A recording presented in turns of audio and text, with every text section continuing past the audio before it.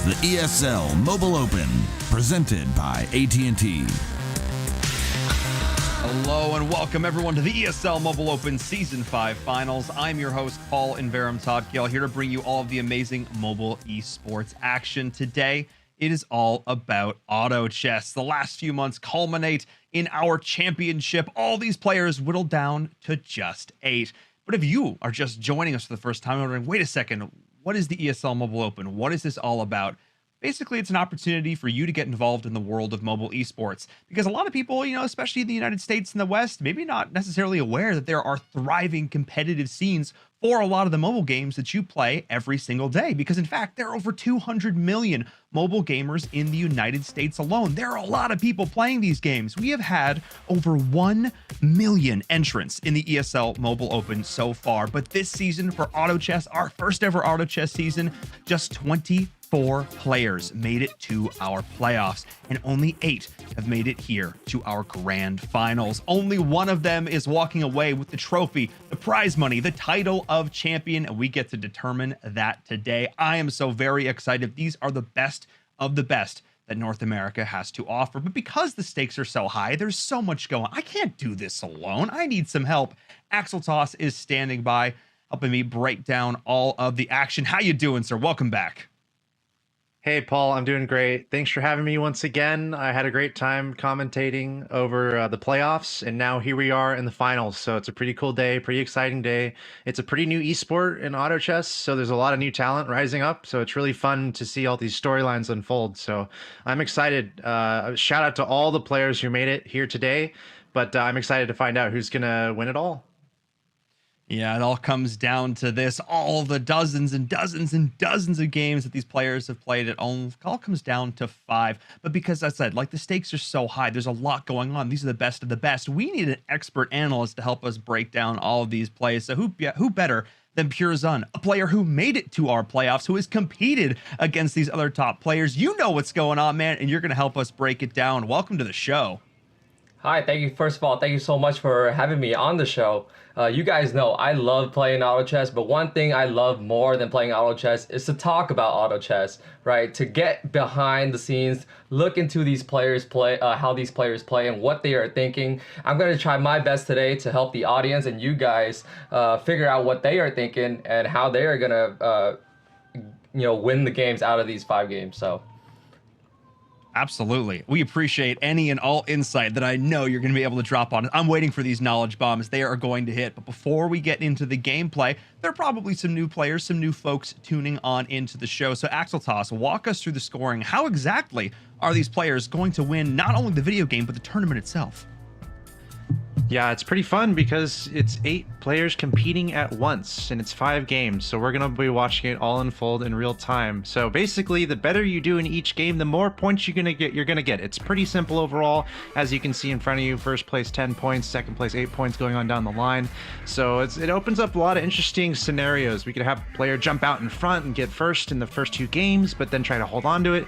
Or we could find a player that starts out not so great, but then really improves as the games go along, and then have them succeed in the end. So pretty unique game. I really enjoy games that are more of a flight scoring system where it's like, oh, only the winner wins. No, it's first, second, third, fourth, every single place matters. So it's going to be really cool to see it unfold today. That is such an important thing to note. Just because a player does bad in one game doesn't mean they don't have a chance to come back and still win it all. But speaking of these players, let's take a look. Let's take a look at who qualified for our finals tier. Pure Zun, obviously, you had a chance to play against all of these players. You know them well. You've played against them or with them for years. Talk to us a little bit about these players and the ones you're really looking out for. Yes, you're right. I've seen all these players play. They've been in the game since the beta. They've all been playing for more than a year now, but my favorite player has to be Vince. He's been a long-time streamer. He's been a long-time gamer, and every time he comes back into the game, when there's a big tournament, he always turns it on. He always knows how to adapt to the meta, so he's got to be my top pick for this. Absolutely. And Axel Toss, I know you had the chance to meet some of these players as well last year at the Invitational. Talk to us a little bit about that and who the other players that you're looking out for. Yeah, first of all, I got PZ winning next season. Okay, I'm just gonna say that right now. I know he's on the broadcast with us here to help us out and be an expert. He can but I got multitask? PZ next season. Yeah, so I'm just gonna make that prediction now. But no, I was able to I was able to hang out with Vince and Monte in China at the Auto Chess Invitational there, $1 million prize pool, and they both did really well there, and they both have that international experience. And they were on that stage, and that stage was crazy. The crowd was completely full. So there's like a pressure that goes into it. You know, there's a mentality where, can you keep your cool? Can you do the strategy that you want? Can you hold on to the momentum or what have you, and play well? And that is something that Vince and Monte are very well tested in. So I think I think it's a fair bet that they would do pretty well. I would personally say the dark horse pick for me would be Nova. We interviewed him on the show, and he just seems like a great guy, and it seems like he has a really big fan base, and he seems like a really smart dude. So Nova would probably be my dark horse pick. Ooh, I like it. And I have a couple other notes to mention as well. Choke God, Radical, it's one and the same. It's the same person. Radical's the name he normally uses in games. That's what we're using here today. So if you're like, where's Choke God? He's there. Don't worry about it. And of course, another player, we've talked about a lot of the players on this list, but I have to talk about Zath coming in with that 65 points, because we're looking at these, these are pretty close in terms of the final overall scoring. But, as we come back to us and we're talking about this, I want to remind the folks at home, 65 points was sort of the magic number that we identified. So much so, in fact, that 3 players tied for it. Zath actually won the tiebreak, was able to come in, make it just barely squeaking in to the finals, which is crazy to think about the fact that, he was literally 1 point away from not qualifying. And it's really cool. I actually got a chance to talk to him about that and his experience in the Mobile Open so far. Let's take a look at that. I am here with Zath, getting ready for these games, going to the grand finals of Season 5 here for Auto Chess. First of all, welcome. Congratulations on making it to the finals. You went up against some crazy tough competition. Talk to us. What was running through your head when you realized that you'd qualified for the finals? And yeah, qualifying to the finals was just quite the journey. I had such a strong start at the beginning of phase 3. Then towards the end, the later 2 days were not the best for me. So to be honest, in my head, after my last game, I was like, I'm out. I'm not making the finals. There's no way I can qualify. And then just out of the craziest, just most fortunate series of events, I basically barely make it in there. And it was just insane. I cannot believe I made it. I'm thrilled. And I'm happy to just actually show up this time and see what I can do. For sure, because it seemed like, that, like you said, that first day, you really had a good grasp of the meta. I remember talking to you, and you're like, yeah, when I have a good grasp of the meta, when I really feel comfortable in the game, that's when I can really play. But of course, things shifted. We had the update, different builds are being experimented with. And I think it was like 1 or 2 points was the difference between like 8th and 9th. So you making that top 8. So as a spectator, it was crazy to watch. But we were actually talking about this before the interview, the idea that the finals, it's only 5 games. You only have a certain amount of chances to show up. That really does put the pressure on. Do you feel, obviously, more updates have come out since. How do you feel about the idea that you've only got 5 games to make it or be crowned our champions? Yeah, I don't necessarily mind it. The big thing is season 6 came out from phase 3 to the finals now. So I've just been making sure that I'm just putting down games, just playing as much as I can, making sure that this time I have the meta locked down. So I know exactly what the strong builds are, what I want to lean towards in these games, and just put up the most consistent performances throughout the 5 games. Yeah, because that's really been, I think, sort of the hallmark of the players who did make it to the finals, was the ability. They didn't necessarily win every single game, but they were in that top 3 as much as humanly possible. And of course, the game is constantly undergoing changes, like you mentioned as well. So many different builds, actually, particularly right now, are viable. Is there any, I don't have to give anything away, but there are a couple strategies that you're happy are sort of back in the meta?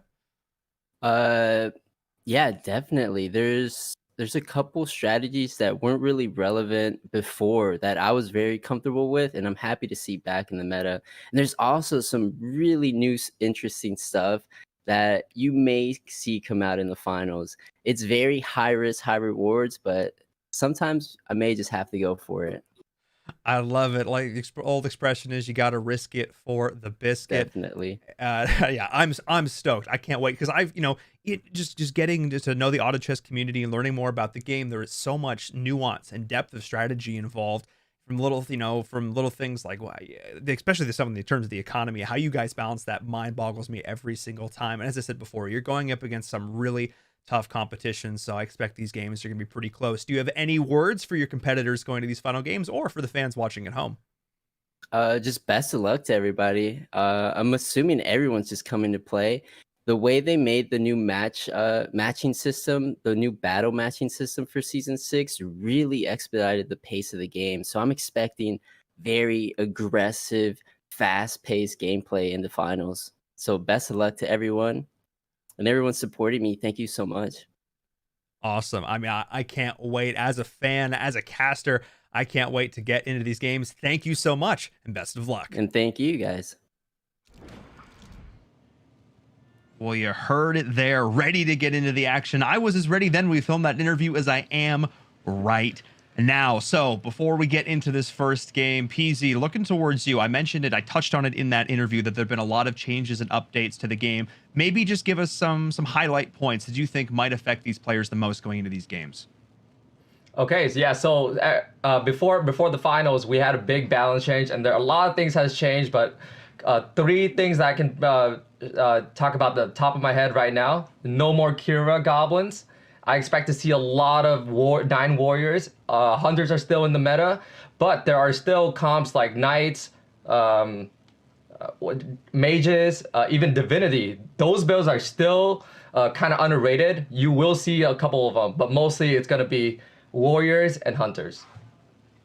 Ooh, all right. I do like some 9 warrior. I definitely was running that when I first picked up the game, and the fact that it's actually viable now, heck yeah. Thank you so much, PZ. We will check in with you over the course of the game to get your thoughts as we do advance. Now, Axel Toss, before we get into this, do you have any sort of last thoughts before we start the game?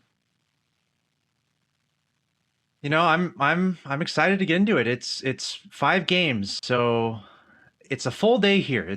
We've had a lot of time coming into this, and now it all comes down to one day. So I'm really looking out for who can hold their wits about them, make good decisions. Obviously, it can be a very fast-paced game, so you're having to make important decisions on the fly. So I'm curious to see mostly if we're going to have someone run away with it, or if it's going to be a little back and forth.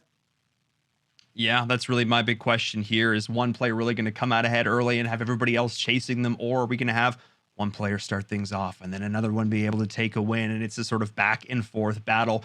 We are starting to load into our very first game here in just a second, and then we're going to get this underway. I personally cannot wait. I am so excited to get this going. These players, like I mentioned before, have been competing for weeks and weeks to get here. And it is all going to come down to this. I hear the sounds in my ears. It looks like the game is up, ready to rock and roll. I am stoked to get into this. Axel Toss, let's get this party started. Dear sir, I cannot wait to get into this. Who do you want to start off watching?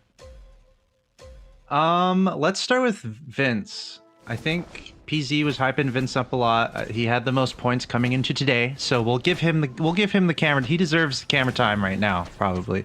But I do want to. We were talking about predictions too, and I actually want to hear some predictions from the chat. I want the chat to give us some ideas of who they think is going to be successful at the end of the day.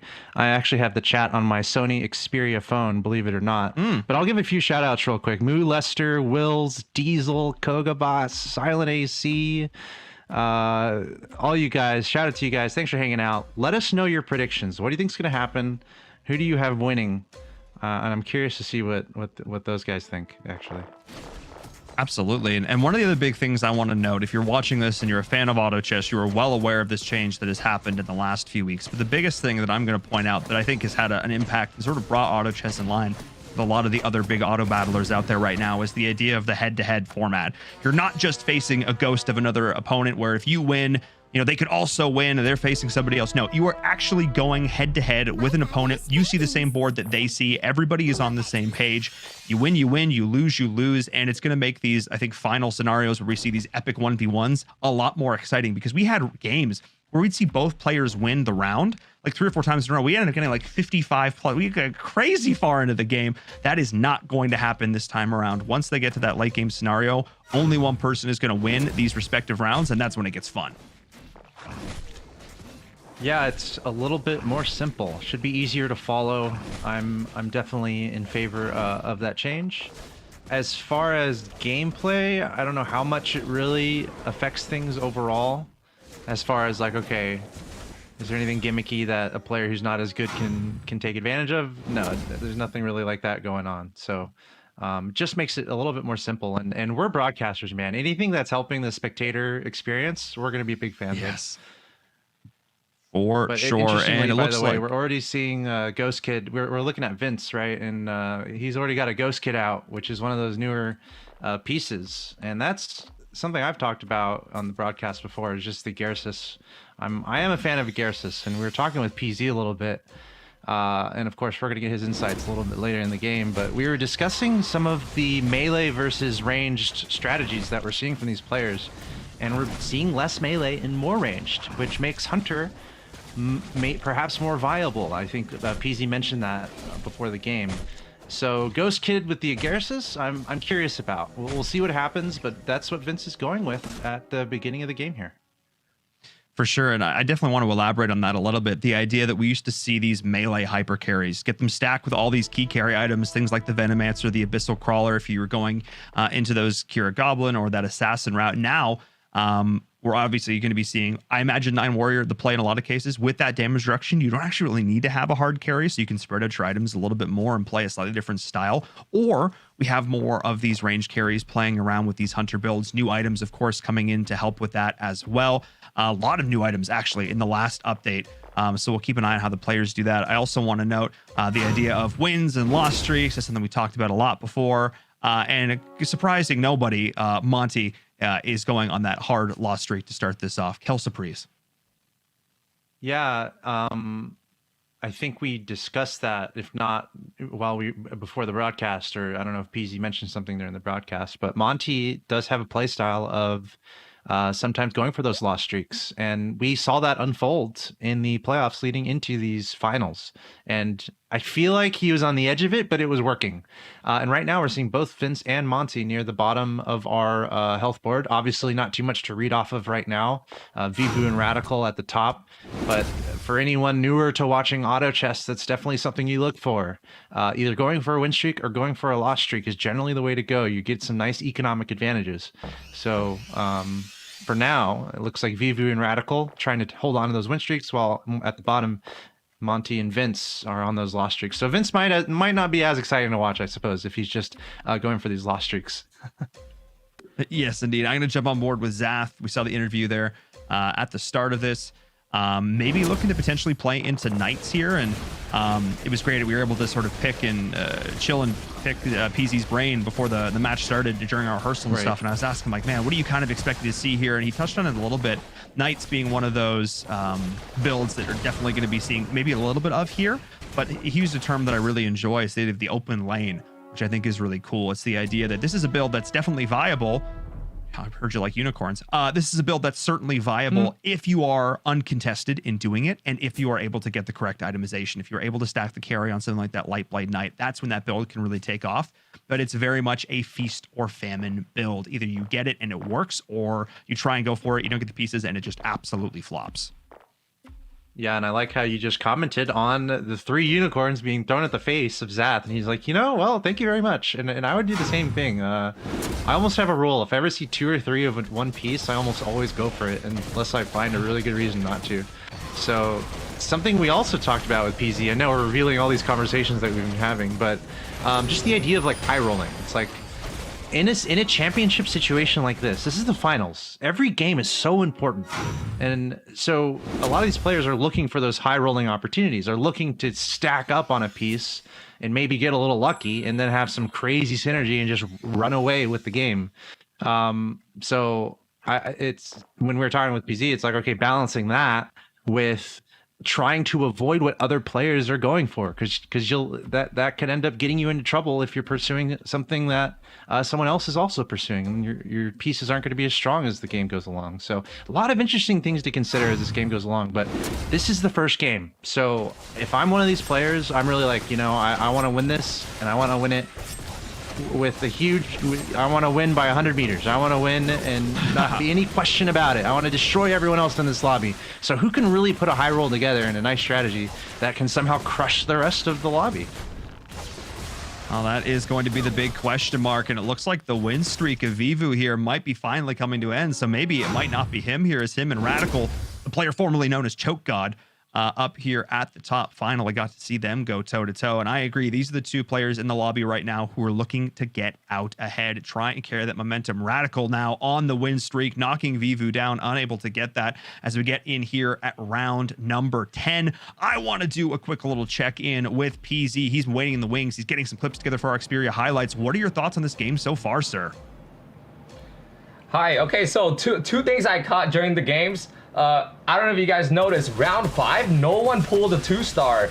That's got to be a very rare moment. I don't see that too often. Usually someone pulls a 2-star by round 4 and they're planning the streak, but by round 5, nobody had a 2-star. And another thing I also realized was, if you're looking at Radical here, he has, even though he doesn't have 2-star, he is ready to make his Druids into 2-star. He has his Warbwood, he has his Whisper Seer, he has his Hunters in the back. I am betting on him to streak this game. All right, well, you heard it there. Thank you so much, PZ. We'll check in again with you in a couple of rounds, see how these builds are developing. And that is such a great point, because the idea of getting these early 2-stars, if you could lock a couple of those in, that can really help define where you were going to take these builds. Because while a lot of things might be viable right now, people looking towards Feathers, toward Hunters, towards Insectoid, which is now coming back in, a lot of great changes there that we'll talk about as this goes on. That all these players can play these different strategies, Akeltoss. This is something that they feel comfortable doing. The question is not really which one they're going to do, but which one makes the most sense for this game. Yeah, and I wonder if the lack of 2-stars by round 5 is just indicative of no one really getting lucky, or no one really able to high roll. In the games I play, someone has a 3-star Venomancer by round 6 or round 7, right? It's ridiculous. the RNG that happens. So it's like, is the point that that's not really happening? Does that increase the parity? Does that allow for a more even playing ground? Is that question answered where, hey, we're not having anyone really run away with this yet? If no one's really pulling those 2-stars early. But for now, as PZ mentioned, Radical in front. It's got a pretty nice Druid composition going. He's already got some 2-stars built up. His working on Feathered as well on a 7 streak, has yet to lose at all. Radical is looking to start super strong here. Absolutely. And I want to jump on board with Nova as well, because he's doing something that I was really excited to see. We did see some buffs come out towards mages as well, touching on some of those really key pieces there for them. So I'm excited to see how mages are being utilized here, combining this with Assassin Spirit as well. This is a really fun kind of combo that we're seeing coming in from Nova, but this was a build I was particularly excited to see myself. So we'll see how that does here for him, as we do still have a couple players looking to open for it at this point, and we'll check back in with them as they sort of put all those pieces on the board and start to define those strategies. Yeah, Nova barely able to come out with a win in that battle, but he got the win, and his economy is okay. We're seeing much better economies by the lower half of our players. Vince with 50, Devless 45, Silent 50, Monty 53. And actually, speaking of Monty, there he is still at the bottom with that 3-loss streak. Meanwhile, Radical, his economy is pretty low. He's really pouring everything into just a winning strategy right now as far as winning his battles. So he's not really saving a lot of money right now for mid to late game. So maybe we'll see a moment for Radical where he eases up on the rolling and finds the composition he's really looking for while he builds his economy up. I don't know if it's viable for him to stay so low for too much longer. Yeah, well, we'll see if he's going to try and keep the streak alive as long as possible here. And speaking of streaks, we actually did just see the lost streak finally end there for Monty. He actually took down Nova with that one. I'm not sure if that was planned. I hope it was, as he was starting to bring in those warriors now. He's able to get up 4 of those warriors, mixing in that divinity and a Garces as well. That is an awesome combo there. You have all that physical damage ramping up, and of course, you're able to reflect that back. Of course, the new change coming in to that 9 warriors. So really excited to keep an eye on Monty, who, like you said, has been able to maintain that economy and only at 66 HP. I'm not sure if this is when he meant to have this end. I think it probably was in terms of that loss streak. He didn't really get it going as hard as we've seen before, but here at round 14, actually, that makes some sense, I think. Yeah, it looks like he's going up against Zath. I feel like they just fought each other not too long ago. Monty might be really looking to turn. I mean, he just finished a loss streak, so a lot of the times you try to swing that into a win streak. You're on a loss streak, that's fine, but then there's a moment where you end your loss streak and you want to build that into a win streak. But it looks like Monty getting defeated there, so going a little bit back and forth, with the wins and the losses, still trying to develop the synergies that he's looking for. I'm looking at the overall board and just seeing what trends I'm trying to notice here. We got some Witcher play going on, interestingly. I wonder how much commitment is going to happen there. A couple Spirit plays happening from Nova and Silent. Spirit is something that has been so strong leading up to today.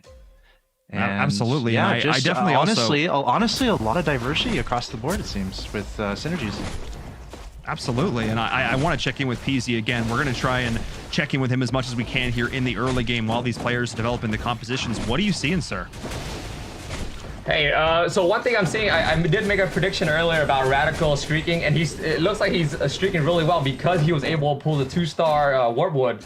2-star Warpwood is actually one of the strongest units in the game right now, especially if you get it early. Man, you are good for about 10 rounds. Absolutely wild. Having that big tanky frontliner there, of course, is going to make a big difference over the course of these early game fights. Just able to help sustain with the composition, and like you said, he's on that massive 10 streak, so doing a lot of damage there. To the not only the health bars of the opponents, but also to the morale if he's able to keep this going. Oh my god! And now especially able to get this up to the 3-star. Yeah, PC, you called it. This is looking oh so good. We're going to check in with you again at round 20. But man, Axel Toss, this is looking like the Radical show from start to finish. Oh my goodness.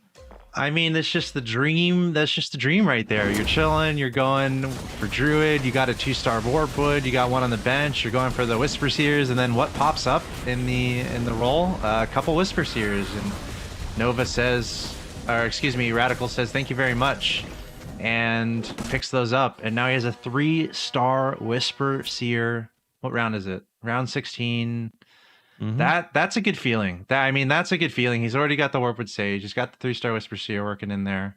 Looks like he's working on Hunter to go along with this. And look at this, 2 strange eggs. Okay, I'm going to get a lottery ticket, Paul, right now. See ya. And right now. Well, I mean, if you're Radical, maybe. I shouldn't. Yeah, Radical should. Yeah, he should. Yeah, I was going to say, it's time for some it's breakfast. Not a transitive property. It is. Scramble some eggs.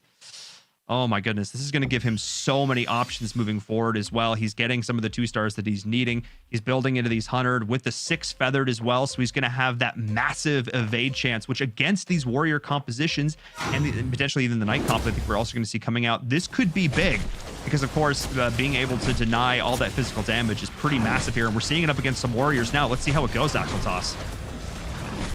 I feel like he's feeling good. I feel like he can go get a snack and just let his pieces do what they want. I mean, he's got a lot of power right now, and he keeps rolling really well. So look, another egg. It's like, okay, thank you, I'll take that.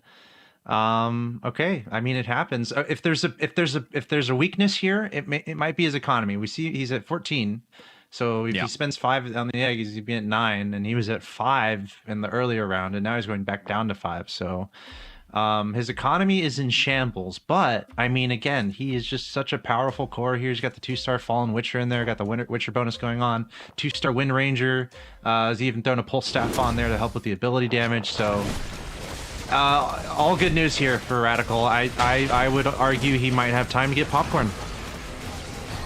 I mean, he might. I don't recommend it. Definitely stay on your phone. I mean, actually, you can bring it with you. Wait, they're mobile gaming. He can just go make a cappuccino, bring his phone with him, just relax. He's playing a video. I dig this. Okay, all right. Say hi to his family, you know? Yeah. Are you winning, son? Yes, absolutely. That's what's going on. I want to check in, though. with some of the folks who are not doing so well at this stage in the game. I want to check in with Devless here before our round 20 mark, and we get to hear back from PZ. I want to hear what he is doing, see what he's going for here. He's going for he's going for a Divinity build here with the Wizard Warlock combo going in here. This is interesting to me because this is very different than anything anybody else is going, though he is padding that, of course, with that nice 2-star Warpwood stage. Oh, he's got the Druids. What am I saying? That's the big part of this. There's the Druids. There we go. Yeah, but that's a problem too, maybe because of how well Radical is getting his Druids. He went out in nature recently to get that synergized or something. So that might be a problem here for Devless, where he is going for Druid, but he's not able to get more on his Wisp Pursuer. Sure, his Unicorn is there and doing fine, but I think we saw someone earlier picking up 3 free Unicorns. So it might just be a case of not really being able to find the pieces he really wants, and he's having trouble picking a direction to really commit to. Yeah, I think again, not having the quote unquote open lane, not really having the freedom here to sort of fully commit to this, and I wouldn't be surprised if maybe he does end up dropping the Druids here a little bit. We'll see how that goes as we continue on. But Silent and Monty, Silent's the one on a loss streak here as well. We'll keep an eye on what he's doing. And we'll also check in with Pirzon and get his thoughts on where we are right now in the match. Hi. We see these Radicals still streaking right now, but another player that we have to keep an eye on is Nova. He's the one who went into mages. He got 6 mages very early. He also got a Totola very early with the pole staff.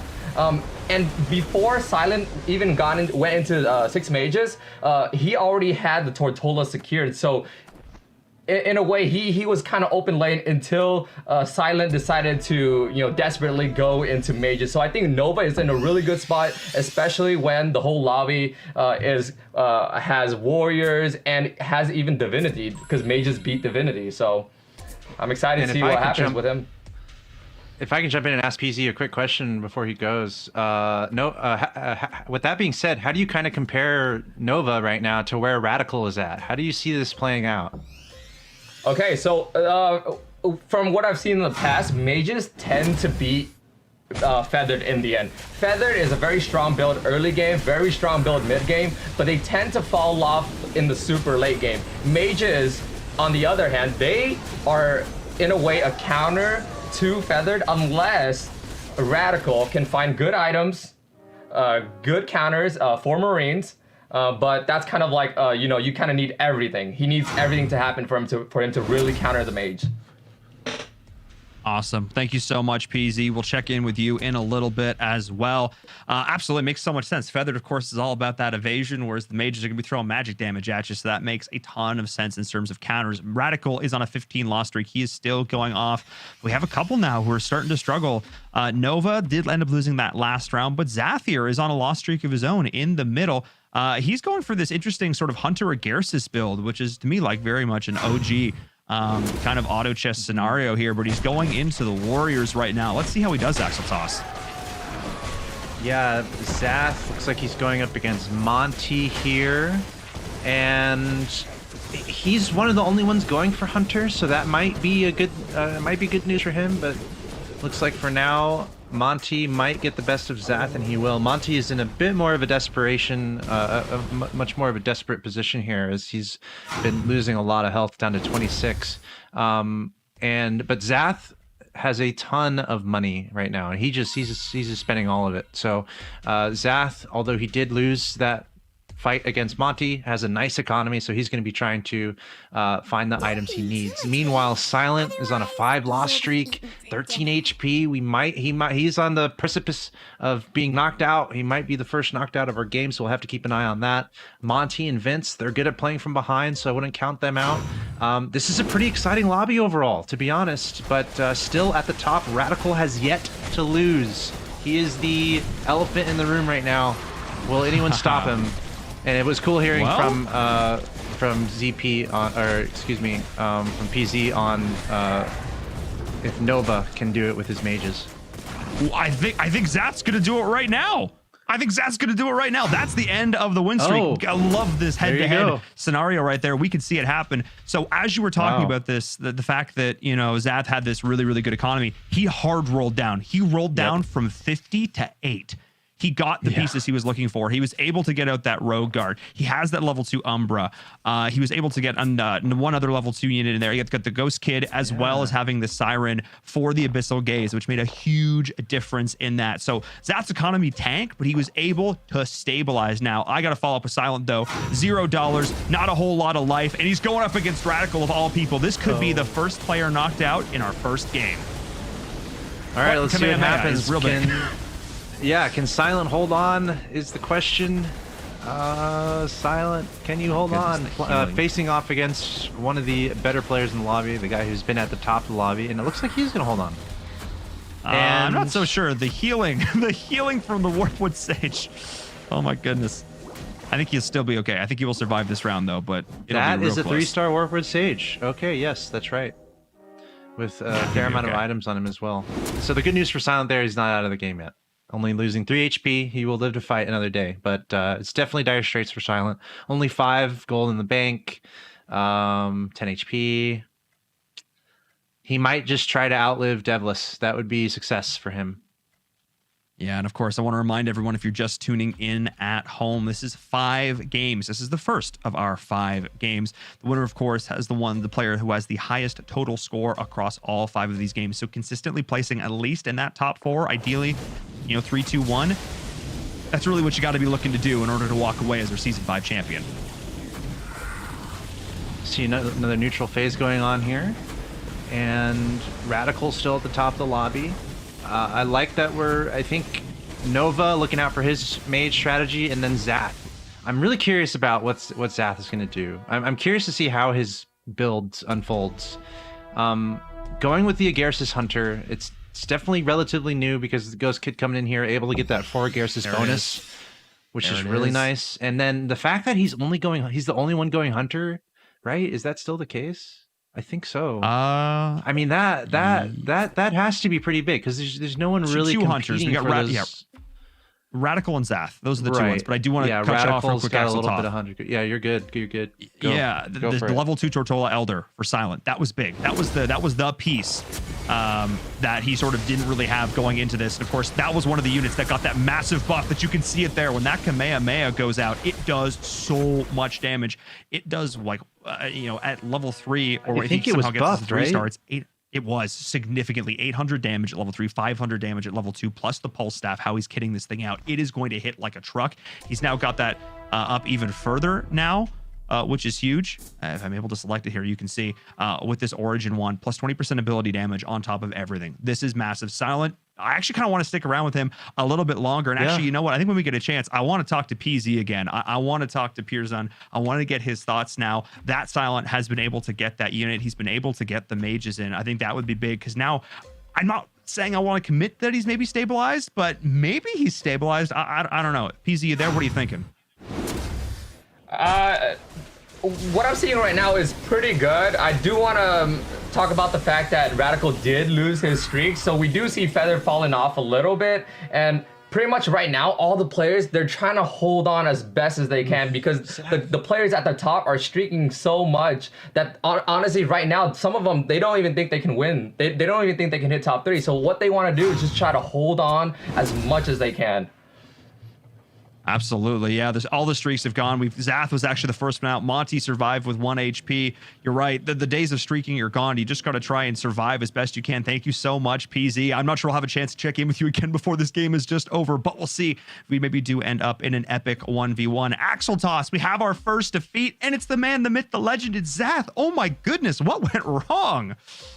Dude, I don't really know. It feels like we were just talking about him, and then all of a sudden he's just cleaned out. So we're going to have to keep close eye on what's going on here, because there might be someone who's just scaling so well with their win ratio that they're just going to be cleaning people out. Because it felt like Zath was up there in health, and now he's just gone. So Zath might have just had a couple poor rounds against other people, and just like that, a couple other quick exits. Monty and Vince, we were talking about how they were kind of starting from the bottom of the lobby in this game, but this time they were not able to claw themselves out of the bottom of the lobby. So Vince and Monty taken out. And I would even say Vince and Monty are 2 of the favorites going into this. In fact, I mean, Vince coming into this as our #1 seed. He basically secured his spot in the finals on the second day of our playoffs. But now the two mage players, Nova and Silent, have stabilized beautifully. Radical as well has done pretty well here, but we're sort of seeing the haves and the have-nots. Silent and Devless with about 10 HP and then 30 and above for the rest of the lobby. But we'll see how this goes. I'm enjoying just kind of sticking on board here with Silent, seeing what he can do up against these other boards. And when all those spells go off, it's just instant deletion. That's why I love watching mages so much, when all of the spells line up like that. When you get the lightning storm, when you get the Kamehameha, when the thunder rains, the Laguna blades are shooting out, it is just so entertaining to watch. Blink and you miss it. And that is another one going down as well. Or Devless actually on 2 HP. This is just, we're getting down to the wire here, Axel Toss. For sure. And I have to give so much credit to Silent right now, because I remember not 10 minutes ago, he was at the very bottom of the lobby with like next to no health. But he somehow has avoided, to PZ's point, he avoided getting knocked out before Zath, Monty, and Vincent, and might even outlast Devless. So Silent doing a great job.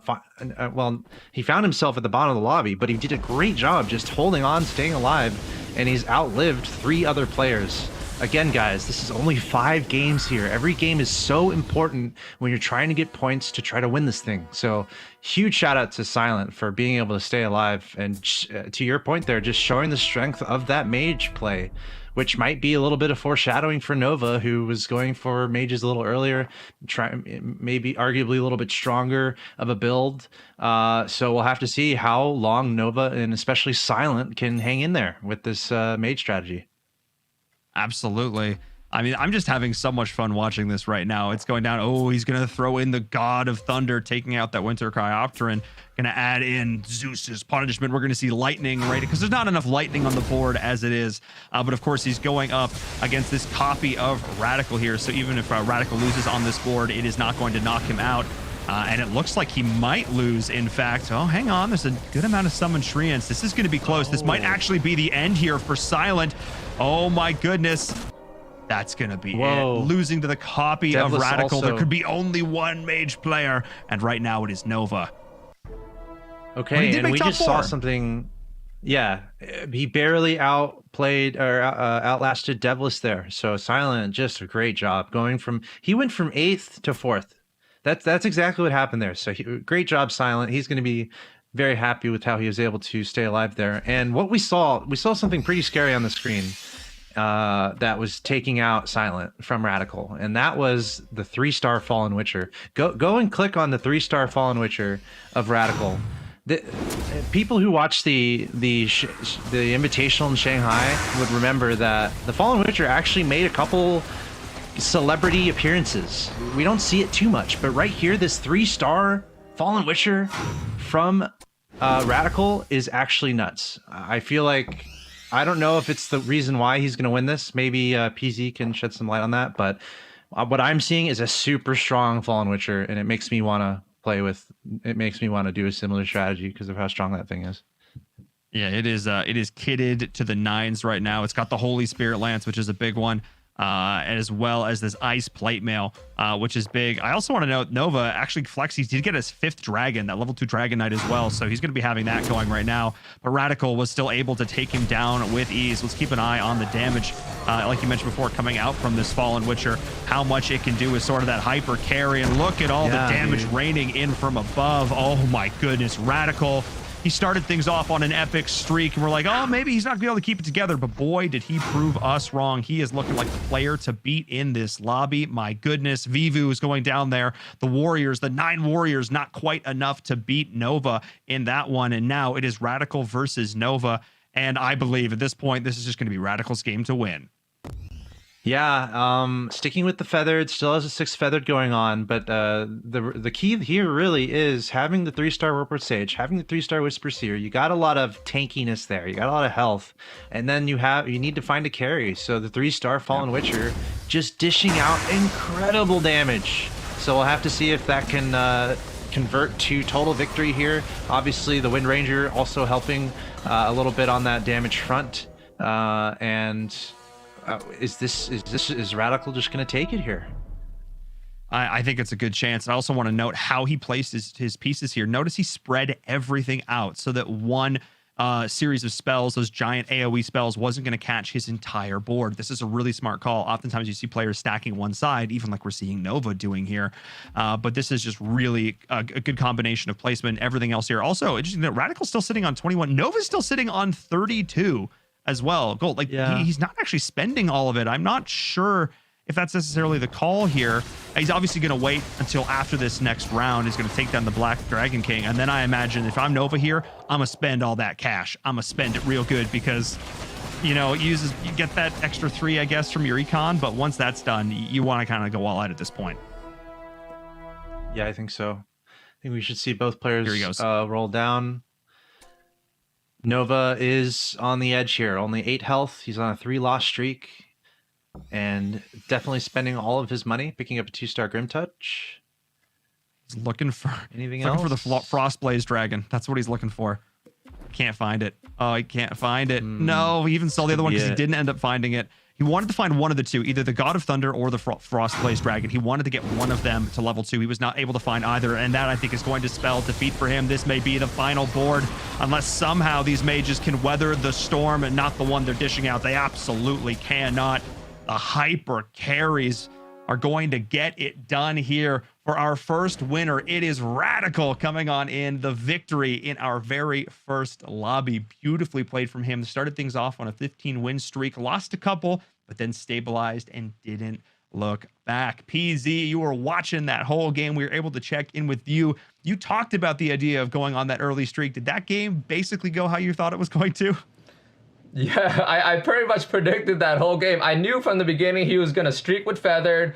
I saw the mages coming back, but I said if the Feathered player was able to stop the bleeding, he found the items, as you guys saw. You guys saw the big BKB on the 3-star carry. You guys saw the 3-star Druids, and he saw the Marine, and by that point, he was able to counter the mages and pretty much secure the game by round 29. Yeah, huge there. Just getting those items, making sure that he had not only the Magic community, but the MR as well. He was just looking absolutely solid. Let's take a look back at that game, though, PZ, with our Xperia highlights. I want you to walk us through that because that was certainly a fun game to watch. Yeah, for sure. So, I mean, one thing that I realized first here, from our first highlights, is the scoreboard. Everyone is low rolling this game. No one is hitting 2-star, and this is round 5, guys. So the first person that's gonna hit 2-star, he's gonna be able to streak. And because I saw Radical pulling these Druids, he's gonna be able to streak if he pulled the 2-star Druids. So moving on to our next one, we see him winning with Feather. He's able to get the 3 hunters in the back, and not only is he able to use the Feather, use the hunter, and together it just makes a super strong synergy since you got the DPS and you got the tanks in the front, right? And moving on to our next clip here, we see Feather still dominating because he got the best unit in the game, which was Warpwood 2-star here, and this is round 13. 6 feathered, 3 hunters in the back. He's solid for the next 10 rounds. And our next clip, I'm seeing, remember when I talked about the mages? Mages had a good chance of coming back. So Nova made the right decision to go into mages here. He found the pole staff, he found the Tortola, he got the 6 mages. He had a good chance to maybe beat the feathered, but it was really gonna depend on, whether the feather was able to pull items or not. And, we had to wait. Our next clip here, we do see feather losing. So that gave mages a chance to maybe beat Feather if he's not able to scale with items. And we're gonna move on to our last clip here. Feathered pretty much secured the game by round 29 because he found his carry 3-star. His carry has a big magic immunity item, and mages were just not able to win. But a second place here, if you guys know about mages, a second place is always a win for mages because mages never get first place. Oh man, poor mages. No, I love it. Thank you so much for that insight, PZ, with our Xperia highlights. Really appreciate that. Again, you totally called it. You gotta feel good. First game coming in as our expert analyst. You absolutely crush it. Thank you so much, dude, for that. I cannot wait to keep tuning on into those as we get through these games. And while I'm giving thank yous, while I'm giving shout outs, I need to give a huge shout out to the presenting partner of the ESL Mobile Open. Of course, it is AT&T. Without them, none of this would be possible. Supporting the grassroots of mobile esports and giving all of these players a platform in which to compete, the opportunity to go toe to toe. These are the best in North America. We brought them here to compete for you guys, the fans at home. And of course, the prize money, the prestige, the trophy, none of that would be possible without the support of AT&T. But if you guys want to get involved, if you're at home watching this and you go, wait a second, I play auto chess. I think I could do as well as these guys. I challenge you right now. Let's go. Not against me, but against them. You guys can sign up for season six because signups are live right now. Head on over, sign up in the chat. We'll get you all the links you need, and you can go sign up for season 6. If you are in North America and you want to compete, the challenge is open. Go toe-to-toe with the best that North America has to offer. That's only our first game, though. We have 4 more in store for you today. We're going to hop on a short break. We'll be back pretty soon.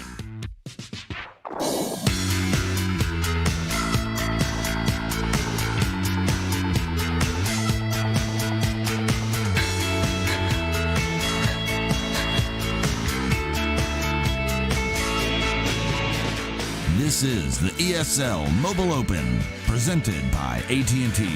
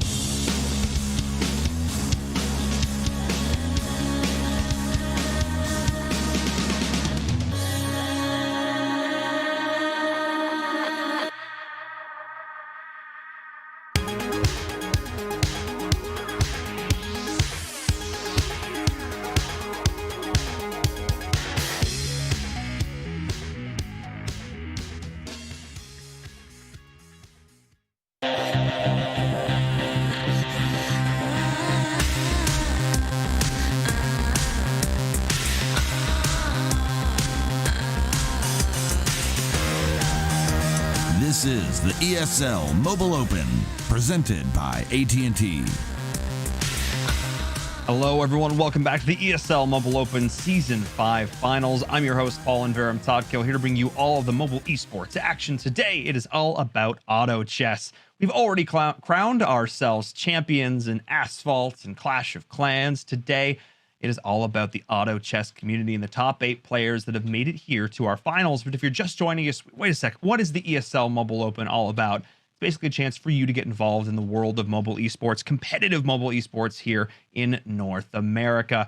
It's this amazing tournament across multiple game titles, all culminating in this amazing finals event over multiple days, and all for a chance for you not only to walk away with some prize money, with some prestige, but I don't know, maybe make some friends along the way, because a lot of team-based games are even here. The community for a game like auto chess is all about bringing people together, and we are about it. Speaking of bringing people together, I got to get my amazing co-casters back in here. Axel Toss, how you doing, sir? We had a little bit of a break. We've had some time to process that first game. How are you feeling? I think the next game we'll see something similar or totally different.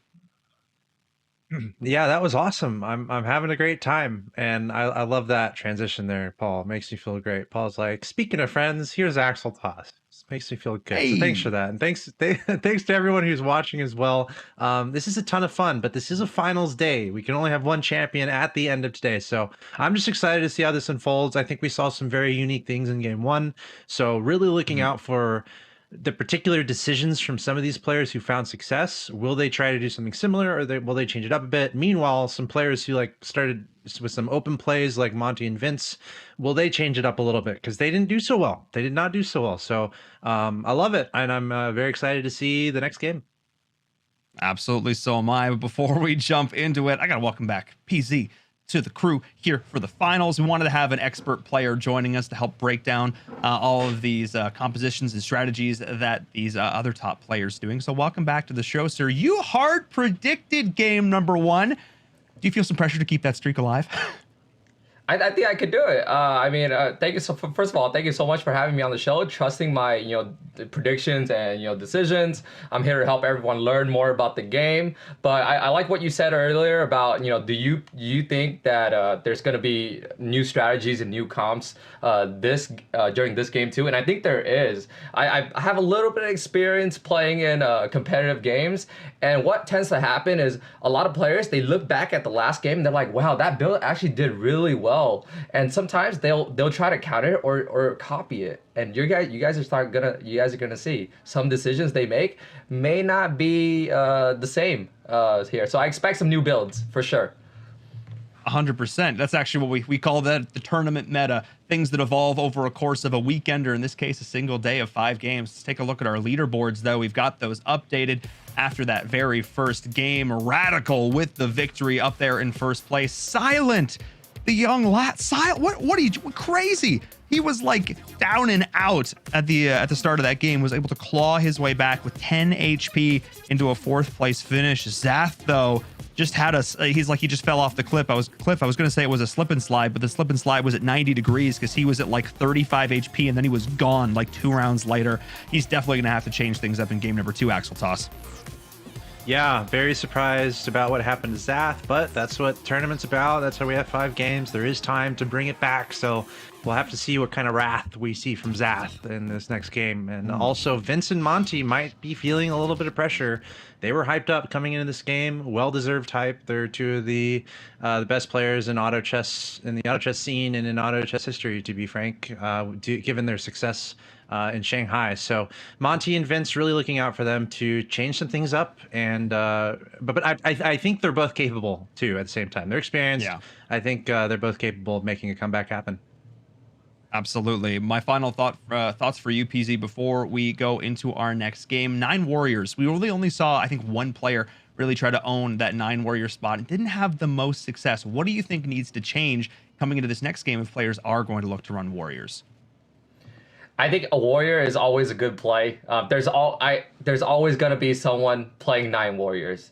But with that being said, there's always going to be someone trying to counter 9 warriors. If nobody is running 9 warriors, there has to be someone running 9 warriors. It's not a bad build whatsoever, and it's probably one of the easiest builds you can learn right now in this meta.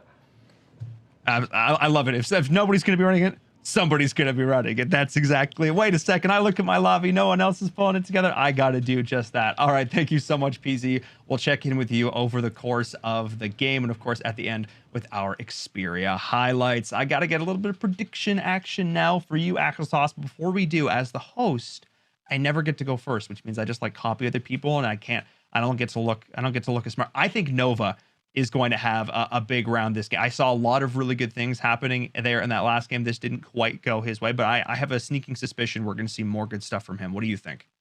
Yeah, I'm going to look at the chat using my Sony Xperia phone as well. I know we have a lot of people in the chat and for predictions there as well. I see you guys, Cold Steel, Joseph, Lord, a lot of regulars here hanging out. So let us know your predictions in the chat.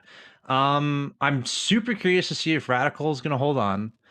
I don't like giving too hard of predictions, honestly, but I feel I'm really looking at Monty and Vince very closely, as I said, because they did not have a good first game. So I'm going to be looking at those two closely to see. I think between both of them, one of them needs to win this game right now, either Monty or Vince.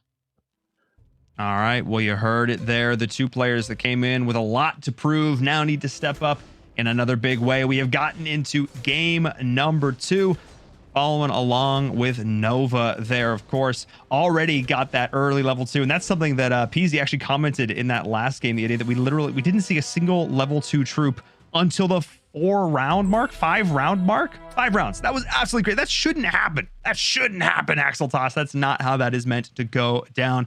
But we'll see how this continues as we take a look at the scoreboard. I'm up and I'm ready to go. Let's see. We've already got a couple 2 stars, so this is very different game. Yeah, and I was talking about high rolling versus not high rolling, and you're almost always looking to high roll. You're looking for those early 2 stars. You're looking for an early 3 star. Just get the pieces you want. Everyone who plays auto chess is asking for the pieces that they want.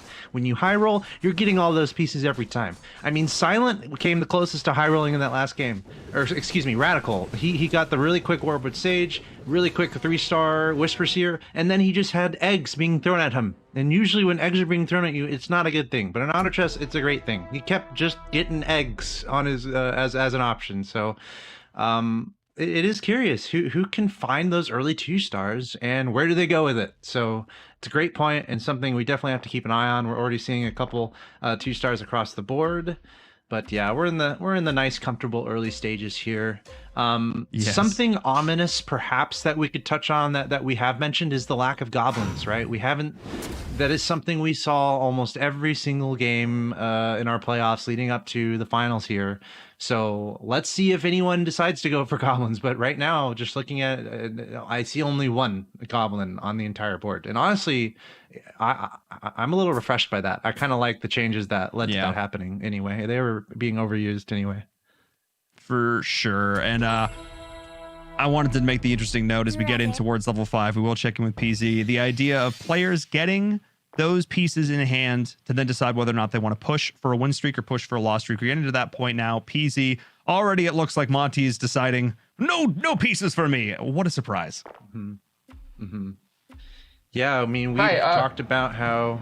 Oh, sorry. Is PZ online? Yes, cool. I like it. PZ, go ahead. Yeah, so right now what I'm seeing from the players, I'm seeing players pull early 2 stars in the game, and he's gonna be able to streak with it. He actually got it on round 2 here. The top player. Absolutely. Yeah, we're one of these fun situations where you just get those pieces in hands. You feel like you've got to use them at this point, but no, thanks. We're gonna continue to check back in as this game goes on. I caught you here early just because I wanted to check in after the last time where we saw that interesting 5 round mark and not getting any of these 2-star pieces, and now things have totally changed on their head. But all right, keep working on those Xperia highlights, PZ. We'll check in with you in a little bit here. We are starting to see these wind streaks develop, though, Vincent being one of them. Devlis and Zath as well. I need to check in with Zath, Axel Toss, for sure, because he had a heartbreaking start in that first game. Yeah, and gosh, I almost want to go back and look at the replay to see exactly what happened to Zath, because I mean, we were talking about it, how he was kind of in a fine situation, and I think he was going for mage, and you're like, okay, this could work, this is nice, and then all of a sudden he's out of the game when we were looking at someone else. So definitely not what you want. And the pressure is certainly on Zath right now. He got last in the first game. He got last place. He got 8th. So if he's going to win today, he needs to win this game, or at least get top 3. But it is going to be a fight for him to bring this back. It is indeed, and I think you're right. We can't wait until next game. It's not about game 3 or game 4, game 5. He's got to come back and at least get top 2 right here, right now. There is not a whole lot of chance to sort of sit around in the situation. He's going for these hunters once again. He's got the druid. He is, of course, I think if he is going to try and continue to play around with these druids, he's got to look for that Warpwood Sage like we saw in that last game. It has been such a key component to a lot of these top tier compositions. But right now, I think Zath's little win streak that he had going for himself is coming to an end, because it is Radical coming to take all of your biscuits. And we're seeing that here once again. Radical looking really solid in this early game. Throwing in a little bit of the little beast in there with that werewolf. We don't see that piece too often. Yeah, kind of leaning towards warrior composition. CP, excuse me, I keep saying ZP. PZ Pierzon was talking about how effective warriors are, and kind of look out for it. So Radical having warriors started, it's something that you can kind of scale into if you feel like it, and if you high roll into it. So perhaps just keeping that as an option for now. And Radical would be absolutely thrilled to hold on to some win streaks here. It might be a curious decision that he didn't go for an open fort or anything.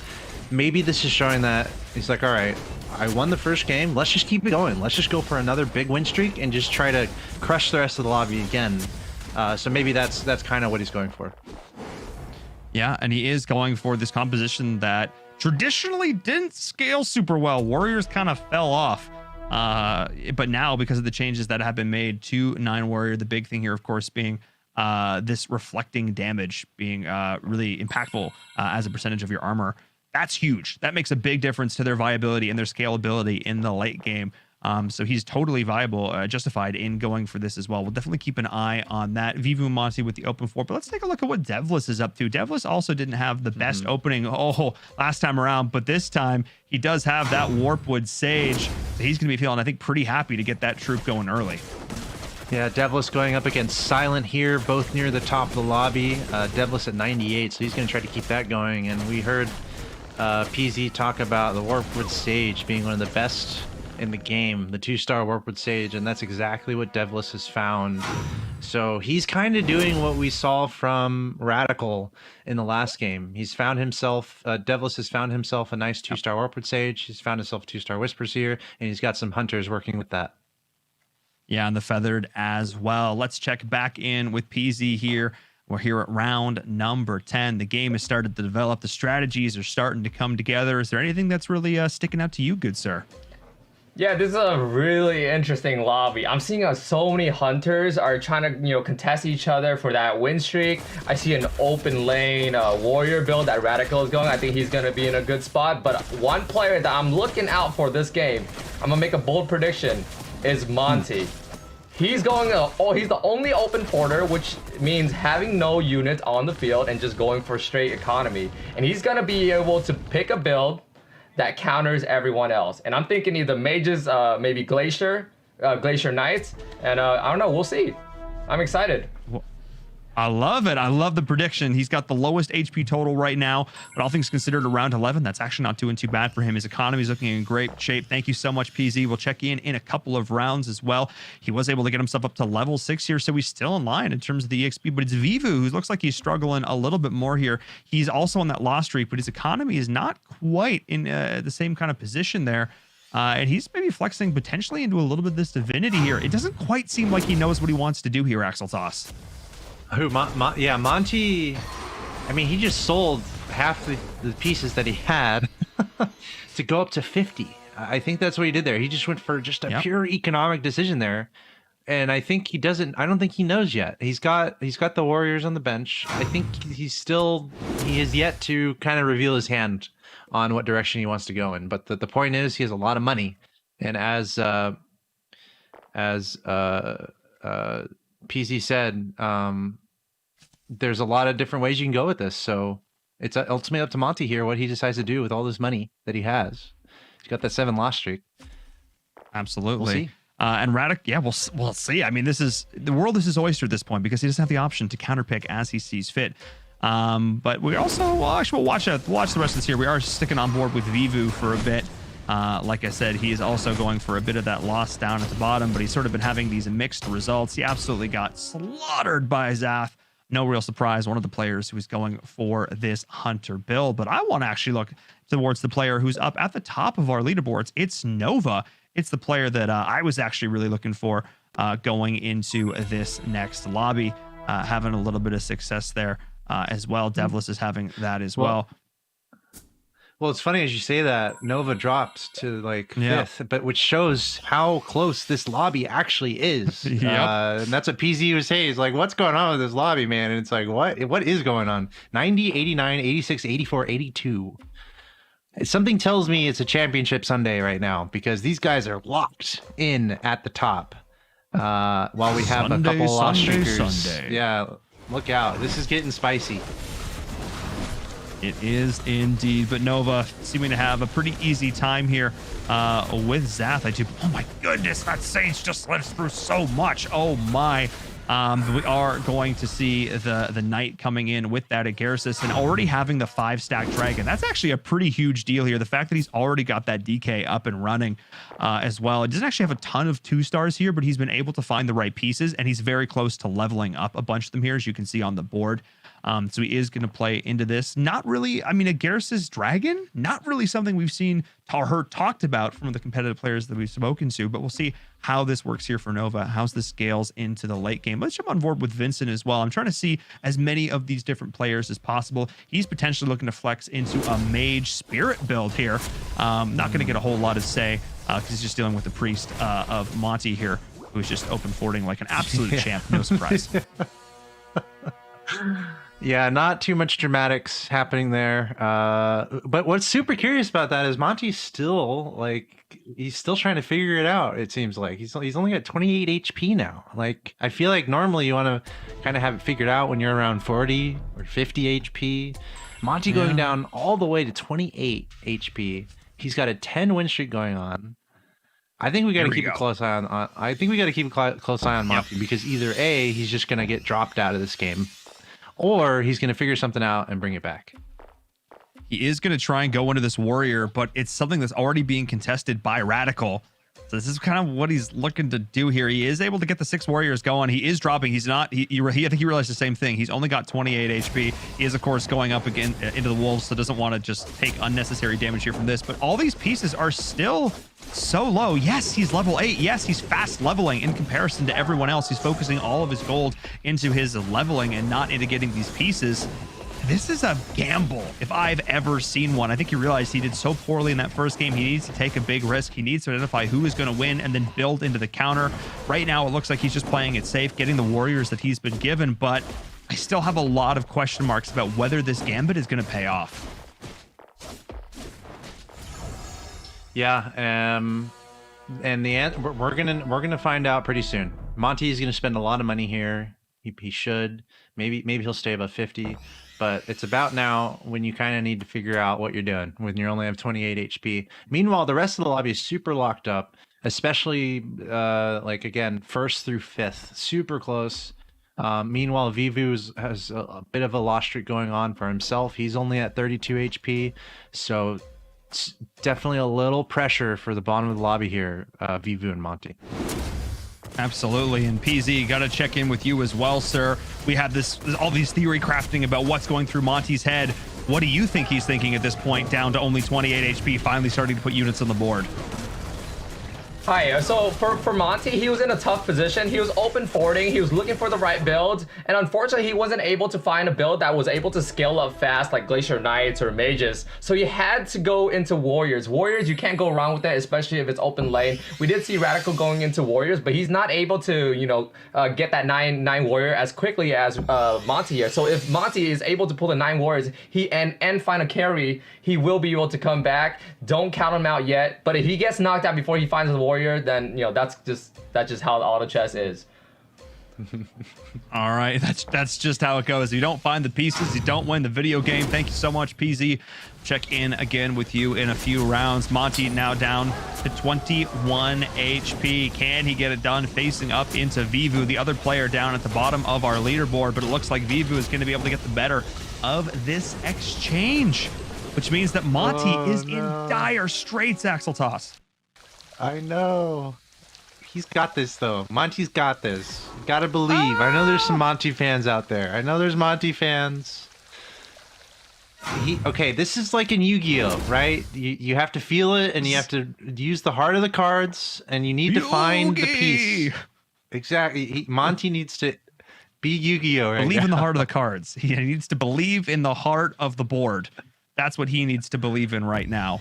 I'm all about it. I mean, he's got the level 2 Doom Arbiter. This might be it. This might be his moment. And he's got the Pirate Captains. He's going to have that huge hit of CC as well. He's at 8 of 9 of these warriors. He's so close. Needs something like that Berserker to be able to really get... Oh, he's at the level 2 Pirate Cap. Okay. We may have reached the point of stabilization here. This might be the big moment as he takes on Nova, who's up right at the top of the leaderboards. This could be big.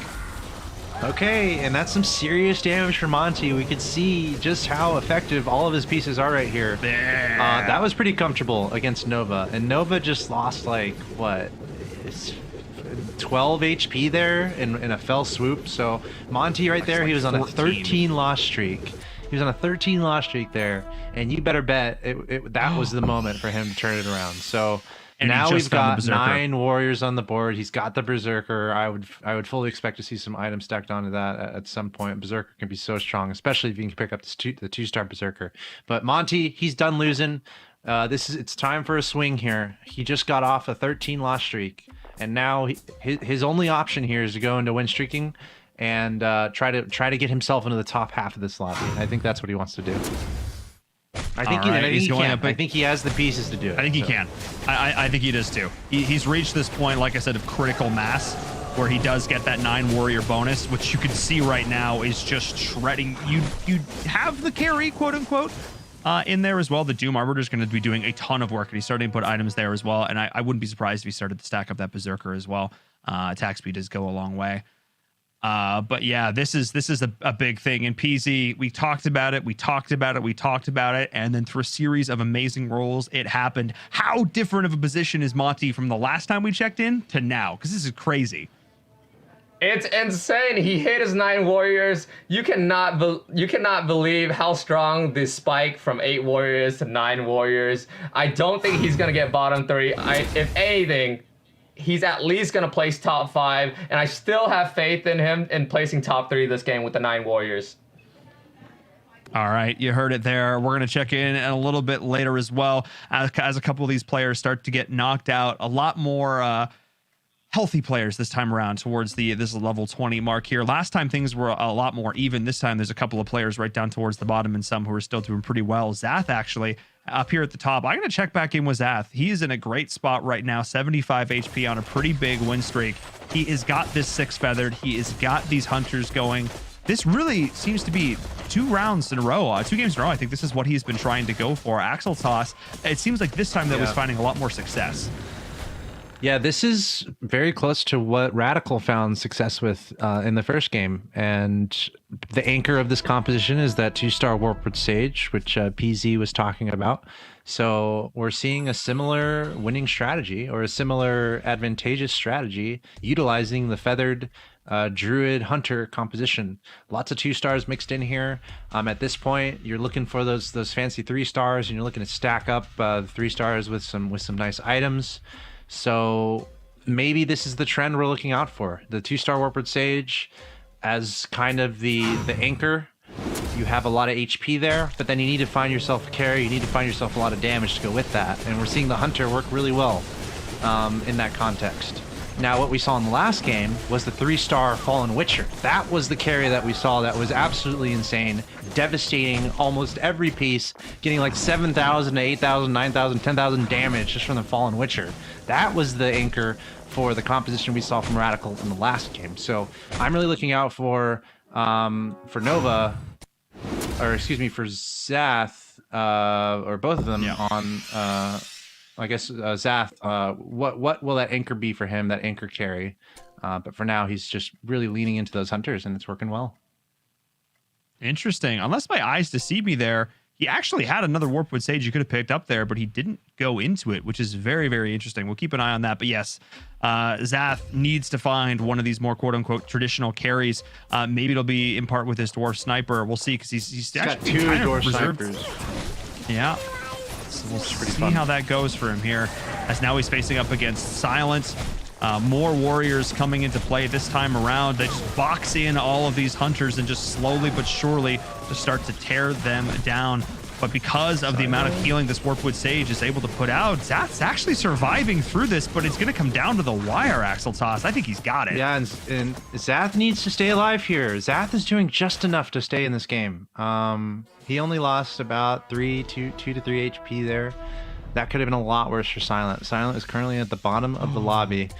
Remember, Silent was also at the bottom of the lobby in the last game, but he was able to somehow get top 4. So he got 4th, but Silent does not want to be the last out here. Monty is still holding on. Vivu is also at 18 HP. So those 3 players are on the edge of getting knocked out here. Meanwhile, Devless at the top, locked in with Zath, 65 and 64. And then we have a few players right around 40 HP. So still a really close lobby, all things considered. It is indeed. And Zath was able to find both his Whisper Seer and his Warpwood Sage level 3. So this, I think, is a pretty big power spike for him, finding this in combination with that Feathered. We'll see if he's going to be able to take it to Monty here, who we saw stabilize beautifully. In fact, we even predict maybe it could go the whole way, make it up to at least the top 4. But up into the new power spike that Zath himself just hit, it doesn't look like it's going to work, which means that Monty is going to be on the edge, like you said before, of getting knocked out. Only 5 HP, and Silent does get knocked out. He's the first one out in this lobby. Monty and Vivu are hanging on by a scrap of HP. This is coming down to the wire. Needs to find this level 2 Berserker if he's going to hope to be. He's actually got to level 10. Monty is so far ahead in terms of levels. He was able to get this in. That's going to be massive. The additional CC that it's going to offer in these fights, I think, could be the difference maker here for him, Axel Toss. It needs to be. The last loss he just had was a catastrophe. He definitely did not want that to happen. He's left with only 5 HP, and now it's going to be Monty going up against Devless. Can he hold on? Can he survive? Devless is at the top of the lobby. He's had a nice composition all the way through. And this is going to be the defining moment here for Monty. It looks like he's doing a decent amount of work. We had the Whispers here on the other side doing some good work too. And we have a Fallen Witcher, the 2-star Fallen Witcher from Devilish trying to prevail. But Monty will survive. A pretty nice victory there. And Monty's going to survive another round. But still, he's in dire straits. He cannot leave any room for questions if he wants to stay alive in this game here. Absolutely. I think one of the big things to note there is the Doom curse actually went down on that hard carry on the other side. He was not able to transform, get the metamorphosis. He wasn't able to do his whole shebang right there, which is a big difference in terms of the damage output there. So really nice being able to get that counter just in that little engage with the Doom. Not a troop I think we would traditionally see a whole lot, especially in the playoffs, just because of where Warriors were in terms of position. But now the stacked up Doom Arbiter, you can see it doing a lot of work. Yeah, and he's got the warrior synergy going. That is the key for Monty, and it's been working. He's had some pretty poor losses, but overall it has been working. So it might just come down to whoever Monty matches up against, honestly. He could probably get knocked out here. Vivu is right next to him at 5 HP, so it's between those 2 players trying to stay out of the bottom 3. Of course, we have a neutral round here. Going to be no problem for any of our players. But still a pretty even lobby amongst the top 5. No one is really running away with this. Absolutely. I mean, we got a couple players on loss streaks, and the rest are just sort of trading back and forth. No one's able to get a win streak. Nobody's really able to build any momentum. We're definitely seeing the counters coming out. So we'll see how this goes. PZ, you're just like us, watching every step of the way here with these different players. Now that we've seen this lobby continue, do you have some different expectations for who might come out on top? In the beginning, we were seeing a bunch of hunter builds, but now if you look at the lobby, everyone is kind of going different things. We see 2 hunters, 2 mages. We saw 3 warriors, and I think that ended up being the the thing that made Monty not able to streak here. He was able to beat two of the other Warrior players and knocking out Silent, but the thing that's not working out for Monty right now is items, and items is one of the things that you can't really control in the game. But if you're looking at his carry, he's missing the cleave and he's missing the frantic. Those are the two biggest items on a Doom. So I don't know, if he doesn't find those items, he's not going to be able to come back. Yeah, I mean, he's going to be able to hold on a little bit longer here, but absolutely, he's stacking up this Doom, a big beefy boy, but he needs to get those items, like you mentioned. So many of these different compositions are reliant on that right now. Thanks so much for, I mean, that's something that obviously we're on the lookout for, but as a player, you're always watching for those items. Thanks so much, PZ. We'll check in with you here in a little bit longer as this game goes on, because I think we're going to see at least round 35 on this one. This one's going to go the distance. But who else do you want to take a look at? Axel Toss. We've been sticking on board with Monty for a while. Do you want to stay here? Do you want to go somewhere else? Well, we can bounce around. Maybe Nova.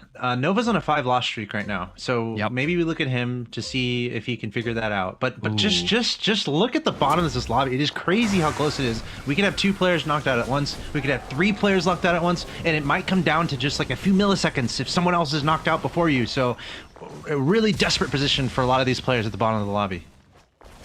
It is indeed. They are neck and neck right now. And oh my goodness, speaking of close, speaking of down to the wire, the 1v5 with the Warpwood Sage. Oh my goodness.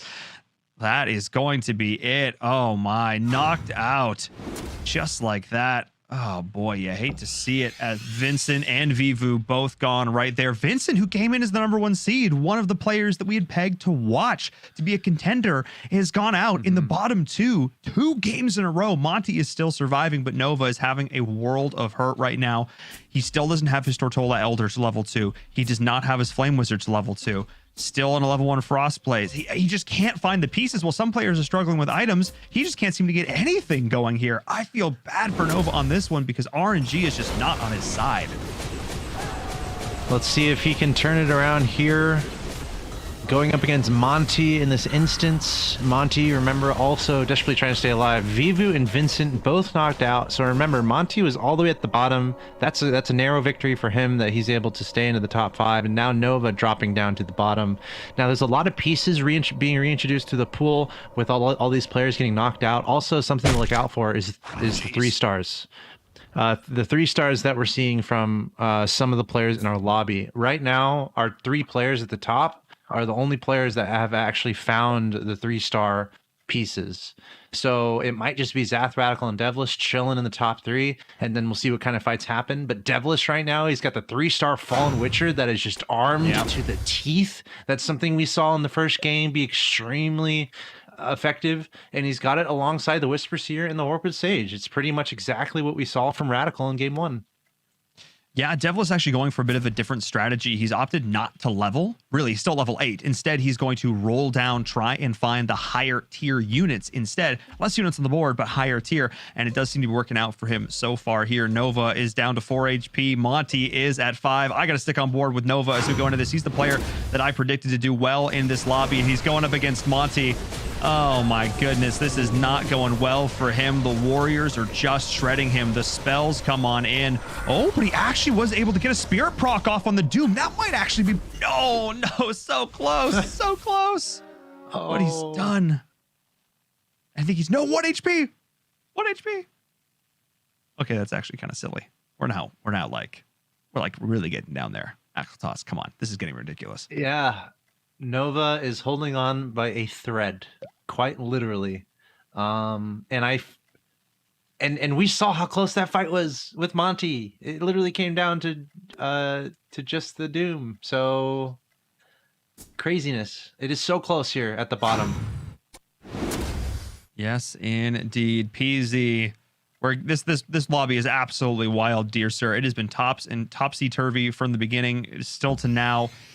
How do you think? What do you think is going to happen here? Am I correct in my assessment that Nova's just really struggling to find the pieces he needs here?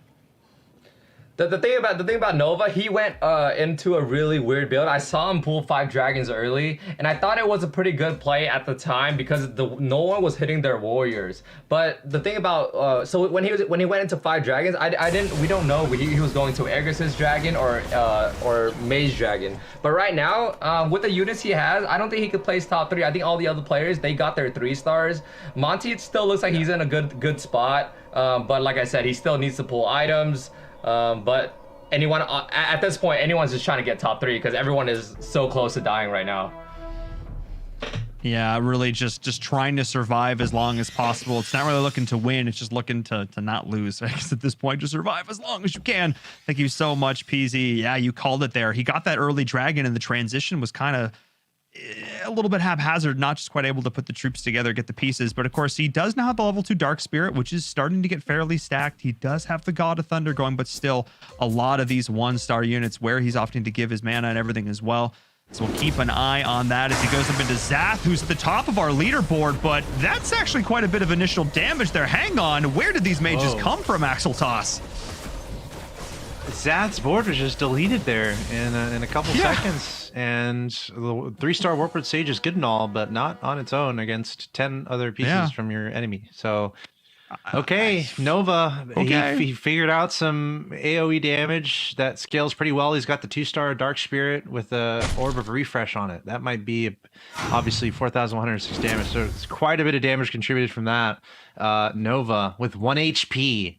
What he just took out the top person in the lobby. So let's see what he can turn this into.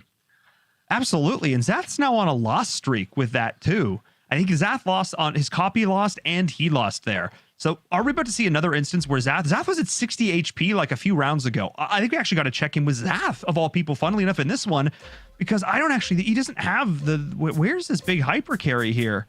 He's putting all of his resources onto these defensive troops at the front, trying to hope that he can survive with the consistent damage dealers in the back, but I don't know if it's going to work for him. He can't.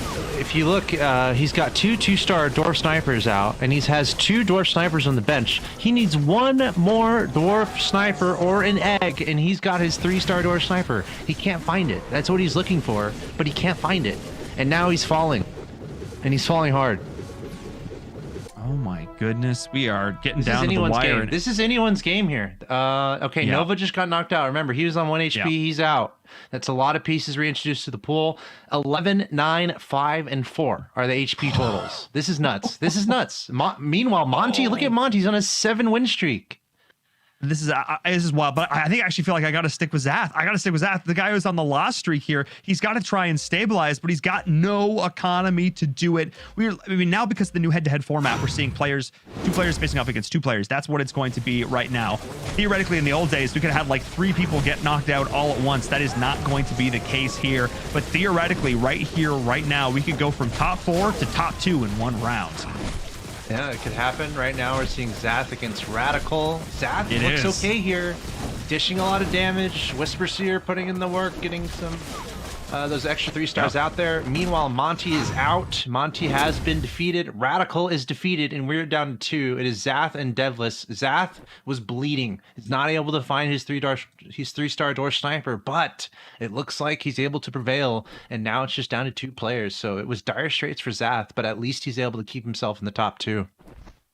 Was indeed. I love how I called it. I'm like, we're going to go from 4 players to 2, 1 round. Let's go. That's exactly what happened facing up against Devless. And they're basically running an identical composition. Very, very similar here. So the difference is Zath is all the way up at level 10, whereas Devless is at level 9. We'll see how this is going to impact this here. I think Zath is maybe going to be able to come out on top. The question is, this level 3 Fallen Witcher, how much damage can it do? But the hunters in the back are surviving. They're being kept safe, and that is going to be it. GG Zath, who was knocked out first in game number 1, turns it around, flips the coin all the way back over to a win in game number 2. We talked about it at the start of this game. You talked about it, Axel Toss, the idea that you can't wait till game 3 or 4. It's got to be a win right here, right now, and that is exactly what Zath did. What a beautiful turnaround. And then it makes our day that much more exciting. The field comes that much closer to each other. you can give report cards, right? Zaf gets an A because he lost, but then he won. So great job. A plus, we'll even call it. Monty gets like a B, right? He tanked out in game 1, but he's stuck in there in game 2. So Monty's doing okay. Vince, he might be failing right now. Vince has been in our bottom 3 for 2 games in a row now. It is emergency time for Vince. He needs to come up with something. He was number 1 coming into today, and now he's in the bottom 3 in the first 2 games today in the finals. And this is a guy who was on the stage in Shanghai, finding a ton of success in his auto chess career. So super exciting stuff. I love how close it is across the board. I think the conclusion that I reach is that everyone is still in this.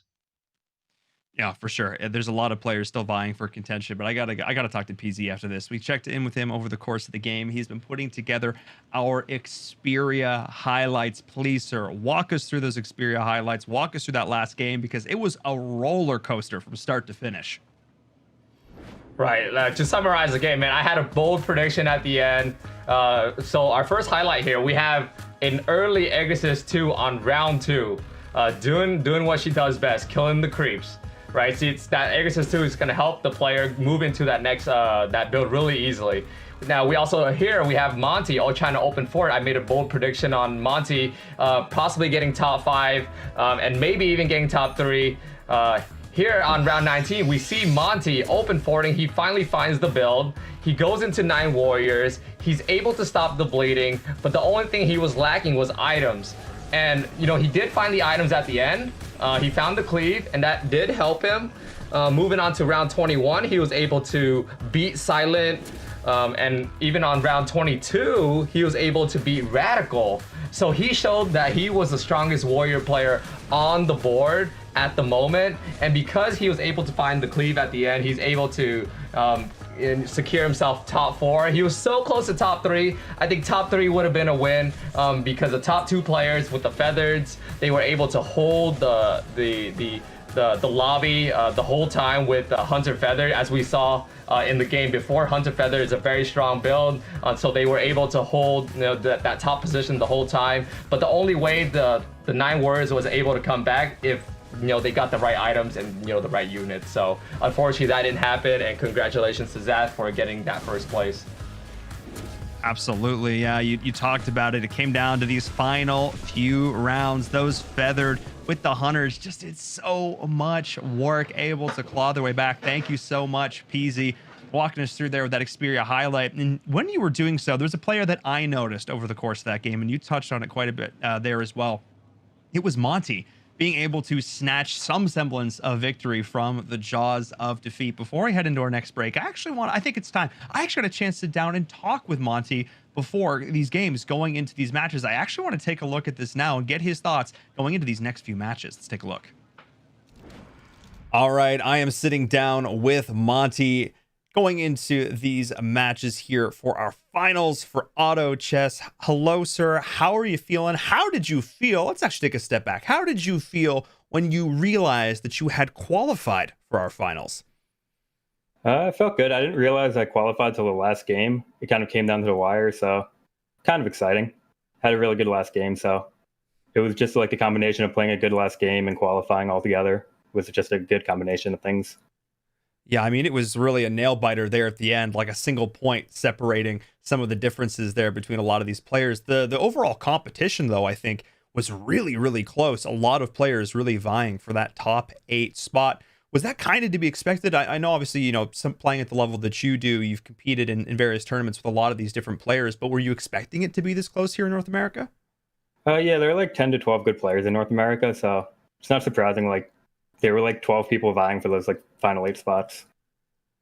I mean, look, when you get to that tippity top tier, you can say, yes, these are the absolute top 12. But say you're a player at home who's getting involved in auto. How do you get to that point? How do you get to that top 12 situation? Is it a practice thing? Is it a mentality thing? How did you get there? I think it's just a mentality, just playing the game a lot and just understanding how it works, getting good at it. Just play over and over again and understand how the game works is basically the 2 answers I would give. So, like, breaking down that a little bit further, how the game works. Obviously, balancing economy is one factor, looking towards builds, knowing when to roll. Is there like one little tip you'd give to a new player coming up that maybe they couldn't even find on, say, a video on YouTube? What was sort of that light bulb moment for you when you're like, wait a second, this is how it works? The game's like all pattern recognition, so it's basically like looking at like the units you have, the econ you have, and basically like drawing on memory of what's happened in past games on where you should go that game. So I would say just playing more, and like really pay attention to like the spots you're in and what you did in those spots, if it worked out, if it didn't work out, what you could have done better, and then carry that memory over to the next games, and you'll keep growing a bigger and bigger knowledge base of the game and being able to get better and better. I love that you're touching on that idea of pattern recognition, because the patterns do change. A game like this is constantly being updated. We saw this even over the course of the playoffs. A patch drop changed a bunch of stuff, and we saw everybody scrambling to figure out what that new meta is going to look like. Obviously, we've had some changes even since then going into the finals, but you guys hopefully have a decent amount of time to sort of balance out or figure out what builds you're going to be working towards. Do you think that's not really going to be a factor going into the finals? Do you feel like everybody's going to come in feeling comfortable? It's not really a big factor because the game plays out usually similar no matter what comp you're running. So it's basically just getting used to running that comp and understanding that the new comps that are in the meta, but like the same patterns that happened before still carry through. So it's basically just playing the new comps a bit and getting used to them. So it's not that big of a difference. Yeah, again, once you've put in that many games, you're able to sort of see how all the pieces, well, quite literally the pieces, fit together in this case. But you're up against some steep competition. Do you have any final words for your competitors? I don't know. It's gonna be pretty easy, probably. I should do fine in it. So it's a lot of luck too. So just gotta get lucky. If I do well, I played well. If I did bad, I got unlucky. So look. Don't tell the kids that. They don't need to. No, I get it. 100%, man. It is going to be 8 top players going toe to toe, and I wish you all the best in these games. Good luck. Thank you. You heard it there. If I win, it's because I'm good. If I lose, it's because I'm unlucky. Welcome to Auto Battlers. Hey, there you are. No, that was, I love some of the points, and I'm really glad I was able to deep dive in there a little bit more with him about like how understanding the game actually works and the ideas of pattern recognition. And you get to a point where like, I've been in this situation before. I know what I did that didn't work. I'm going to try something else that does work. And then when eventually you do that enough times, you get a really good sense of how to walk away with the W's. I'm sure we have a lot of final thoughts and things, but we need to take a little bit of a break. I need some water. I need this. So I'm going to say goodbye to you guys for now. We'll check back in before our next game. Go relax. Before we go to that break, though, I need to give a huge shout out to Xperia and Sony Mobile for joining us as the official mobile partner for the ESL Mobile Open. You've heard me talk about this Xperia 1 for the last few months. I've been hyping it up, raving about it. But what's great is they've released the Xperia 1 Mark II. The new version of this phone is out, and it is bigger and better than ever. It still has that 21:9 cinema-wide display that you know and love, but it's also got a lot of additional cool features like 5G compatibility. It's got the headphone jack, and of course, it's got that wireless charging that I love, as well as all the great features like the Game Enhancer mode, all the things that I've hyped about this phone in the past. Definitely recommend you go check that out. But if you guys also want to get involved next season, if you want to take these tips from the pros to heart, well, you can do that. Sign up for Season 6, ! Sign up. We'll give you all the links in chat. And of course, if you guys want to follow us on social media, stay up to date with all the things that we are doing there as well. If you're a fan of Auto Chess or any of our amazing mobile titles, ! Social will give you all of those links. We're going to go to a short break. When we come back, game number 3, we're almost halfway there.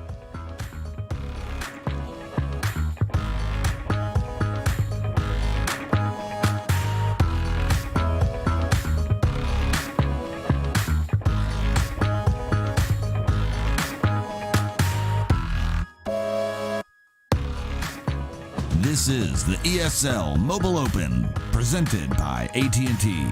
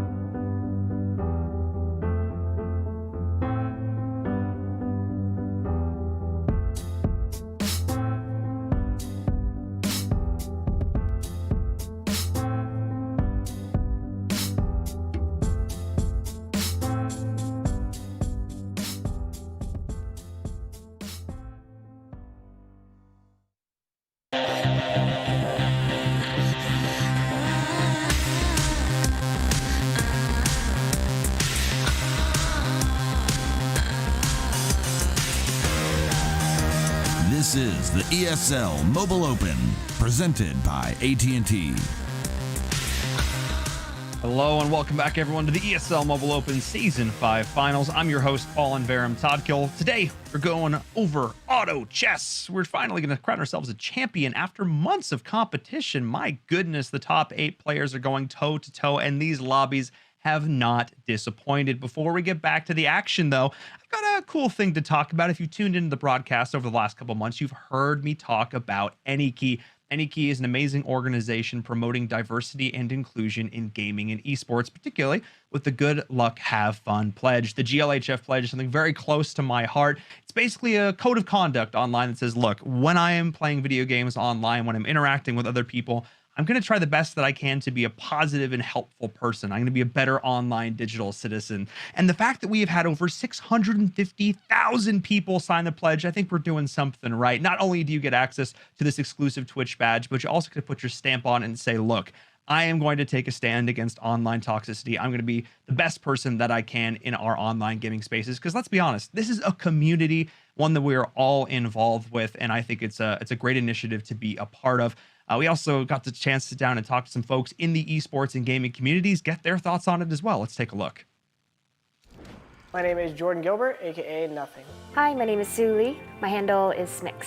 I think it's important for these initiatives to happen. Empathy really, really goes a long way, and it always means so much to us, and I think that's where initiatives like this really help.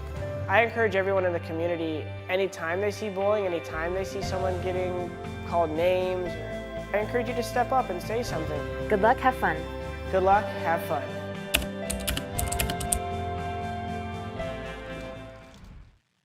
Well, you heard it there, folks. Anykey.org, !GLHF in the chat is where you can find out more information about that. It takes like a minute to take the pledge, so I definitely recommend you go check it out. But let's get back to auto chess. Let's get back to our finals. Axel Toss, you had a couple minutes to relax, to sort of percolate on that last game. We saw, as I said, it was a roller coaster. It had its ups and downs. I know this is kind of a leading question, but do you expect the rest of our games to follow suit? Probably. According to our data now, all signs point to yes. This is amazing. It's a ton of fun. It's a roller coaster, and I'm along for the ride. By the way, shout out to that, what we just saw there. I actually know both Jordan and Smix. I know them personally, so it's cool hearing what they had to say there. So shout out to that. Paul, I was also looking at the chat, dude. Our chat is funny, man. I have to read a couple things here from the chat because these guys are funny. Dumb said, some of us bet our life savings on Monty to win first. Can ESL help with this somehow? I don't represent ESL. First of all, I wouldn't recommend that. Paul, any thoughts on that one, Paul? All I know is that we work real hard to make these games as fair as possible. So, you know what, folks? You can definitely, hedge your bets on whoever you want. You can definitely encourage the players that you want to win, but that's about as much as we can't promise nothing. Peasy is also standing by, though, to help us break down these plays. It's been great being able to check in with you over the course of these games with these Xperia highlights, because you're seeing all the little things that we might miss in the chaos. So thank you so much, Peasy. Dude, it has been so great to have you here. Yeah, speaking of bets, I'm not counting any of these players out. They are all here for a reason. Even though Vince hasn't been doing well his last couple of games, I still think he could place top 3. We got 3 games left, and anything could happen. I'm still waiting for the crazy comps to come in. We haven't seen any Glacier Knights yet, and I'm really waiting to see someone pull that one off.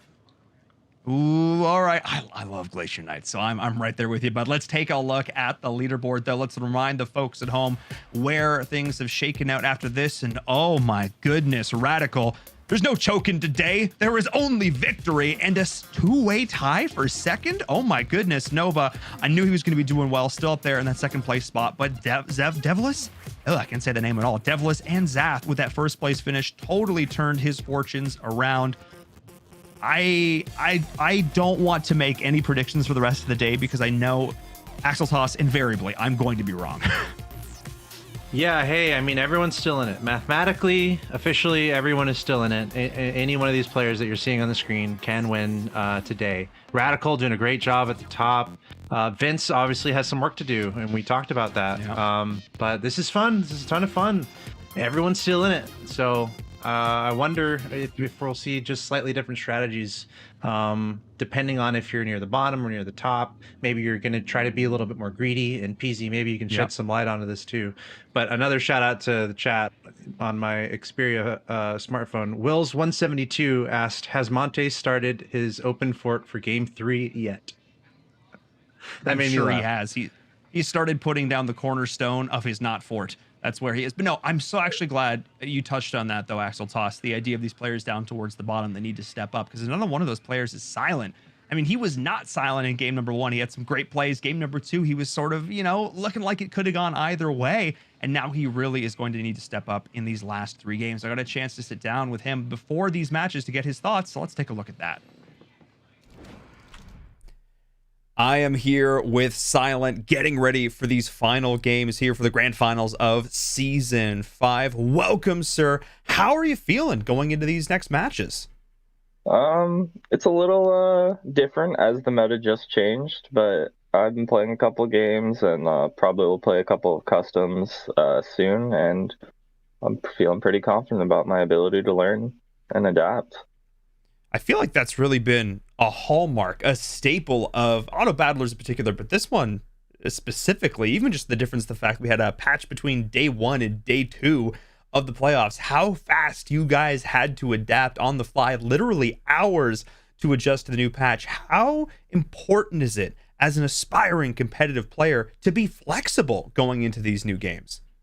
It's really important, as you could one trick one comp and next season it could be totally like terrible. Next patch it could have so little strength against certain comps. So having the ability to play different comps and figure out how to play those different comps as the meta changes is really important.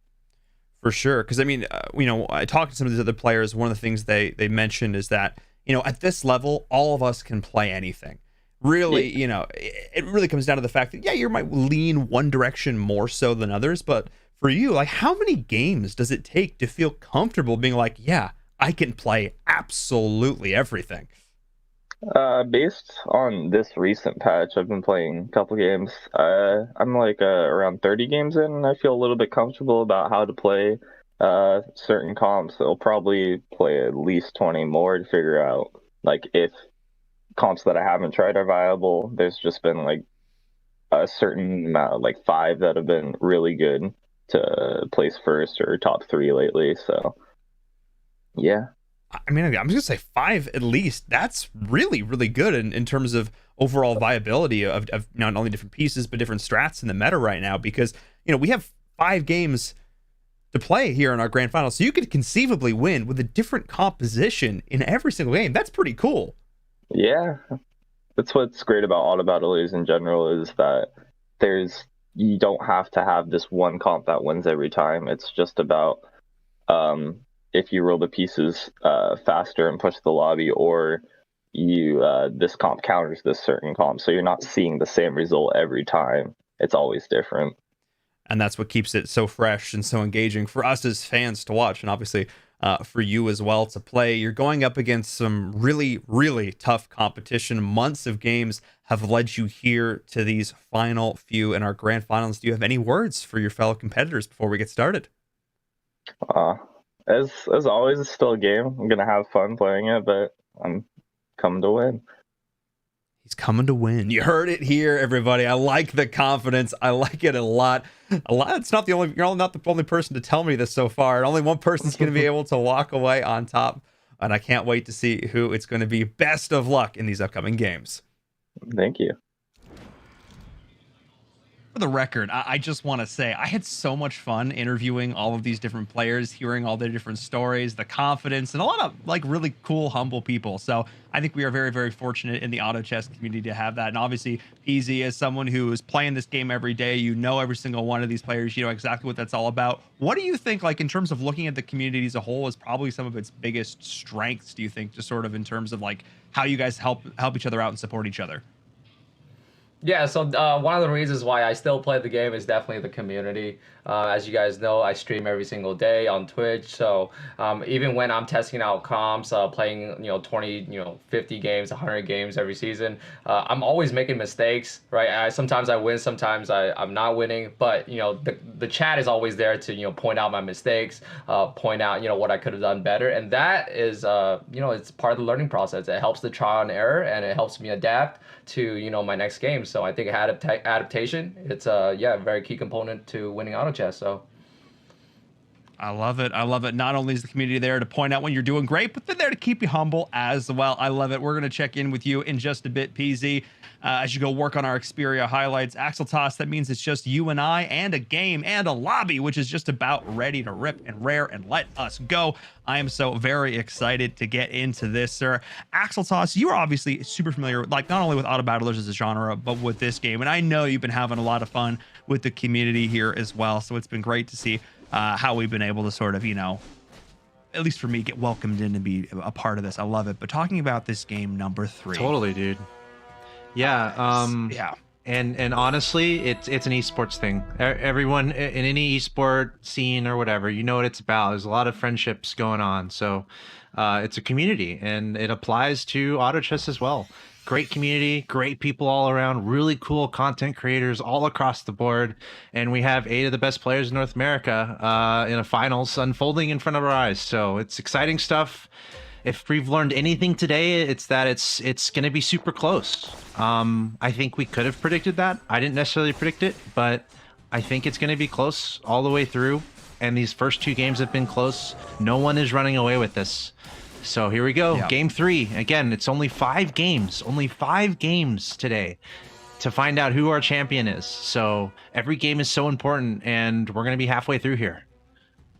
We are indeed keeping an eye on who's getting these early 2 stars, keeping an eye on who's already started to get some of these synergies going. And this is one of the things that I really love about this format, is the idea that we can go into that 5th and final game and legitimately have 3 or 4 players who are vying for that top spot, functionally making it a best of 1 at that point. A winner-take-all bloodbath. It's going to be fun.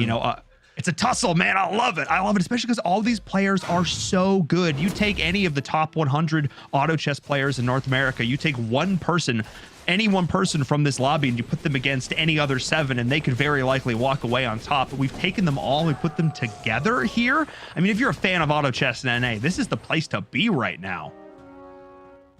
And of course, the place to be also is number 1. And right now, that is Radical. He is at the top of our standing. So we'll be keeping an eye on him as the game goes along. Nova is in 2nd in our standings. Radical and Nova at the top. But again, it is close all the way through. The players that need to make moves here, Vincent, he's at the bottom. Vince, he was a favorite coming in. He had the most points coming in today. So Vince absolutely needs a win here. I think for Vince, nothing else is acceptable. He needs that.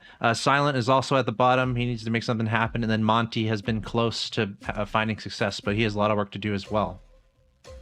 And I love it because, we talk about he needs a win here. It's like, no, he doesn't need like top 3. He doesn't need like a win on ladder. No, he needs first place. He needs a win. He needs like a real win.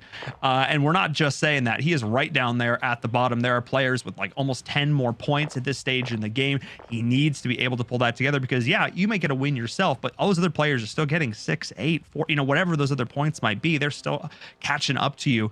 So you got to hope that the players who are doing well trip up and that you can also put on one heck of a game. But let's check in.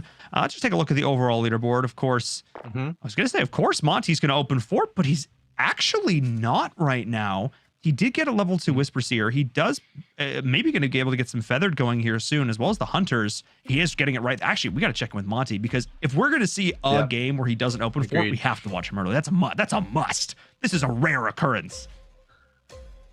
Definitely. And something that I think we should keep an eye on is a trend from the first 2 games that PZ was talking about was the Warpwood Sage and the Whisper Seer. And looking at Monty, he's got the Whisper Seer going on. However, there are 4 players in the lobby right now with the 2-star Whisper Seer.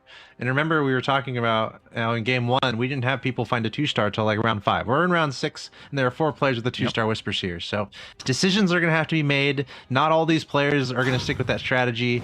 Monty, though, for now, he's got that Whisper Seer and is going with that Hunter, and that's kind of the classic build that we've seen today, at least with the recent changes. That has been pretty successful. Yeah, and it's interesting. He's actually opting to give up the feathered for now to put in that winter chiropteran, but this feathered hunter build has won the last 2 lobbies in a row. It really has appeared to be sort of the build we're going, and I think Monty's committed now. We're on round 7. He is not going to open fort this game. Devless, and I believe it was Vivu as well, are the other 2 who are going to do that. So we're seeing right now Nova, actually, that other player, I should say, starting to build up that economy. So I think realizing that 3 open fort, less viable, because of course, if you run into each other, well, that's where things get interesting, trying to keep that loss streak alive. So we're definitely going to check back in with Monty as this continues, as this goes on. But I also need to check out Zath, who was the winner of our last game. Axel Toss looks like he's having a pretty good start to this one as well.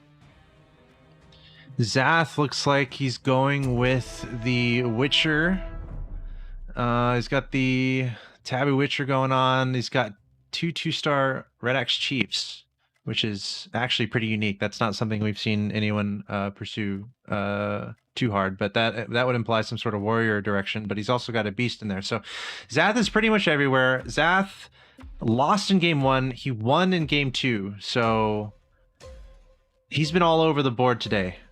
So I feel like he's not really going in a particular direction right now. So we'll see if he's waiting for a certain piece or two, and then we'll see if he can get the ball rolling.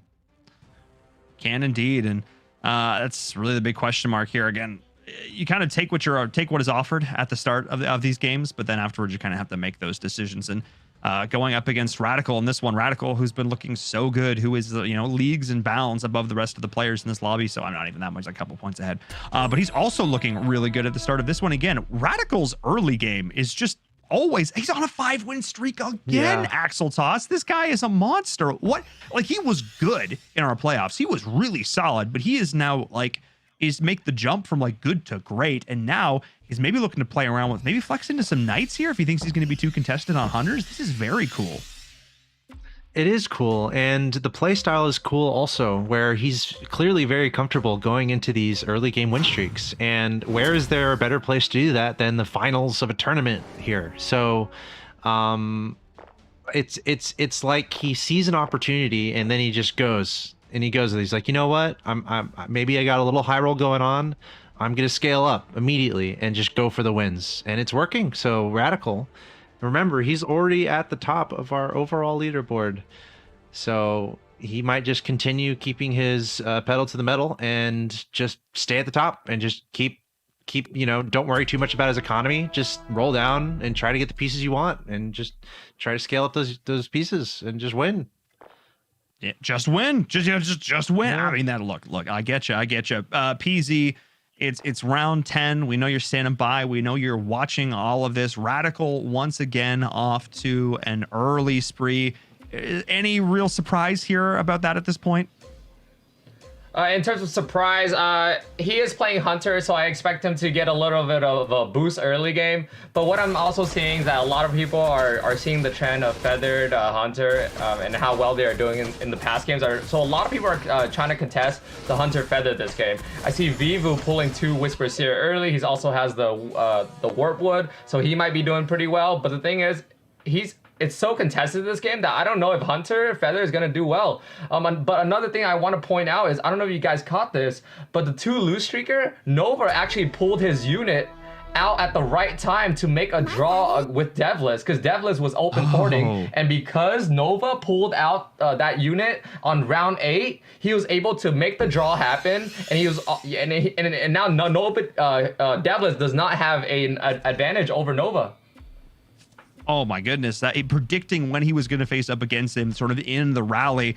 just those little things like that just really make these tippity top tier players. I definitely missed that. Thank you so much for pointing that out, PZ. It's those little things that are going to make a huge, seems like a little thing, but it will make a huge difference over the course of one of these games. Thank you so much. We'll check in again with you in a few more rounds as we're sticking on board here with Radical, who is taking on Vincent, the player that we have identified, Axel Toss, as the one who needs to go off. And at least in this round, it ain't happening. Well, Vincent wasn't going for any loss streak, it seemed, in the beginning. He's kind of staying a little bit more towards the top. We can see him in the top 3 right now. And the first 2 games, he's kind of staying near the bottom, going for some open fort plays, going for some more loss streaks. So, but at the same time, Vincent really managing his economy well. Has just at that moment had a little bit more than everyone else, and now he's spending. Now he's ending up spending it. Meanwhile, Devless also with a sizable economy. And great point there. Really love it from PZ. The battle of the loss streak between, it's hilarious, between Nova and Devless. And at the end of the day, they cancel each other out. And now we have Silent with the loss streak going on. So a lot of curiosity from the bottom and the top. Meanwhile, look at Monty. Monty, the guy we've been saying, okay, he's going to go for the loss streaks. Guess what? He's on a win streak right now, and he's number 2. Monty's like, yeah, look, I'm at the bottom here. It hasn't been working out. Let's just stay at the top and go with something that works. Yeah, but the other thing that I really love to note is that in the past, we've seen Radical, you know, he's gone for these epic win streaks at the start, him and the other couple top players, but they have been spending everything to do so. But you just saw Radical on an 8-win streak, and he has over 30 gold in his pocket while he's still doing this. He's actually been able to maintain his econ this time. He's at 42 gold right now while being in first place on a win streak. This is crazy. Monty as well at 28. They're not at like 4 or 6 or 12, you know, staying up below 20, which we've seen in some of these past games. They're actually able to build up an economy, which is great. And they're both able to maintain the pace in terms of levels as well.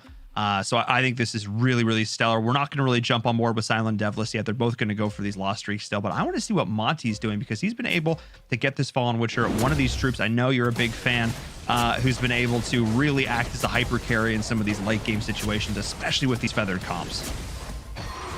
Yeah, and it's the Fallen Witcher there is only a 1-star, so really not doing a whole lot, but has the Witcher synergy going on, not really utilizing it, only 1 demon on the field.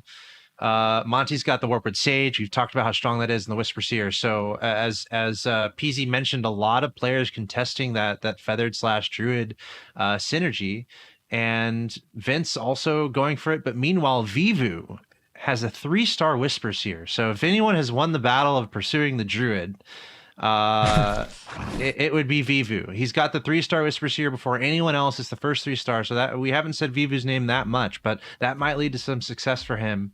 But yeah, Monty just has that strong core once again, going with that hunter, the tried and true at this point, that hunter strategy with the druid support. But now we see, is that a Doom Arbiter and a being mixed in for Radical, by the way. If you compare Monty and Radical's compositions, they're pretty similar, except for the Doom Arbiter and basically the dragon from Radical instead of the druid. Yeah, and playing around with the Daguerresis as well for him. We're gonna keep on board with Vivu though a little bit longer. He was able to get that level, the 2-star Warpwood Sage as well.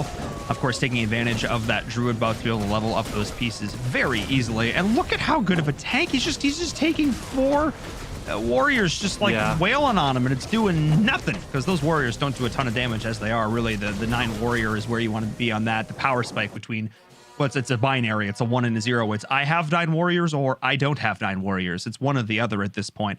But in either case, we'll see if any of those players are really able to get that going. Hinging on the idea that you get 9 of one single piece is pretty crazy. But of course, now it is round 15. We've got a couple of loss streaks. We've got a couple of win streaks. This means this is the perfect time to check in with Pure Sun once again and get his thoughts on this now that these compositions have really started to develop. Yeah, so I mean, like I said, we're just seeing the hunter streak, and this usually happens in a lot of games for at least like 15 rounds. So what I expect from the players at the bottom, especially since they've been loose streaking the whole time, I see one player going warrior. Another player seems like he's holding warriors, but he might be actually be going mages here. And then I'm not sure what Devless is going, maybe Divinity, but as long as they are all going some kind of different build and not contesting each other, they will be able to come back and handle the hunters at the top for late game. I mean, that's the hope. That's got to be the hope. But considering we've had, feathered hunters be able to win like the last 2 games, that's definitely a tall order still for both of them. But thank you so much, PZ. We'll check in with you again in a couple more rounds. But I think he's made a great point there, Axel Haas. We got to see what Silent and Devless are doing. We got to see. I think Silent in particular, of course, we just saw in that interview, talk about the idea of maybe not necessarily wanting to commit to these warriors. He does have the spirits, which I think is maybe what and the mages on the bench. I think that's sort of the clue there that PZ was looking at when he's thinking that he might want to transition into these mages, which of course I'm a huge fan of. Yeah, and we've seen how strong they are. Today, we've just ridiculous damage output, and if you mix in the spirit with that action, it just gets ridiculous. So ton of fun and a great way to come back in the game. So we'll have to definitely keep an eye on that. And Devless at the bottom is starting to feel like me to Monty from last game, where Monty, he kind of did some open fort action, got some lost streaks going, but then found himself like a little bit lower than he wanted on the HP and not really finding the pieces that he was looking for. And that might be like a 1 per lobby event where that's going to happen to someone, where you're just not finding your pieces, you're just trying to salvage. So Devless at the bottom, remember, he's number 3 overall in our stand. He's doing fine today. He's doing well. So Devless, I think we should keep a close eye on him. How can he sustain and keep it together and avoid the last spot? But at the same time, this is still such a close lobby overall. It's very exciting. Yeah, and he's taken on Nova. Both of these players, I think these are actually 2 of the ones who are trying to keep their loss streaks alive. So one of them winning here might be the moment they go, okay, well, got the win, time to go pedal to the metal, and that's what we didn't end up actually seeing there. Oh yeah, grab that strange egg, do it up. Devless, it breaks the loss streak. Is Nova and Silent who are on those loss streaks now. So Devless is going to have to just go all in, commit to trying to find this. Interesting, and also to note, I saw some talk that maybe we would see some Insectoid coming into play. Of course, we have those 2 new Insectoid pieces that came in the last update, but so far it seems like nobody's really wanting to run those as well. We'll see if that, I don't think at this point we're going to see that change at all, but we will. Ooh, and now even more sustainability, getting those stars up. So yeah, this is Devless committing the money, putting, money where this mouth is in this situation, rolling down to 10, but we'll see if he can go toe-to-toe with Radical all the way up at the top of the leaderboard, Axel Toss. Yeah, he kind of needs to win this. He kind of needs to say, Radical, you know what? You're doing too well. You need to stop. And it looks like he's successful. So Devless getting the best of Radical there. Radical's he's gonna feel like an itch on his back, and he's probably gonna scratch it, and he's gonna be fine. Only losing 4 HP. He's at 100, top of the lobby, top of our leaderboard overall. Radical's having a good day, but that was very important for Devless to win that, stay alive, keep his HP up. And now Silent and Nova drifting just below Devless. Nova working on a 5 loss streak, but also with 53 in the bank. So Nova looking to swing that probably into a win streak pretty soon. You don't want to drop too low right now, but again, super close lobby overall. As we see a battle of Vincent. Looks like we're watching Devless take on Vincent here. Vince needs to have a lot of success in this lobby, and it looks like Vince is going to get the better of Devless by quite a bit. Look at that. Yep. Yeah, and also the thing I also want to note, of course, is that I do believe it was the same round that Radical and Monty both lost their win streaks. I think that is an important thing to note. We had 2 players, I think, beyond a 10 win streak, both lose them here. So those players that PZ noted at the bottom of the lobby, as long as they, the lane is open, as long as they don't contest one another, they are going to be able to combat those players at the top who are playing around with these feathers and hunters, though Radical has actually changed it up a little bit, flexing more into this Agarsis Dragon as well. So keep an eye on that one. Still has that Doom Arbiter in there as well, just a good piece overall. And Silent has now committed to the mages. Heck yeah, bring me some mages. But interesting, Zath is going for something different here. We have Insectoids as well coming in, so I maybe got to check in with Zath, see what he's up to. He's the only player on a loss streak, Axel Toss. Yeah, and by the way, still so many players in the lobby going for Hunter and also going for Druid, so it seems like there's going to be a ton of battles just for pieces as these players are going to start looking for those 3-stars. Still the only player with the 3-star on the field is Vivu with the 3-star Whispers here. So we're going to have a lot of contention for a lot of these important pieces, and it's going to mean the downfall for some of our players who are not able to find them. And speaking of downfall, Zath just lost like 13 HP that round. He just got absolutely mauled. The Insectoid not doing a whole lot for him there. And again, just not quite able to find that 6 feathered to really be able to make that work. Maybe no, he doesn't have it available. He's flexing. Maybe looking to try and make something happen with Beast. I think that Zath got to this point, and PZ is going to be able to confirm this for me in just a second, where I feel like he started down one road, but then realized he was contested and tried to pivot, but then he was maybe too committed to something. PZ, am I kind of right on this one? It feels like Zath just doesn't have a clear direction here.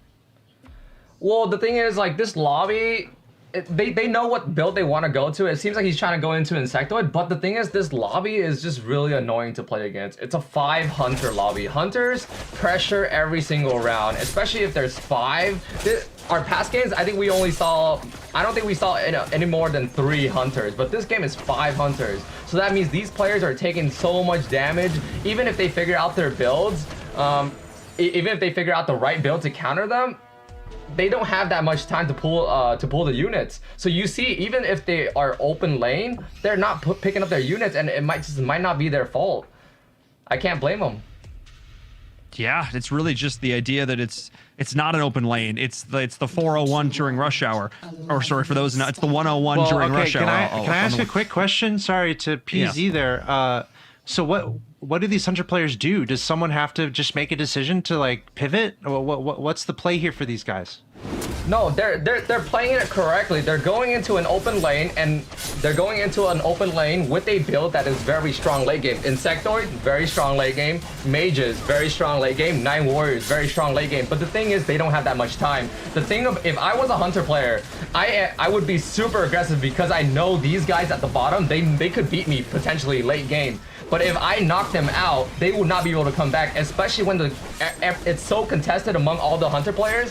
Not all these hunter players are going to be able to pull all their units. So what they are doing, they're trying to pressure as much as they can so they can knock out all these players, and then just pretty much just bank on the other hunter players being weak and being able to pull take their items.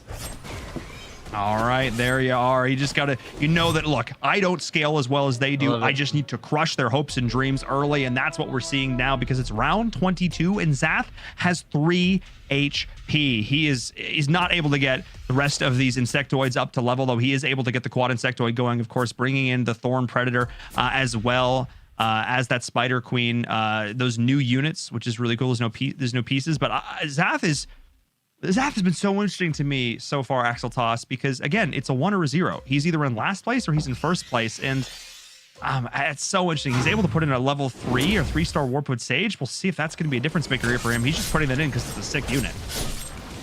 It is a sick unit, and it will do well for him, except he's going against someone who has the same thing. So the rest of his units the rest of his pieces need to balance that out.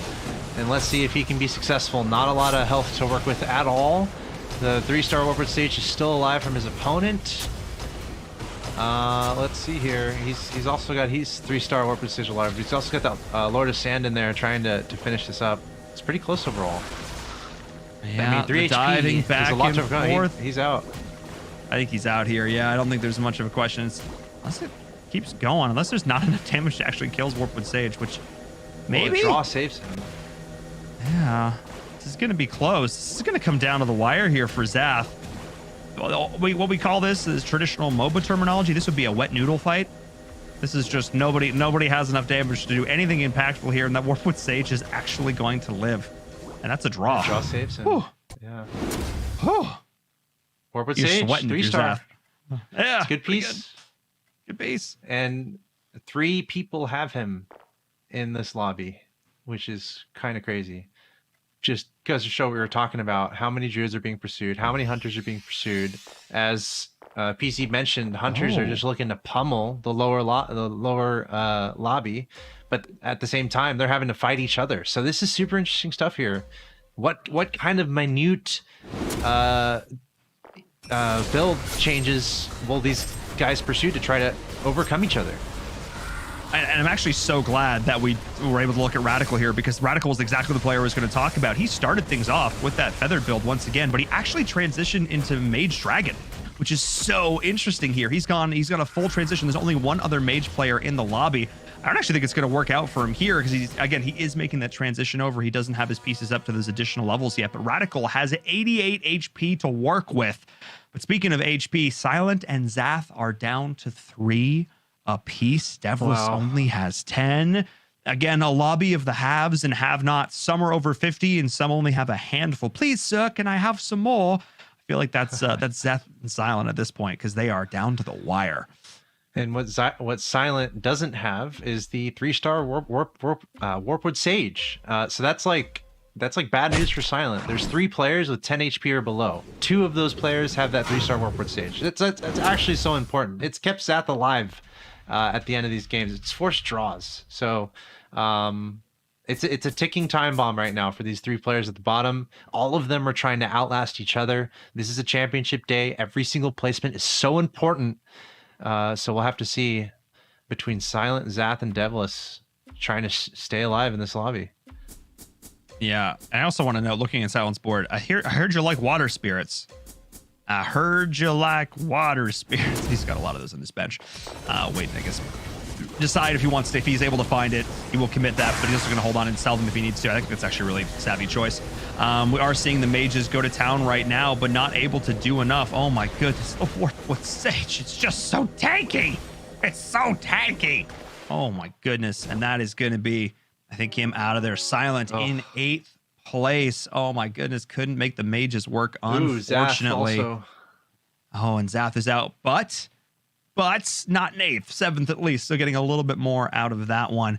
But Zath going down to Vincent and Devless here. Devless is the next one in line when it comes to this low HP. Another one of these, not even hyper carry warp, but he's just stacking HP on him, which is really interesting. He's got an additional 750 HP.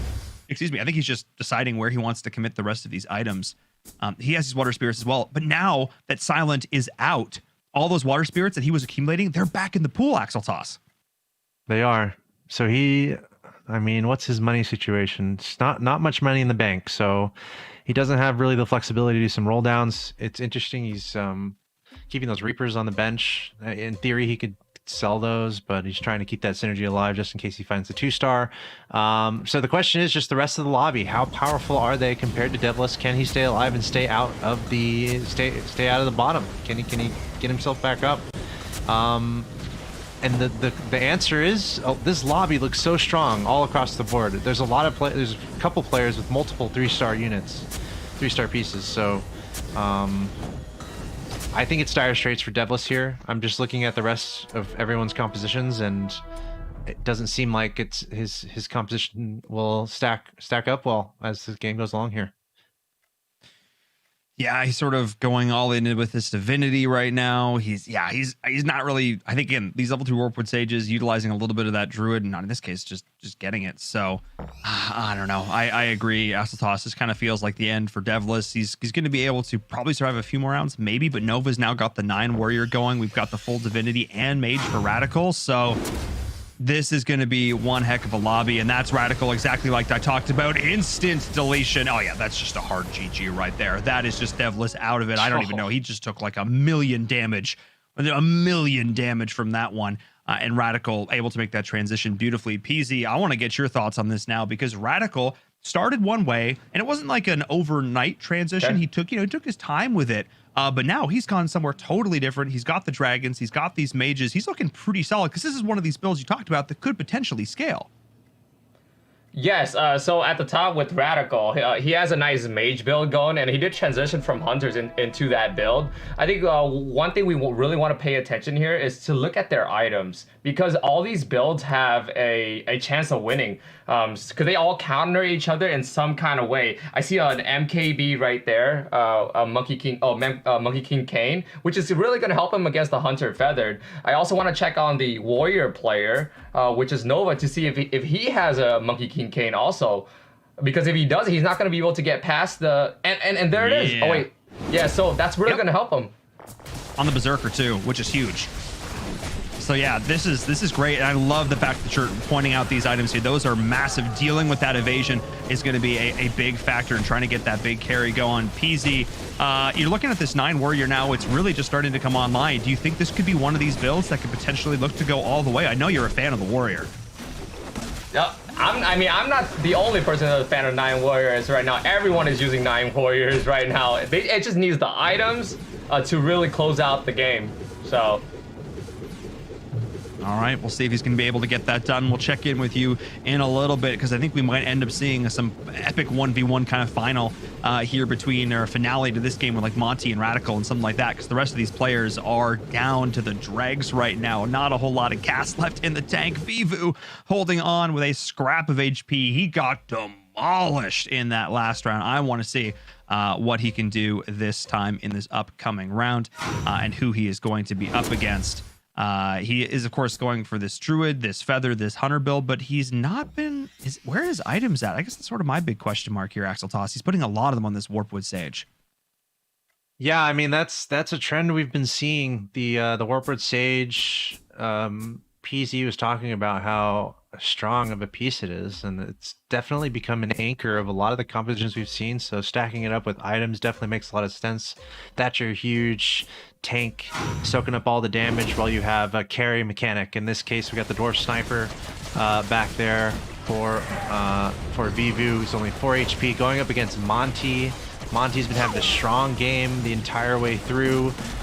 He's got himself a bunch of 3-stars. He's got that 3-star Whisper Seer that's really doing well for him. He's got the 3-star Warpwood Sage as well. This is actually going to be a pretty even fight. It looks like Vivu, as he needs to, is going to be able to just barely outlast Monty. Yeah, oh my goodness. I mean, Monty is... Look at how much damage this Warpwood Sage is taking. We're going to be here all day. Oh gosh, I don't actually think he's got enough. No, he doesn't. No, he doesn't actually have enough damage. And by the way, Vince is out in 5th. Oh my goodness. No, Vince. Vince came into this as our #1 seed. Oh my goodness. I cannot believe it. Also, wow, just that's a lot of healing. That's a lot of healing. Anyway, we're not going to talk about the potential balance of that. That one's rough. Vince out in 5th. I think that's honestly at this point, I think Vince, even for a top 3 finish, he's going to be strapped to get that one done. I don't think so. And I think a win at this point in our grand finals is not really going to be in the cards for him. He's just not had the day he has needed. Vivu able to hold on here, Nova as well. But really, I think in this lobby, Monty and Radical are the two who are going to be going toe to toe at the end to try and walk away with the win. Vivu now up to level 9. He's going to be able to get in that level 2 Razor Claw, and that's actually a pretty big deal here with the summons.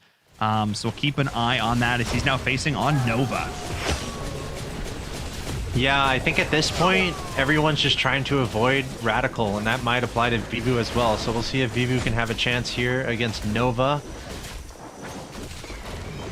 Pretty even overall. It looks like he's just gonna be on the wire. Well, could this be it? Yep, that's it. It's 4. Vivu. Okay. Oh man. So tough for Vivu. That was as close as it gets. Nova knocking him out. I mean, that was just inevitable, to be honest. There's a clear top 3 here. It's Radical, Monty, Nova. They've had plenty of health the entire way through. Radical, I gotta say, man, he has been at the top of the lobby. Radical is well on his way to being our champion today. I gotta say it. He is doing well in this lobby. He is already #1 coming into this game, and we saw a lobby in this game where everyone was going Hunter, including Radical, and Radical made the decision to transition into Mage, which has been... It was a beautiful decision. No one else was really doing it, and he was able to find the pieces he wanted. He's got the Dragon mixed in, and Radical is your player of the day so far. Halfway through our final day. Absolutely. He's looking in a great spot right now. Despite the fact that he's got all these 1-stars, he was able to get that level 2 God of Thunder, though. Oh, boy, that's going to be pretty huge for him as well. He's no more items for you, Tortola Elder. Get over here, God of Thunder. That's no real surprise there. Wants to stack those where he can. But we're going to jump aboard with Nova here, the Warrior player, and see how it goes. I am a huge fan of Warrior. When I first started playing auto chess, this was the build that I was playing, even when it wasn't very good. I just think it's a whole lot of fun to have all those warriors just jumping in and having fun. But this time around, up against Radical, up against those mages, this is just a disaster. Even with the reflection, it really doesn't make a difference because you're just doing so much raw damage output all at once. And that Berserker able to take down those last few units was the difference there between Nova actually going out that round. But let's look at Monty as well, up against the copy of Nova. Oh my goodness, that is so loud. The Monty wins, so Nova lost on both boards. That's him out in 3rd. No questions. No questions, Axel Toss. Yeah, I think we pretty much know what's going on here. Radical 1, Monty 2, Nova 3. This is just a futile battle here. Monty and Nova just trying to avoid third. I mean, in theory, Nova can try to come back here against Monty, but I think it's pretty clear Radical has won this lobby. He's on a 5-win streak. He hasn't lost. Monty and Nova are just trying to avoid Radical. Flip your coin. Yeah, of course you've got Flip your coin. Yeah, RNGesus, be with me. Okay, here we go. Oh, no. Watching the mages go to work is between, yeah. Well, on the other board though, as it should be, probably a match between Monty and Nova, 31-4. So Monty, if he wins that, if we could switch over to Monty or Nova over there, yeah, and that's Nova out right there. Oh man. All right. So now it comes down, as you predicted, as we saw, Monty versus Radical. Now this is very interesting. So this is this feathered hunter build with the Witcher going in, the demon. You got those level 3s playing around, some of these more carry pieces like this Fallen Witcher, which has gotten a lot of these big fed carry items, though no level 3 here, which is interesting to note. He's going to try and get that. As you can see, he's going to try and roll down. Not quite yet. He's going to keep his, he probably got 1 to 2 more rounds left in before he has to commit all of his economy. This is a bold play for Monty, but I definitely think it's the right one. Where did all his troops go? Yeah. The mage is so strong. Ouch. Big oof right there. I think you roll now. I don't think you have another round. I think you roll right here and hope that you get some 3 stars. God of Thunder is pretty stacked with items. 11k damage from God of Thunder. So Monty needs to just shut that down somehow. Good luck, Monty. Monty's been putting a lot of items on his Fallen Witcher, but it's only a 2-star. He has 1 on the bench, but so he's really looking for Fallen Witchers, but he's running out of time. 15 HP. He's running out of money. He has no money. So Radical wins. It's the sheer amount of mana that he's able to give to this God of Thunder. So he's basically instant casting as the game is starting and just dropping all the lightning. And that's really going to be the difference here. This might actually just be GG right here. This might be the game over. No, I think it's not quite. He's going to hold on with 6 HP. He was able to do just enough there to hold on. Oh my goodness, but he's so close to this Tortola Elder. I think if you're Radical, I think you roll down here. I think you just commit. You try and find the 3-star Tortola Elder. Because at this point, why not? You know you've won. Like pretty much, I would just try and get the 3-star personally, but he's a little bit smarter than I am, clearly. He's just chilling. Radical. He's just chilling, sipping on a drink or something. He's probably getting some popcorn. He's been fine this whole game here. He's just made really good decisions. He's got 85 HP. This is the best lobby in North America. These are 8 of the best players in North America, and he's chilling with 85 HP. Wow. Wow indeed. Yeah, this is just getting silly at this point. Just the fact that how much mana he's just got even just going into these rounds, which is pretty crazy. He's just looking so solid at this point. I think again, this is all over but the crying. Maybe just throw the egg over, maybe just, put that to level 2, that Frost Blaze. Come on. There you are. I need to be careful not to click on this quit button because that could be a very awkward way to end our game number 3. But there you are. By the way, have some fun. Monty needed this. He needed top 2. So I mean, shout out to Monty here. He had a tough couple games to start things out, but 5 games total. This is game 3. Monty absolutely needed a top 2, and I guess he's hoping for some miracle that he can navigate a way to bring this back. And I mean, hang on. That's just so stacked. So he made a couple of changes there. He actually put in some assassins who were able to go into the back line and actually clean up that God of Thunder. So he wasn't able to just recast the entire game. He also did decide to put in the Devastator, which I don't think has had the most success for him here. Okay. This is actually going to be a win, I think, for Monty. Yeah, it is. This is actually going to be a win for Monty. Oh my goodness. Radical needs he just needs something to not to troll. punch, He just needs to not troll. That too. Yeah, I think he trolled a little bit. He put in he's playing around with the Devastator and stuff, and I think at this point maybe just I mean the Devastator is obviously a really incredible unit, does massive damage, but he's really close to this next Tortola Elder. I think he just rolls down. He did right there. he was able to find the level. I would put that in. There you go. There's the percentage-based HP damage. It's going to do so much for him here. And this is looking a little more solid. Still not able to get the level 2 Frost plays, but I don't think it's going to make a difference. I think this is likely going to be the final round here of game number 3 if this Warpwood Sage does go down early. And it is going to. That is going to be it. That is going to be GG. The game going to be going over the way of Radical once again. Oh my goodness, Axel Toss. I can't believe it. Radical is on fire. This man is playing on another level. Yeah, and that was a great game. It was really fun. All the way through. We saw everyone go Hunter, but then we saw Radical make the changes that he needed to make that no one else in the lobby was doing. So just really well played overall. And big shout out to Monty also. That was dire straits for him. He needed top 2. So 2 games to go. Yeah, we're getting there. We're getting down to the wire, and Radical is starting to go out to the lead. He's been playing these early games so beautifully, but he's shown that he can also transition and play the late game beautifully as well, as he has to. PZ, man, that was one heck of a game. You're tuning in with us over the course of it. You're preparing our Xperia highlights, but as a fan and as a player of the game, you've got to love that one, because that was just Radical putting on a clinic. Yeah, mages, they don't tend to get first place often, but if they get that a really nice start where they can go on a win streak and transition, as we saw that in the later rounds there, man, he was sitting on 50 gold for I don't know how many rounds, man. He was so ahead of everyone. But unfortunately, Monty wasn't able to, he got the 4 Marines, but he wasn't able to pull the items to really, scale over, big high roll mages. So that's just how it goes. Yeah, sometimes that's just how the cookie crumbles. But let's take a look back at that game with our Xperia highlights. PZ, walk us through it, because that was one fantastic game. Yeah, so right here in our first highlight, we have Nova at round 8. He is open forting. But also what you want to look at is his warriors in the back line here. He's setting up for a 9 warrior build, and it ended up doing pretty well for him.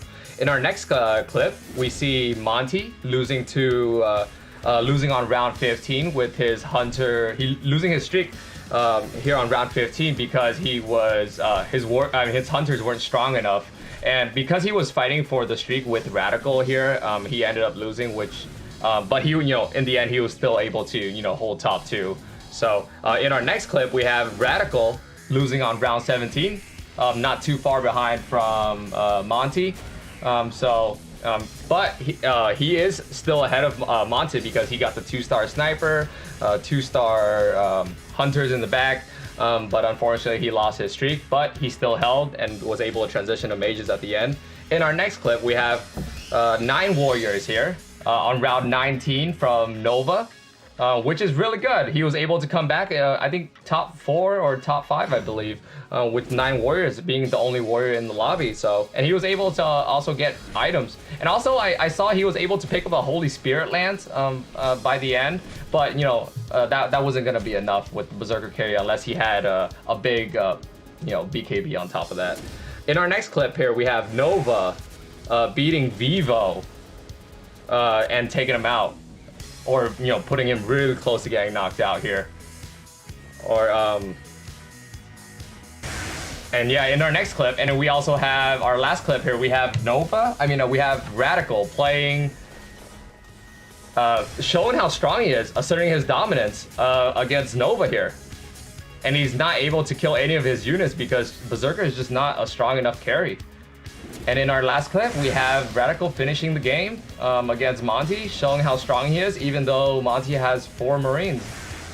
And it's because he's just so ahead right now. All he has to do is drop the 6 mages and really secure the game here. Yeah, really solid play from start to finish there. Radical, like I said before, knows how to play early, knows how to play late, knows how to get the job done. Thank you so much, PZ, for walking us through it with those Xperia highlights. I particularly loved how you noted when those loss streaks finished, because we thought that might be a turning point for some of those players. Okay, the loss streaks are going, we're getting into the mid game, maybe they might falter. But instead, they were both still able to rally, do okay, and end up fighting it out still in the top 2. They knew exactly what they were doing. Thank you so much for showing that with those Xperia highlights, like I mentioned before. And while I'm giving out thanks, while I'm giving props, I got to give some thanks to AT&T, the presenting partner of the ESL Mobile Open, without whom none of this would be possible, supporting the grassroots of mobile esports and giving these players the platform on which to play. I mean, none of this would be possible without them. These fun tournaments that we get to put on, these awesome broadcasts, the crew, all of us coming together to work on not only auto chess esports, but mobile esports in general here in North America could not be done without AT&T. So thank you so much to them, our presenting partner. But of course, if you at home, if you're watching this and you play auto chess and you think, well, I mean, maybe I could play, maybe I could give it a shot. Give it a shot. There are tons of opportunities to get involved, to compete, learn more about the game. Tons of money and prize pool out there, of course, as well. You don't even necessarily have to finish that high. We pay out a lot of those different, placements in terms of prizing. If you want to get involved and walk away with a couple bucks, it's a great way to go about it. So definitely be sure to do that ! Sign up in the chat. We are going to go to a break. When we come back, game number 4. We're almost done. We've almost crowned a champion. 2 more matches left, so don't go anywhere.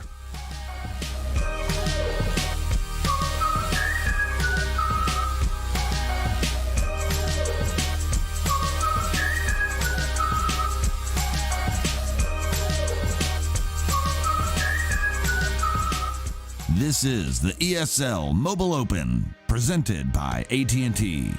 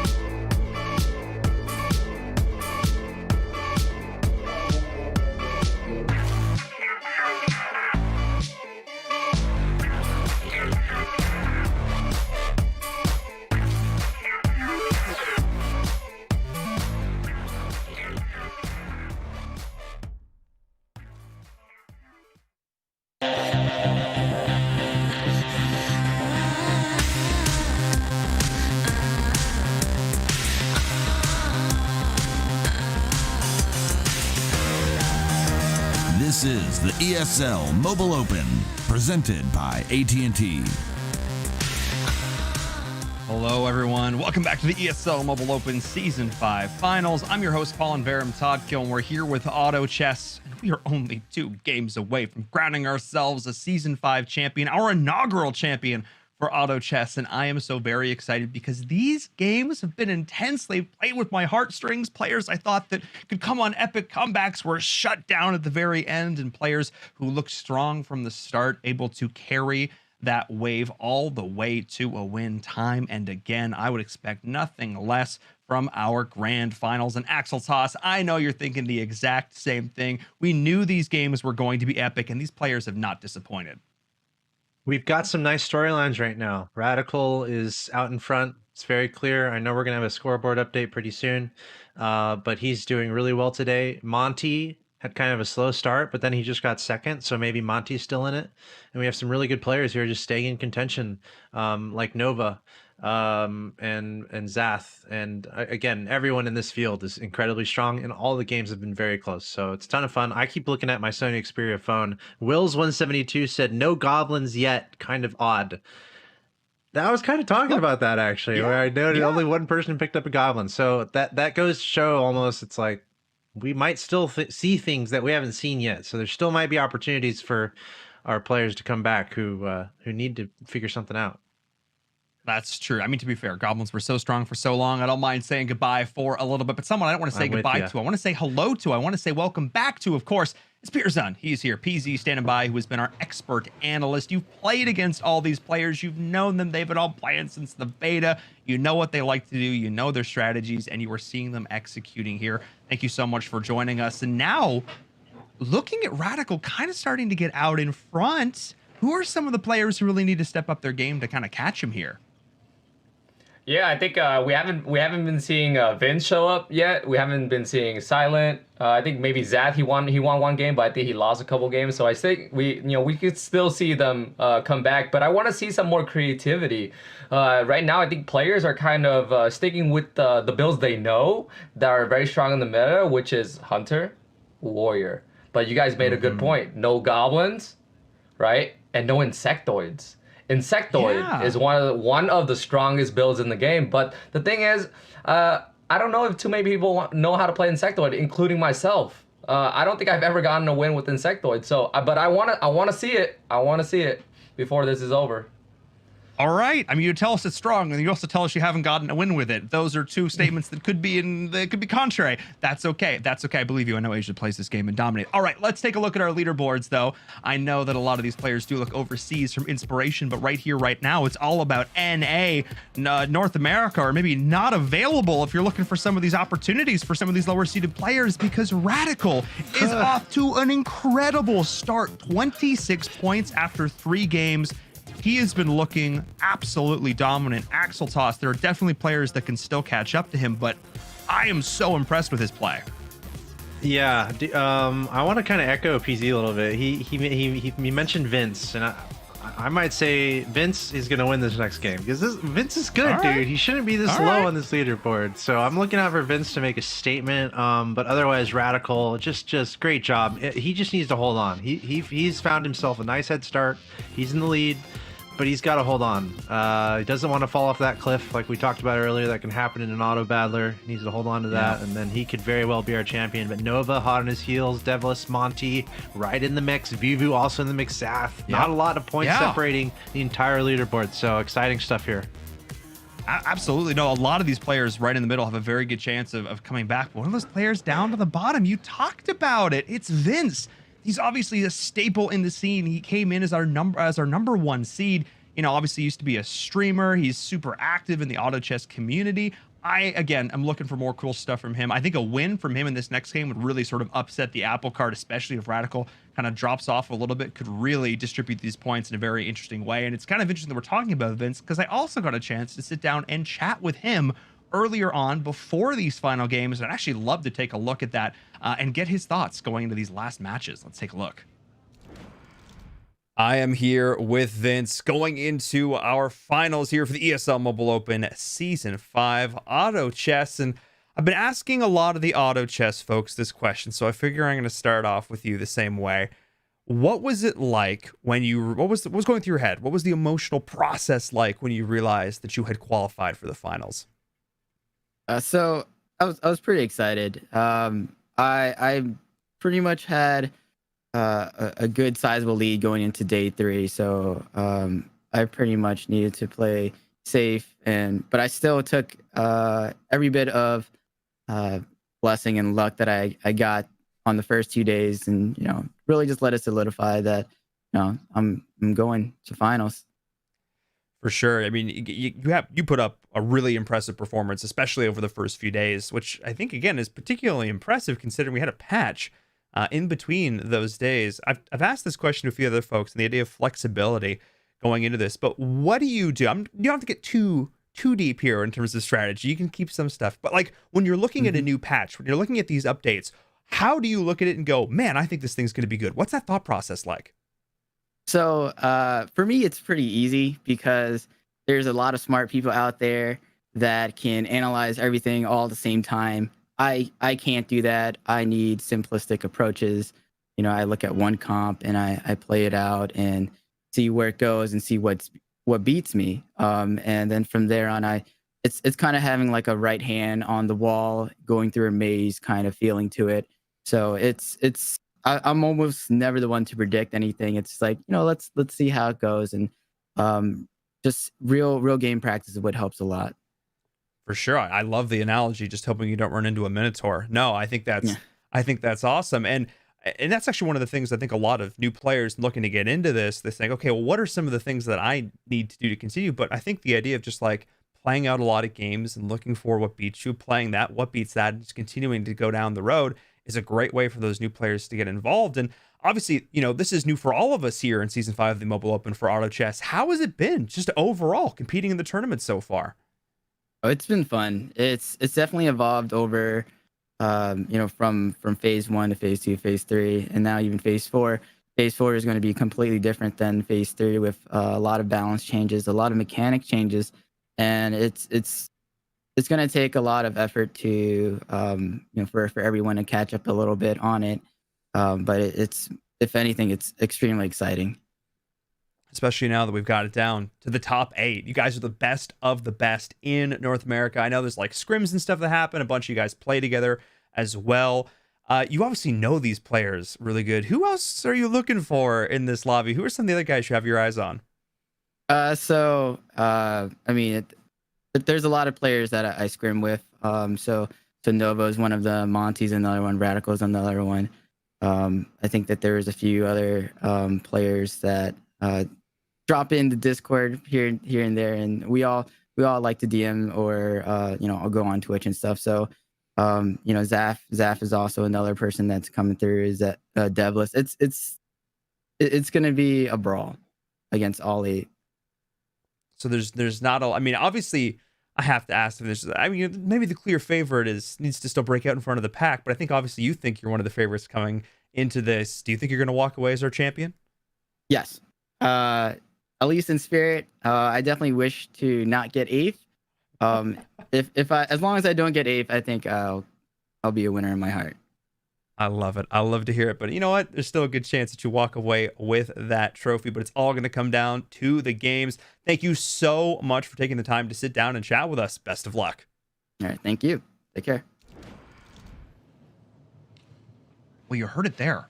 A winner as long as he doesn't get 8th, which at this point, he needs to have at least 1 or 2, a couple of good games. I also just love the confidence. Are you going to win? Yes. Okay, maybe like at least we're here. I love it. I love it. Vince, also for the record, probably like coolest backdrop, like environment of like any. That guy, you could tell he was a streamer. All right, Had really, a really cool. fireplace. Fireplace. I know. Craziness. Anyway, Vince needs to step up a lot in these last couple games, but there's still a very solid middle of the pack that could, or it is nipping at Radical's heels. We'll see who's going to be. Final thoughts, I guess, talking to you, PZ, before we say goodbye to now. For now. Insectoid, one of those other builds. Do you think we're going to see Warriors win one of them? You've been hype on Warriors. Everyone's hype on Warriors. Do you think this is going to be the game we see a Warrior win?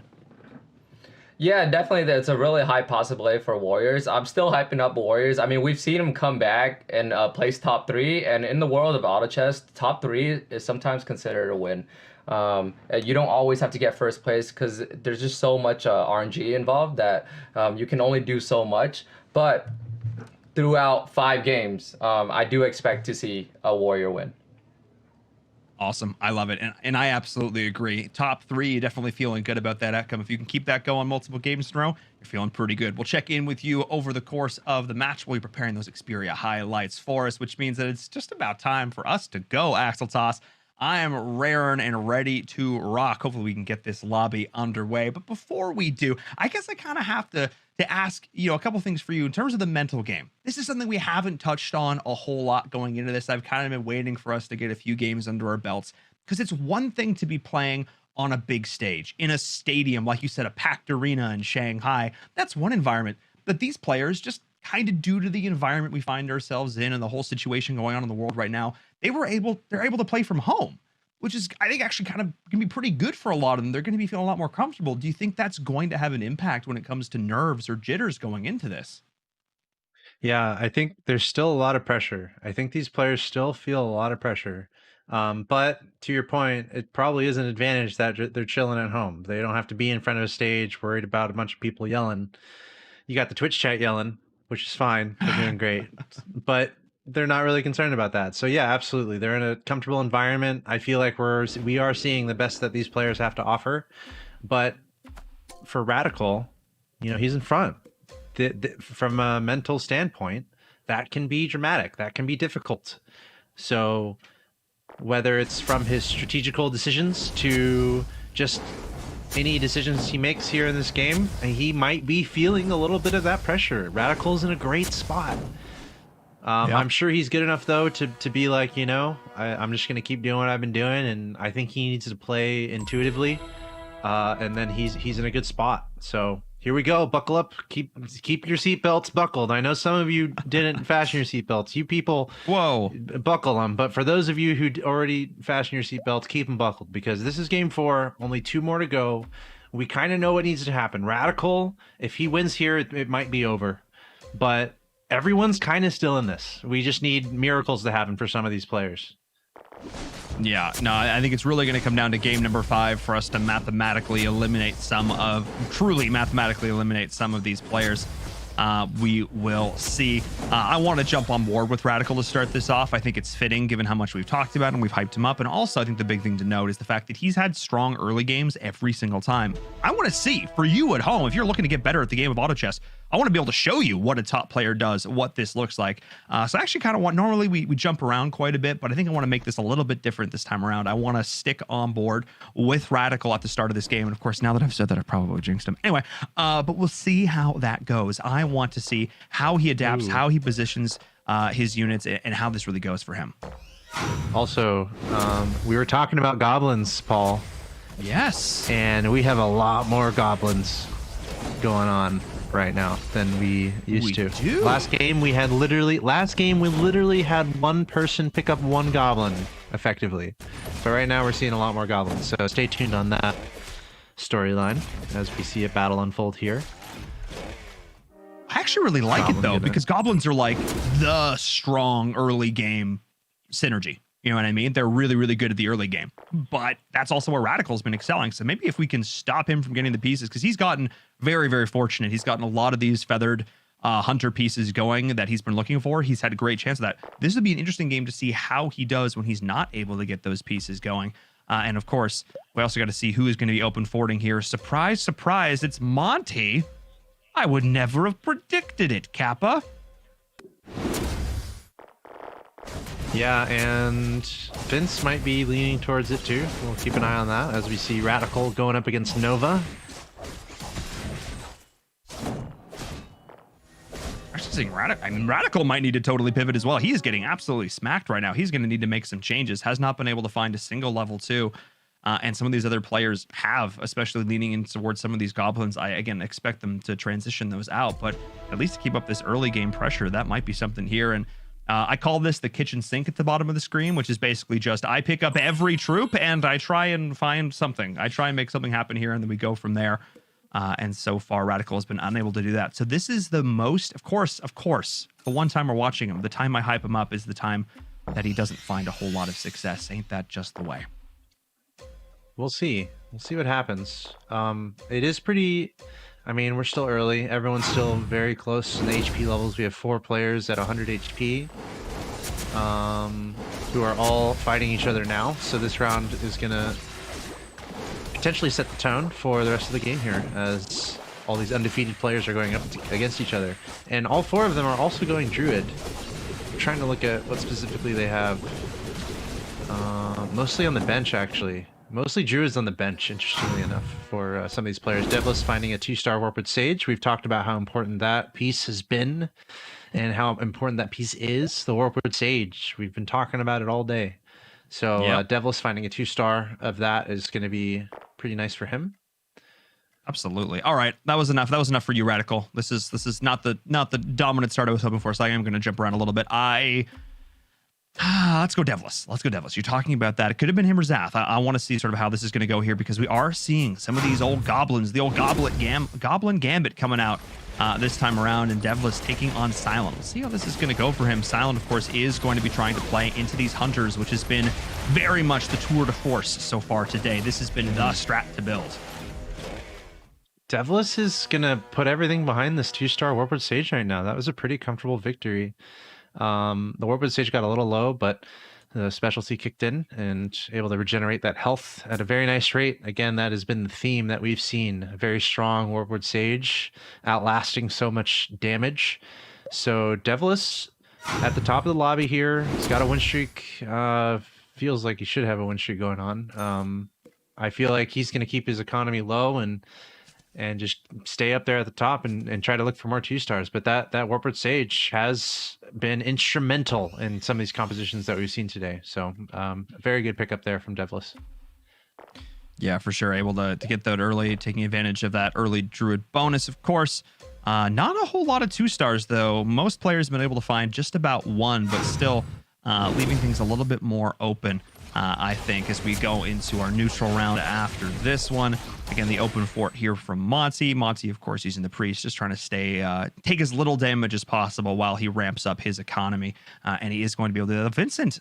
Vincent's almost the exact same economy as him, and Vincent has 95 health. He has like 13 more HP, which I think is really, really interesting here. Vincent's basically able to match him just on the other side of things up here. Not quite on a win streak, but still doing pretty darn well. And Devlis is at that point now.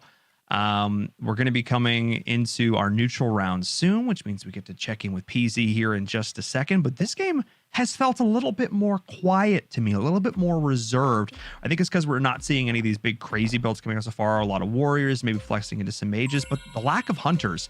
And PZ mentioned this, Axel Toss. Hunters do a ton of damage if they do win rounds, but because I think we're seeing so many fewer of them, we're seeing a much slower start this time around. Yeah, we're seeing a lot of different directions, a lot of different builds, and this PZ was alluding to it also, how we've kind of seen the same builds. This is game 4, only 5 games today. What differences will we see? Will we see different builds come out? And it's interesting, Vince is actually getting a head start into Mage, which I think is pretty interesting. The only player right now doing that, and we haven't necessarily seen it that early. Vince is already going in that direction, so just lots of differences across the board here, which is pretty exciting, I think. Absolutely. And it's round 10. PZ, it's time to check in, see how things are going. What is jumping out to you, sir? Yeah, you never know where this game is going to take you. I mean, in the last 3 games, we saw a bunch of Hunters, and you saw how Hunters really set the tempo of the whole lobby. Here, this game, you guys made a good point on...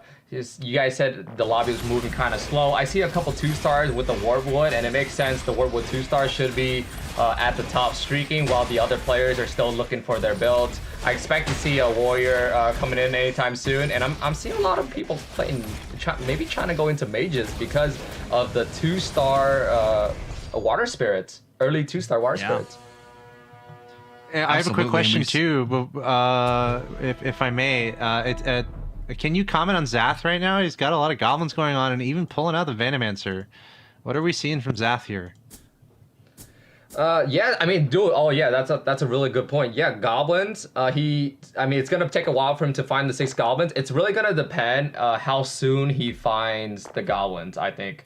But the problem is, I mean, even though goblin is a good build right now and they're strong against hunter, we're not seeing a lot of hunters this round, and we're seeing more mages. And goblins, they do not do well against mages. So even though if you got the goblins, I don't know if it's gonna be a right build to go into this game. Yeah, I think he's just kind of going it because he's realized that it's been uncontested every single game so far. It's sort of been the black sheep.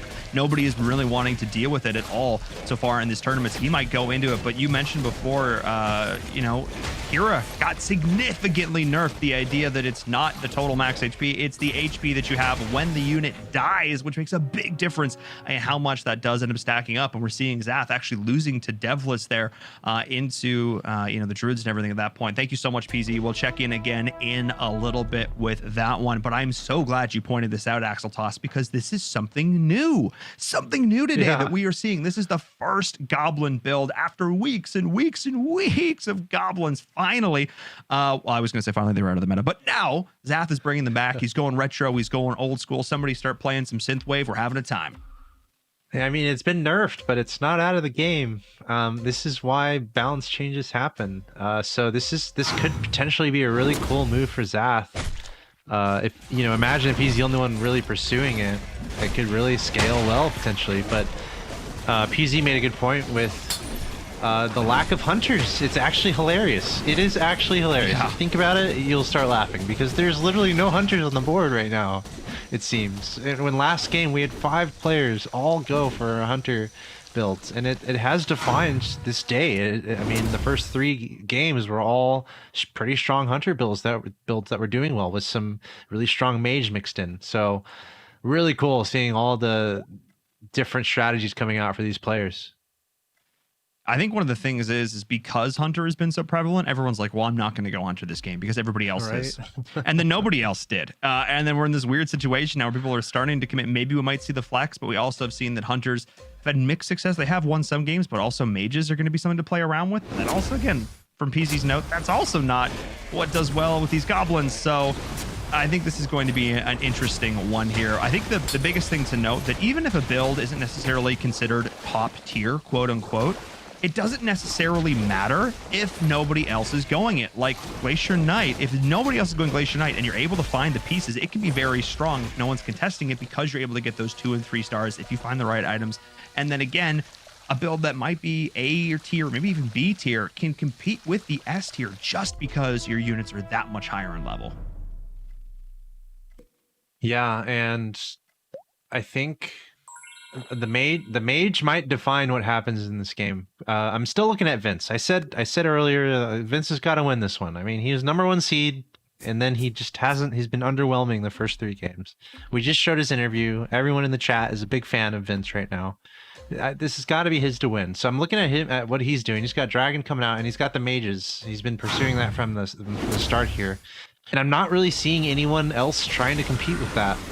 As far as no one else is really going for mage composition, so I'm wondering if that's going to kind of define this game. If Vince can get a mage composition going, we've seen how strong it is, and if Vince goes unopposed, what might match up to that?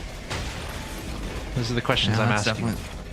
Yeah, I mean, those are very good questions because we've seen Mage even overcome like the Marine. You know, again, a BKB on a carry just totally in the right situation can shut down those mages, and we're actually seeing it lose here. Mage is one of those comps that takes a while to get online. It's going to take a lot of HP to get there because something people need to keep in mind, HP is a resource. Anybody who opened forts with any consistency knows that just like your gold, just like your income, your health is something that you can spend. You can choose to take that damage early to put yourself in a good spot to get the economy to then eventually be able to get the right pieces on the board to make those wins happen. And we're seeing this now with a lot of players over that, actually over that 50 mark. And that's really where you want to be at this stage in the game, getting that 5 additional interest every round.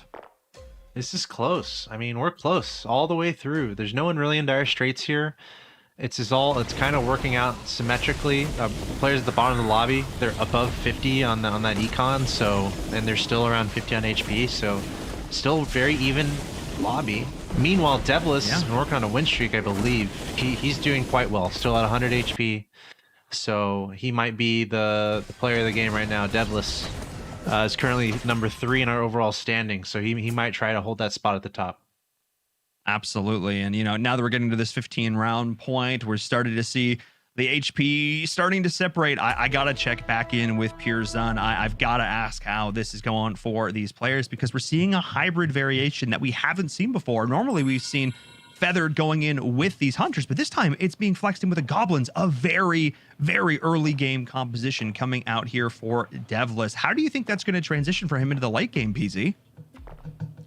Okay, so right now everyone is a very interesting lobby. Everyone is starting to get a little more creative. Devless, he's in a good spot, but if he doesn't figure out some kind of build to go into, I mean, I guess he can go into Feathered, which is pretty open, and he will be able to keep the top. But as I mentioned before with Feathered, if they don't get their value in the early mid game with Hunters, I don't know how well they're gonna do late game.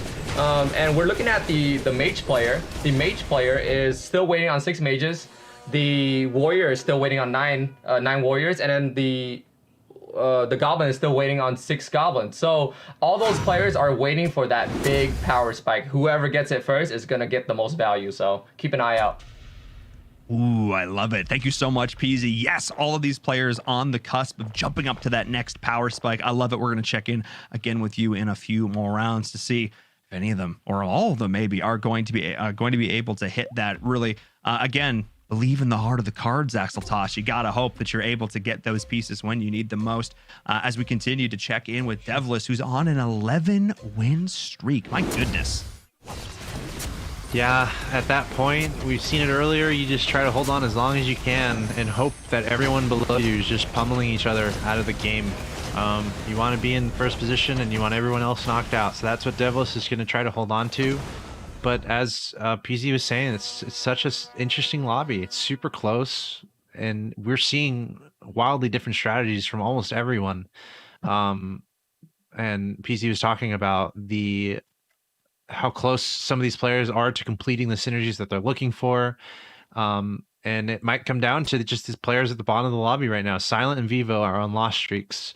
Arguments on to whether or not those are on purpose could be had, but at this point they're probably feeling a little nervous. This is a championship event and they're at the bottom and they've got loss streaks going on, so they're gonna need to try to bring it back pretty soon here. But I'm still keeping an eye on Vince. He's the mage player. We've seen that be very strong today, so we'll see what happens. Absolutely. And I want to make a note. I think this is the first time I've seen this in a competitive game. Vivo has 11 potential synergies going on right now. He's able to take out Vincent, which is incredible, but he's, the divinity is really the only one he's really got going along with that wizard, but he's actually got 11 little bits of things. He's so many places he can go with this build here, but he's finally ending that loss streak down at the bottom. Did have to spend a little bit of his gold to get there, but he's not super far ahead when it comes to that experience. He's at level 8 with everybody else. So at the end of a successful open fort, you generally either want to be ahead in terms of levels, like we've seen Monty do in past games, or you want to be in a really good position in terms of your build. And I'm not actually sure that he's really in either of those spots. Yes, he did just win that last one, but I'm not exactly sure where he's going to take this. A lot of big question marks. And I think it's so interesting. I'm going to ramble a little bit on this one. The idea that last game, everybody thought they knew what the best build was. Everybody went Feathered and Hunter. And now it seems like everyone's realizing, wait a second, we all can't go the same build. Now we've got to get creative. And we're seeing a polar shift in the thought process in this game, Axeltoss. And I love it because it's so contrary to what we saw in the last game. Yeah, and for Vivu, you have the divinity bonus, which affects abilities where the synergy is not happening. So that pretty much explains why there's not a lot of synergies right now for Vivu. He's just leaning into that divinity, and that's also curious because is this lobby the environment where that can work, where you can't really pick one, so he's going divinity and just getting a bunch of different synergies, and maybe he's obstructing some others who are trying to build a certain way by doing this. So just super cool. A lot of interesting little strategies happening all across the board. Still a close lobby relatively. Like we have pretty much the entirety of the lobby with the exception of Devless are within around 30 HP of each other. So super close. Everyone's come to play, and we're starting to see some really cool creativity from everyone. Absolutely. And as we get to this 20 round mark, I want to take a look at the Warrior player. And I want to chime back in with PZ, who's standing by once again. Talk to us a little bit about the Warriors and talk to us about that Divinity build, because it actually looked like it was starting to come online for Vivu. Yes, we do see Divinity coming back into the meta. They're not as strong from previous metas because of Hunters, especially. Hunter Ignis is one of the one of the things that Divinity hates the most, right? And this lobby, because there aren't a lot of Hunter players, Divinity might be a good call here, especially going into three Warriors. Now, the only thing I'm worried about for the Divinity player from with Vivu here is that he has to figure out how he's gonna deal with the Mage player coming from Vincent. And because that's gonna be his next, that next person that's gonna be able to knock him out. So definitely keep an eye out. If he pulls the Water Spirit 3, he definitely has a chance to come back. Ooh, I like it. Yeah, looking for that big 3-star, especially that Water Spirit. That Wave Slash can do so much damage all the way across the board. That massive AoE. Definitely be keeping an eye on that one. Thank you so much, PZ. We'll check in with you in a little while here as we're watching Nova facing up against Silent. Two of these players who have had pretty good days so far, but still need some big performances if they want to walk away with that championship spot. And it seems like Nova is barely going to be able to eke out the victory here. Axel Toth, that was pretty close. Yeah, Nova, he's number 2 overall, so he would love to have a good game here, and he's definitely keeping a close eye on Radical. Nova's goal right now is to outplace Radical. That's basically what he's looking for, because he's going for that number 1 spot. But yeah, this is so close, man. It is so close. And also something else I wanted to comment on is the economies. Think about the game. You guys in the chat, like your typical game, the amount of money everyone has. Right now, no one has money. A depression has hit the economy here in this game. Everyone is rolling down. Everyone is trying to find the pieces they need. I feel like there's a little bit of desperation there, and I feel like some people are thinking, you know what, I have to. Everyone else is rolling down. I need to find these pieces just to stay alive, because everyone's so close. Look at this. It's literally 15 HP between number 2 and number in the bottom. Like, it's so close. Oh my goodness, and speaking of so close, we just saw the 2 Warrior players, the 2 9 Warrior players battle it out there. Oh my goodness, that was nuts. We just saw Radical and Nova. Actually, it was Monty and Nova. Of the 3 Warrior players go toe to toe, and it was down to the wire. Warrior seems to be the name of the game. It's like they heard me in our pregame. It's like, is Warriors going to win this one? Everyone's like, I'll do it for you, and Verum, I'll play Warriors. I don't think that's what happened, but that'd be kind of cool. But in any case, like you said, look at this: 45 to 24, 20 HP, and then Devless, who has gone on the streak of his life all the way back up there at the top. We're looking up against Vincent right now from Nova's POV, and Vincent seems to have gotten the composition online because Nova just got wrecked. Yeah, Vince is still the only player pursuing Mage, and he's got 6 Mage going on, so I said it earlier, it can be very strong, so Vince might be feeling okay. Again, he has 1 gold in the bank. No one has money. I was being literal. Like, no one has money right now. Everyone is staying super low econ. Except for Devless. Devless is the outlier. Devless is the outlier. And PZ mentioned earlier. He's spending it all. He just spent it all. Oh yeah, he spent it all. Okay, Monty has the most money. Monty is king. There we go. There we go. But PZ was mentioning earlier the Warpwood Sage and how that might end up being an anchor for Devless. And guess what? PZ is right again. Warpwood Sage, 3-star now for Devless. The only, I guess, Silent has found one, but he's at the bottom of the lobby, so he might be a little nervous. But Devless, that's been the anchor for his huge win streak here, and he's trying to carry that as far as he can.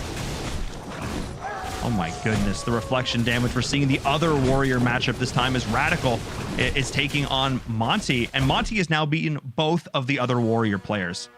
That's huge. Though as big as the Warpwood Sage is being here up at the top for Devless, who's still on that streak, I should note, the Warrior play coming in from Monty has just been a little bit better. So I think him and Vincent, these 2 builds that have been working out here, are slowly rising to the top. In this case, the Mage and the Warrior, they've been able to get it done. Oh, but Vivu, Silent, Radical, Nova, Zath, 4 of them have 16 HP. Oh my goodness. Nuts. This is absolutely nutty, Axel Toss. I guess we have to watch Vivu. He's down at the bottom. He's the odd man out in terms of the 16 HP. He feels a little bit left out, but you know what he has? He's got a level 3 water spirit. So we'll see what that's going to be able to do for him. That is pretty nice. That is pretty nice indeed, and should also be helped by the divinity bonus as well. So because the assassin synergy is not being triggered, so that water spirit is gonna be having fun, diving everywhere. I know it is the summer for a lot of people, so you might want to have a water spirit as a pet to keep you refreshed. That's what Vivu has right now. Is that smart? I don't know if that's smart, kids. Maybe I feel like the wave slash. You'd probably have be to a little risky. try off. It'd be annoying. Maybe only use them outside. Yeah, outside pet. Not you could get a sprinkler, or you could kids for only 3 easy payments of $9.99. Walk away with your very own water spirit. But maybe don't. Maybe don't. I don't know. That's up to you though. In either case, we are seeing the closest lobby yet in terms of this bottom percentage here. Again, 4 players all tied with 16 HP at the 26 round mark. This is getting down to the wire, and I would expect nothing less for our grand finals, Axel Toss. These players have been competing for months to get here, and it is all coming down to this. Vivo, he's the one with the lowest HP. Can he hang on? Can he survive? He's up against Monty, the Warrior King, and Monty is saying absolutely not. Oh, but a water there's the pet water spirit. Okay, hang on. We talked about him. 3 easy payments of $9.99. Exactly. Woohoo! That's all you want. Goodness. And you're set. All the 16 HP Vivu. players played each other. I actually kid you not. Literally all 4 of the 16 HP players played each other. Nova lost to Radical, and now it's Silent and Zath battling it out. I kind of want to head over here and see who's going to win or lose this battle. It is, oh my goodness. It's actually going to be Silent. And so Zath and Nova are now down within 1 HP of each other as well. Oh my goodness, we got to jump aboard with Zath. Zath has had the most back and forth day so far. He's either been in first place or last. It's literally been, it's a 1 or a 0. It's first or last. I feel like that was a pop punk band in the mid 2000s. This could be nerve-wracking for Radical, because Radical is in such a great spot in our overall standings, but right now he's literally 8 HP from being last. So yeah, I'm not trying to call out anything, but Radical, if he's feeling a little nervous, that might be why. Radical does not want to be last place here. I don't necessarily think it'll happen, but just things to look out for. Just dramatics everywhere here as we are watching Zath going up against Monty. Zath with no HP. He's got 8 HP left. He's the lowest in the lobby, trying to hold on. He's got the Venomancer in play, 2-star. Something we haven't seen as much after recent changes, but it looks like it's going to be okay. It's going to be okay here. Meanwhile, Radical dropping down to 3 HP right as I said it. Nova down to 2 HP. Silent down to 5 HP. This is how the rest of this lobby gets back into contention for first place, is if Radical has an off game. And we started this lobby off, this particular game, by watching him, and he didn't have his trademark dominant start. It's been the Devilish show all the way through. Devilish, he was 28 rounds. 28 rounds, actually. This is absolutely crazy. So we have to watch Radical. I also think it's interesting that, we did see the hardcore carry there with the Venomancer coming out from Zath. No spirits really coming into play, which is the counter to those melee hard carries, which is part of the reason why we saw them fall off in the first place. But this time, it's Radical. He's going up against Silence, and I think he's going to be able to hold on here. I think he's going to be okay. It's this Warpwood stage at the bottom that I'm worried about, but it got doomed. It doesn't have the leech seed. That's actually huge. Well, that's it. Yeah, should be okay here for Radical, and he might actually knock Silent out. That is huge. Yeah, he's fine. Is Zath knocked out too? I think Zath is out too. Zath's an 8. 1 or 8. Pick one. Ideally, I think you want the 1. Okay, Oh Radical goodness. can breathe a little bit better, but still, that was so close to him being not in a good spot. He got a really good draw there. Imagine if Radical had gone up against Devilish there. Or Vince. Ooh. No, he matched up against Silent, someone he was able to take out, and now he's avoided 7th and 8th. So Radical is still holding his breath. He is indeed, but I know someone who's not holding their breath, who in fact does want to chime in on all this action. PZ, you're standing by. You've been watching this as well. This lobby went from wild to just plain insane. Right. Honestly, right now, anything could happen. I see Vincent still doing really good with his mages. I see Monty with his 9 warriors. Devless holding his lane really well with the Warpwood 3 and with the early Scryer. He also got the Dark Spirit. But the important thing to look at here is, where is the gold? Why do none of these players have any gold? So with that being said, they're just trying to hold on. They're not even trying to go for the late game anymore. They're not trying to get first place against Devless. They're just trying to hold on with all their gold. Even Devless spent all his gold. So he's trying to push players out before they come back on him. Crazy. For sure. And Devless did actually lose his first round there. And Radical did get knocked out as well. Axel Toss, did you have another question you want to ask PZ before we say goodbye? No, I'm holding my breath at this point. This is craziness. I mean, it's just wild. Pirzan, we're going to check back in with you at the end of the game for our Xperia highlights. But oh my goodness. Radical out, by the way. Oh yeah. No, he's out 3rd to last. So not a full 8th place.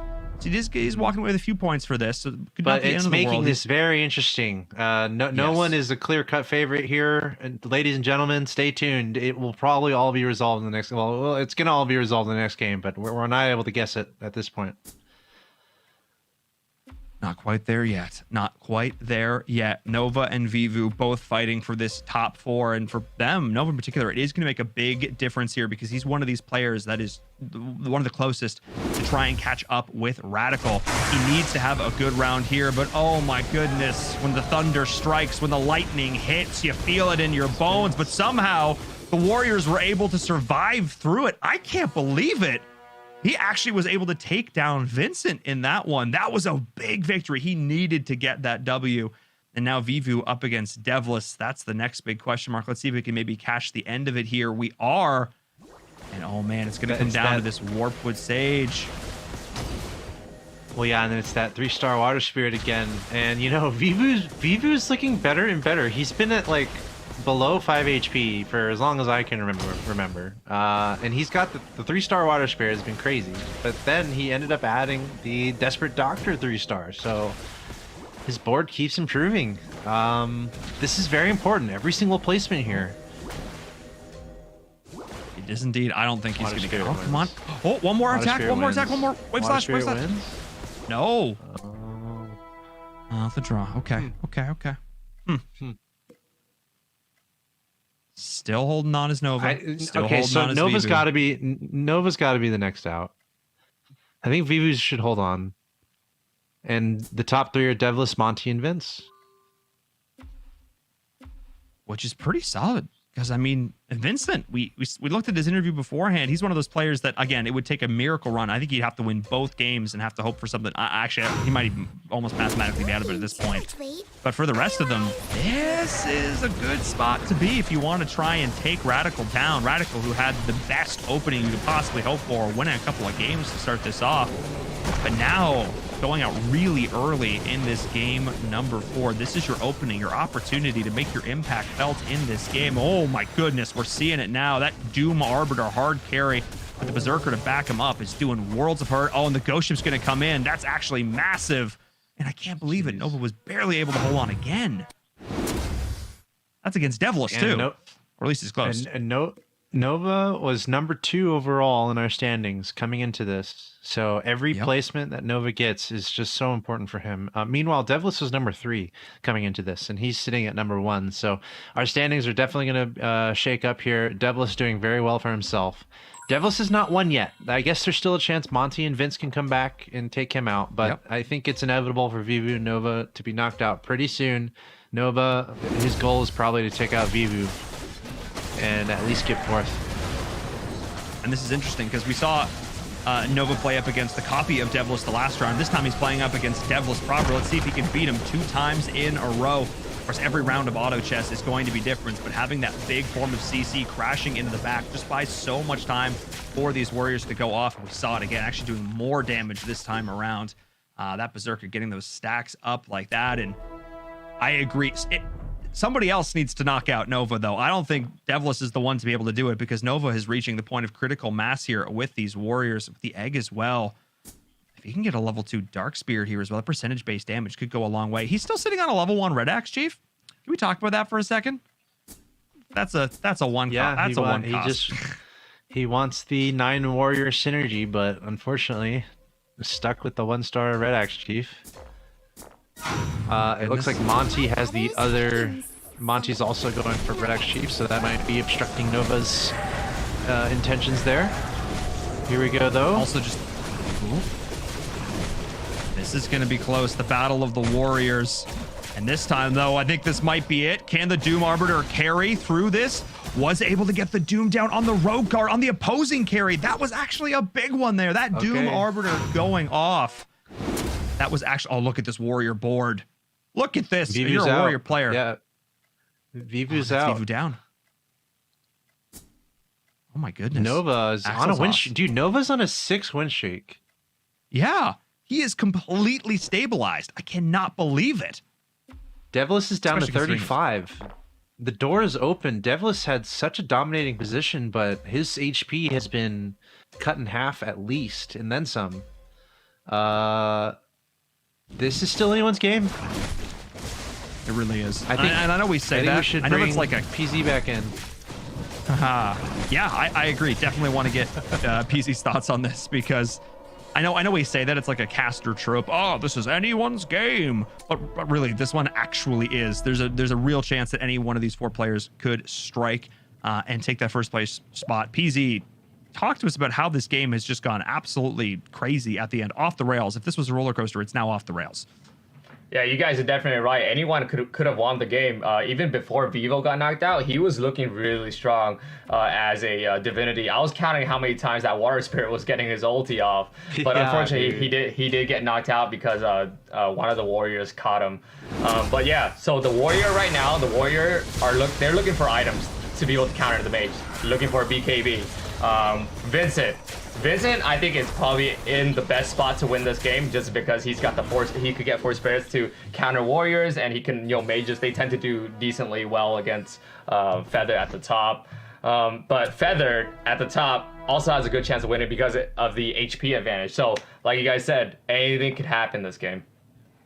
It could, and Nova actually did, despite the fact that he didn't have the MR, actually did just take down Vince in that last one. The mages were struggling. I don't normally disagree with my expert analysts here, but PZ, I think Nova might actually be able to do this here. It's going to be close, but I cannot wait to see the items, like you mentioned before, are so important. We'll check in with you at the end after this 4th and final game for our Xperia highlights, but I want to stick on board with Nova, the man on the 7-win streak going up against Devlis. He's beaten him the last few times these 2 players have fought, but I think this one is going to be the decider this time around. Can he keep the streak up? I'm not sure this time because of the spirits. That is actually going to be it, making me eat my words. Nova's out. Nova was able to outlast Monty, though, which is crazy because Nova was at 2 HP forever, and Monty was at like 20 HP, 15 HP. Nova outlasting Monty, and now it's Vince and Devlis. And then there were 2. Yeah. This is crazy. Then there were 2. Game number 4 of 5 today. So close now. And again, because Radical went out so early and some of these other players are doing so well, there is a real fight for first place. This championship is not decided yet. Vincent, the player that PZ called to win, going up against Devlis now. And this is just a pixel bath on the screen in front of you. All these spells being cast left and right. And it's all going to come down to if they can take down the old Warpwood Sage. And no. The answer is no. That is a good question, though. That is Vince knows that is what he needs to break in order to take down Devlis and have a chance here. The 3-star Warpwood Sage from Devlis. He's also got a 3-star Whisper Seer. Can Vince break through that? Can he break through that somehow? He was so close to getting the level 2 God of Thunder. He sold his Frostblaze Dragon. He's just going all in, and this is going to be potentially the final round here if Devlis can get this. He's 3-4 against him. He's got the losing record, but the spells need to try and connect if they can. Even with the Kamehameha in the back, it does not matter because this Warpwood Sage is just so tanky. And Axel Sauce, I think this is going to be it for game number 4. I think Devlis is going to take it. Devlis, who went on the insane spree in this game, who's up at the top of the leaderboards the entire time, is going to walk away with the win here. That is huge for him in game number 4. That was exactly the kind of performance he needed coming into this in 3rd place. Yeah, and some people were alluding to it in the chat, but Devlis having that just winning streak the entire way. Everyone else in the lobby was just scavenging, trying a bunch of different strategies, spending all their money, trying to pick up the pieces they needed, because everyone's like, you know what, Devils has got this. He's beating everyone up. We just need to outlast each other. And Vince did a great job.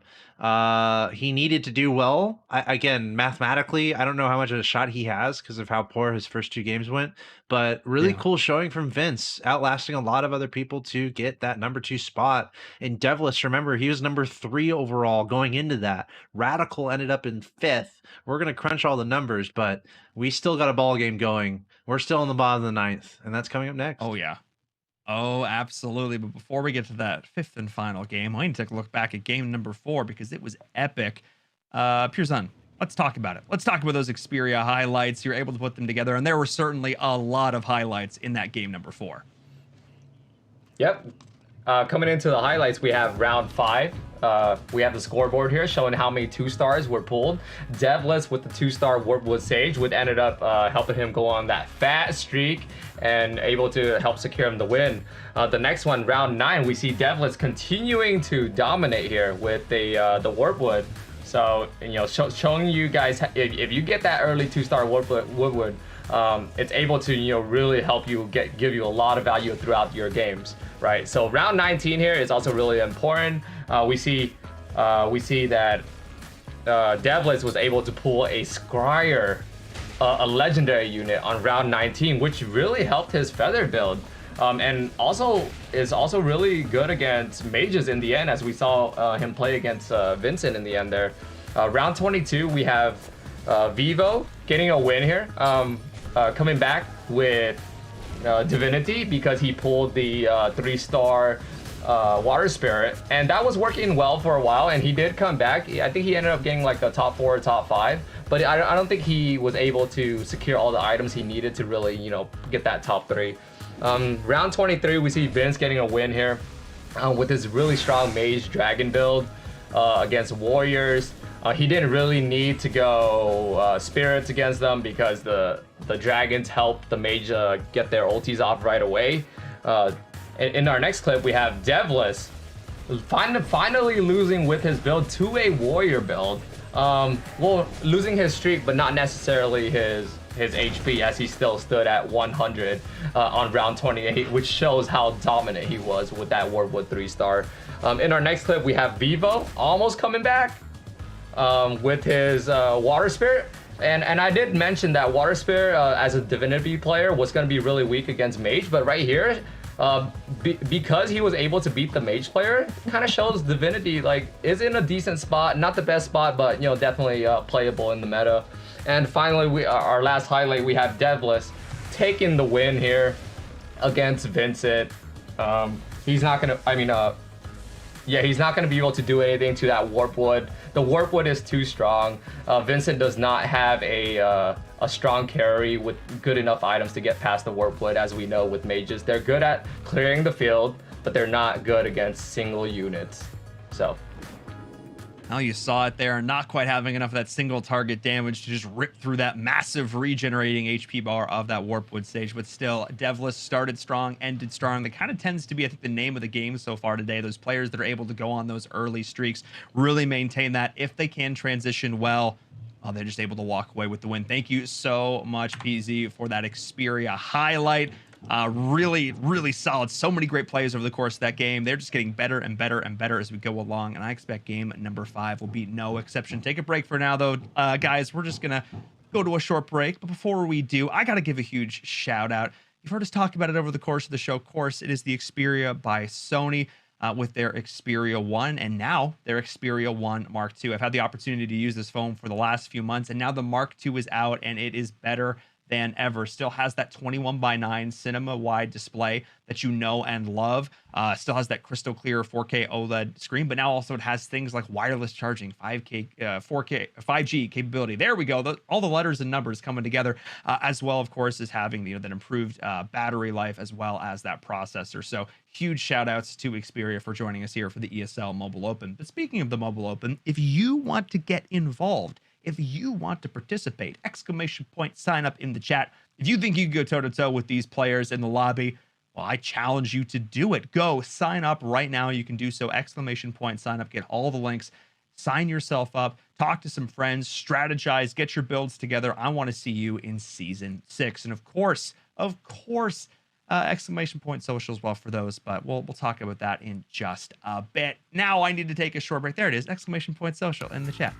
There we go. We're gonna go to a short break because when we come back, it is our 5th and final game. We are going to crown ourselves a champion. Please do not go anywhere.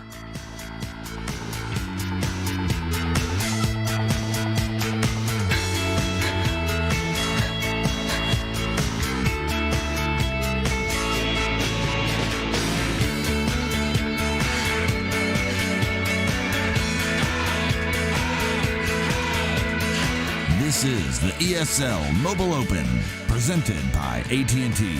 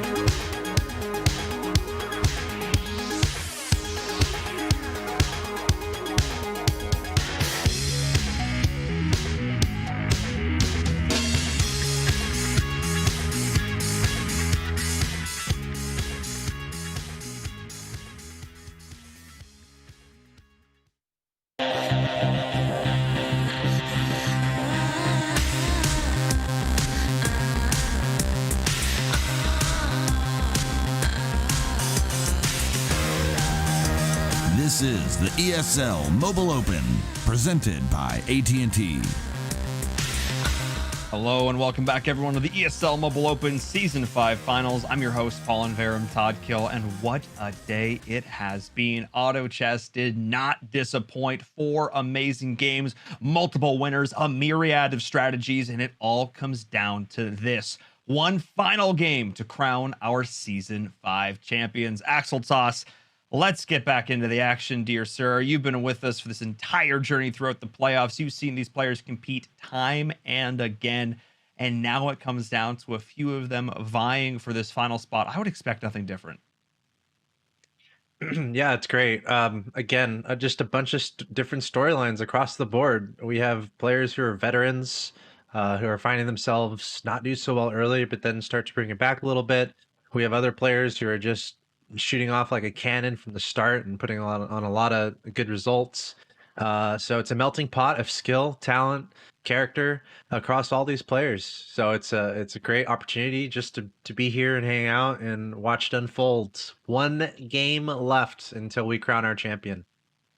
I love it. It all comes down to this, and with the scores this close, it kind of almost feels like a bit of a best of one. PZ, you've been in this situation before. The pressure is on, the pressure that all these players are facing right now. As the mentality, with the mentality of a player, how do you have to look at this? Do you try and change things up, or you just try and play your game?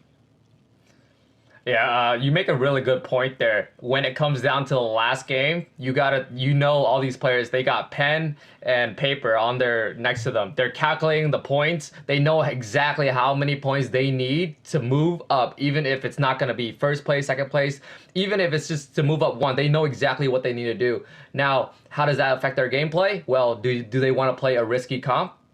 A high risk, high reward comp that can maybe get them first place, or do they just want to play a comp where they can maybe go for top 5 and maybe just secure where they at and maybe not get bottom 8, right? So that's what it comes down to: be risky, high reward, or maybe play a comp that's less risky and just hold where you're at and get some money.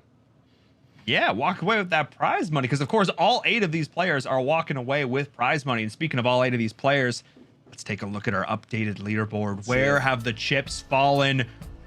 4 points. Oh boy, Devless with that win is only 4 points behind Radical, who is so far out in front, and Nova is still 1 point behind. So now this has really become a 3-horse race. I guess technically if Radical, at this point with Monty, it really just comes down to Radical, Devless, and Nova. These 3 players, the ones we necessarily thought with Vincent up at the top and maybe Monty as well, they're kind of out of it now.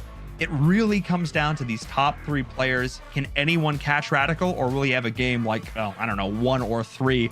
Pick either one, because he won them both. He has been looking so solid all night long. PZ, I'm going to throw this one back to you, because you just had some interesting points about what kind of strategy that you want to pick here. Devless and Nova, if you're them, definitely look towards risk reward. But one of the lower guys, do you think maybe you just play a little more consistent to try and make it into that top 4? If I were these players, for the bottom players, I think I'd go for a risky build, some open 40 build that can maybe like Glacier Knights, Insectoid, something like that. They're gonna lose, so if they could get a first place somehow, it could bring them up really high. Where if I was Radical or maybe Devless, I'd probably just stick with Hunter, Feathered, or Warriors. Interesting, because I look at it from a fundamental, you know what, maybe that's not why I'm not a top player, because I look at it as the totally opposite way. I would think if I'm up at the top, I gotta risk it. Now I gotta go all in. But I love the fact that you're like, no, man, when you got that safety, you gotta play smart. I love the fact that we're on these totally different wavelengths. Axel Toss, I'm not going to ask you to tie break, but I'm definitely going to get your thoughts on this particular situation as well. If you're already up at the top, do you go high risk, or do you try and play a little more consistent and hope that your opponents drop the ball? Yeah, I want to drill into PZ a little more here, because what's great about this is 5 games. So these guys have played against each other for the past 4 games, right? I mean, PZ was mentioning writing things down as far as standings, but also the strategies that we've seen. So it's like we saw a lot of Feathered Druid, then we saw Hunters really come into play, then we saw a couple Mage builds do really well. So all these players are thinking about all of this. So I'm just going to throw this straight back at you, PZ. based on these strategies that we've seen, I feel like there's a little logic that can be applied on what we're most likely to see here in game 5. Yeah, I mean, we see a couple patterns here and there, like Monty being really, being as known as like an open forward player. Radical, he's really good with meta builds. And Vivu, I think he's the only one that kind of like played more creative builds. Maybe Zath a little bit. Also, I see a couple people going to mages, but honestly, all these players, they know how to play every single build. Right, so this one is really hard for me to predict in terms of what build they're gonna play, but like I said, the people at the top, they're gonna stick to more meta builds. People at the bottom, they're gonna have to play risky a little bit. That's just yeah. That's the name of the game. That's the name of the game, because everyone is just trying to catch. No. Hold on. We've so many interviews over the course of tonight. We have so many interviews, and it would make sense going into our final game that we show the interview of the player in first place, Radical, who has had such an amazing day. I want to get his thoughts, his perspective going into this, because he could theoretically be crowned our champion here. He's just got to play smart. Let's hear this interview and get his thoughts going into this final game. I am here with Radical going into our final games here in our grand finals of the ESL Mobile Open Season 5. Welcome, sir. I have been asking a question to a lot of the folks doing these interviews, and it's particularly pertinent in games like PUBG Mobile and Auto Chess, because for a lot of folks, they don't often know if they've qualified for the finals until the very last game. How did it feel for you when you realized that you qualified? So I was in a pretty unique position. I had quite good days 1 and 2. So I knew that unless I had a pretty insane choke day 3, I was pretty much safe for the top 8. So I was more like looking around for like which other players would make it.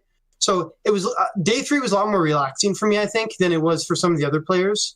So I was still quite happy when I made it, but I wasn't really nervous coming into day 3. So.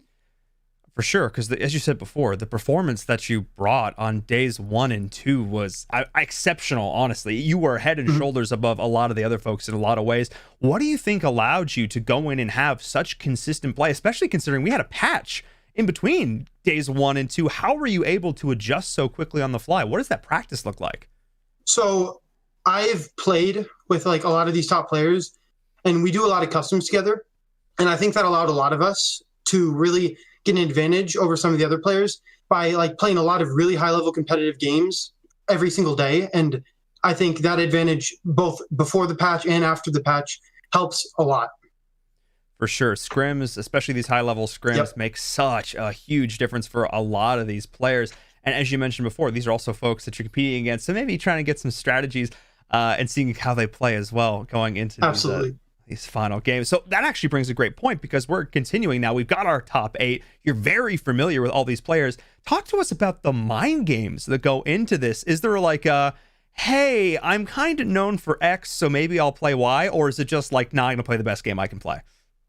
There are certain players who are definitely, they're more well known for certain strategies. But at this level, pretty much everybody's able to play everything when the time calls. So I think there's not really mind games outside of like, we're not really sharing like our knowledge of the meta at this point. We're not like saying to one another, oh, this is good or this is good, because, we kind of want to have that slight edge. But besides that, I think it's just a normal competitive game. For sure. Again, no, everybody wants to keep those strategies a little bit closer to the chest. But do you have any final words for your competitors before we go into these games? I'm excited. I think I'm very confident going in, but I also think that over 5 games, anything can happen. So whoever wins, congratulations to them, but it should be fun.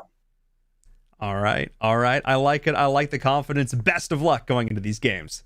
Thank you very much. No matter who walks away with the win, it's going to be fun. Yes, it has. After 4 games, we can conclusively say that, but I love how we touched on the same thing that you mentioned before, PZ. At this level, anyone can play anything. I think that's really the hallmark, the staple of the players that have made it here to the playoffs and to the top 8, the idea that all of you have the ability to play any single one of these competitions. Would you say, as an up-and-coming player for Auto Chess, that ability is something that that skill is something they should be looking to hone? Yes, that's something you want to be able to do once you get to the top level. But as a new player, if you're coming into the game, I think the best way to climb, really learning the game, is just play one build. Okay. Depending on where you, I think there's a lot of merit to one-trick ponies, right? I think you learn a lot from the game just playing one meta build. Once you master that one meta build, you're able to kind of use that and adapt to other things.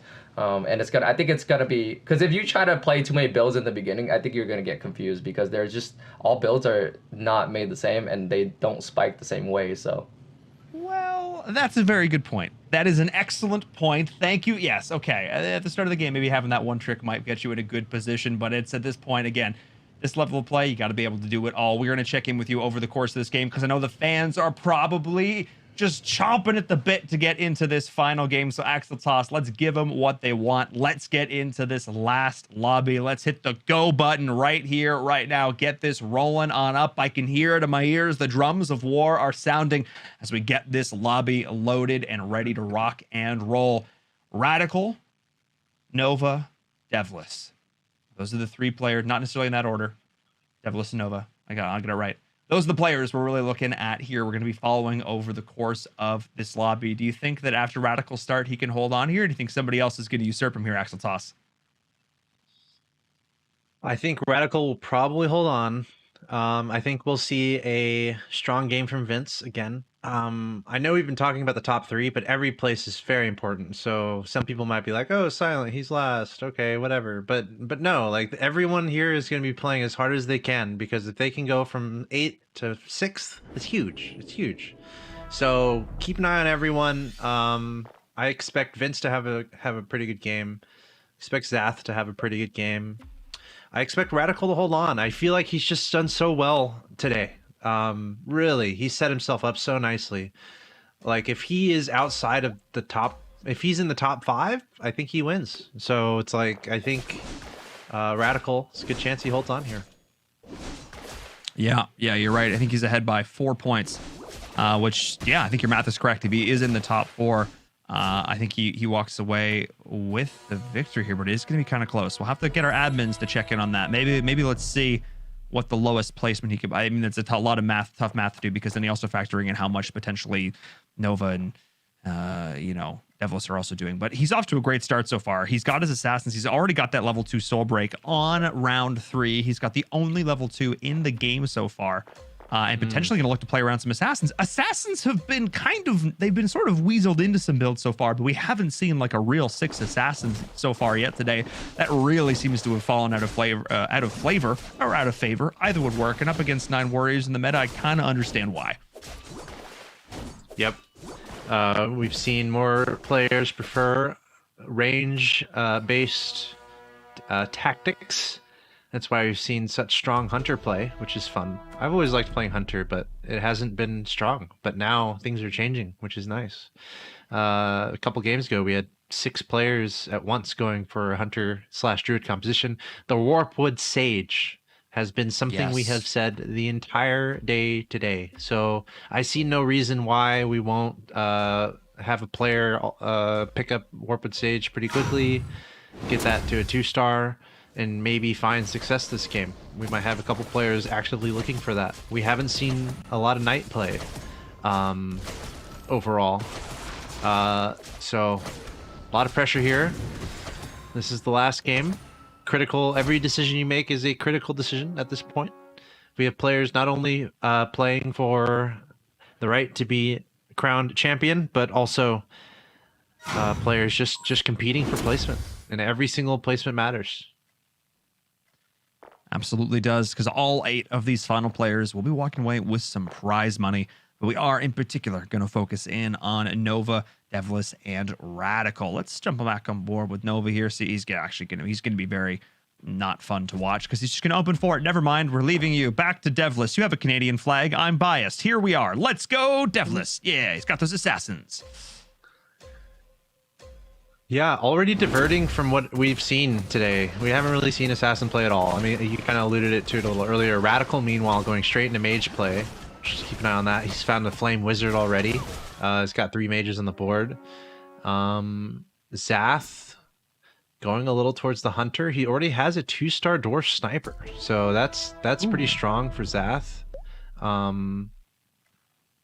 So he's certainly going to be leaning into that hunter action, and also that's actually really looks good like he's got some druid action going on too. Kind of got to keep an eye on the druids. As I mentioned, the Warpwood Sage has been such an anchor for players today. Zath's in a pretty good spot, honestly. He is actually, This the 2-star dwarf sniper hunter action going on. It is, because I mean, and again, Zath's been one of these players. I mean, he's going against level 2 Hell Knights, so that'll be interesting to keep an eye on. Okay, that just got deleted. That Hell Knight is just so tanky in the early game.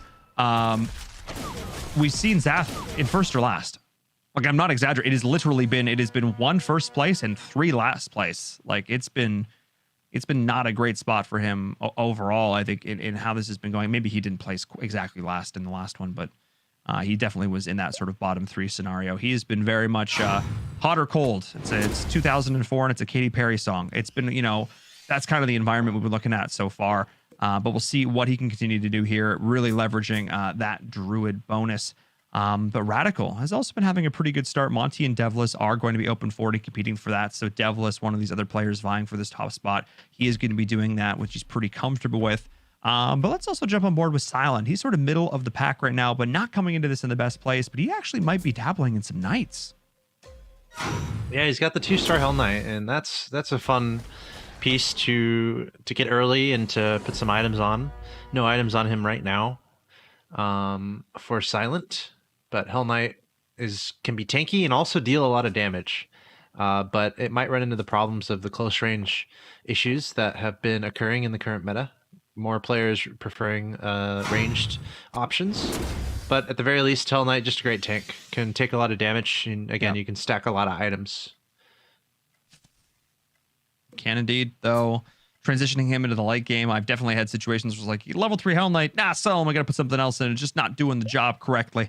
So we'll keep an eye on that for sure. But let's jump on board with Nova. Not having the best luck in terms of HP. He's now deciding he's also going to join Devlis with the open fort. Oh my goodness. 3 players going for this. And 2 of them, they both dropped because neither one of them wanted to be there. Oh, and Devlis did it. Oh, okay. Oh, that's so funny. Oh, okay. So what we just witnessed there was Nova trying to open fort, keep the lost streak alive, but he went into Devlis when Devlis realized that Monty and him both pulled their troops and they realized that Nova was joining them on that last run there. And Devlis was able to keep that lost streak going. That's actually amazing. Nova just got a little bit wrecked right there. Yeah, and that's super important because, ladies and gentlemen, Nova and Devlis, they're in our top 3. They're both gunning for first place. If they do well here and Radical doesn't do so well, they might become the champion of the ESL Mobile Open for Auto Chess. So, it's a game of millimeters, tiny decisions that can have a huge impact on what happens to you in the game. So, again, Devlis and Nova, we're keeping a very close eye on them. Radical, still the only player really going for Mage, and that might be a tactical decision. We've seen how strong Mage has been, but we've also said, okay, Mage doesn't really win. But what we have concluded is that Mage is strong. So maybe Radical is like, you know what? I don't need to win. I just need to be strong. So that's why he's going for Mage. Yeah, he is indeed. I mean, it's one of these situations where you just have to really just, again, try and find that open lane, as it were. So we'll definitely keep an eye on that. It is round 10, though, so I want to get PZ in on this as well. I want to get his opinion on how this is going so far. Yeah, so right now, I like the decision coming from Radical. I think he's playing a very safe build, which is Mage. I think I'm a little worried about the 3 loose streakers because they all can place top 3 in terms of getting top 3 on the scoreboard. So I mean, if they're all gonna try to lose streak here, I don't think all of them are gonna do well. Maybe one of them will come out on top, but the other 2, I don't know.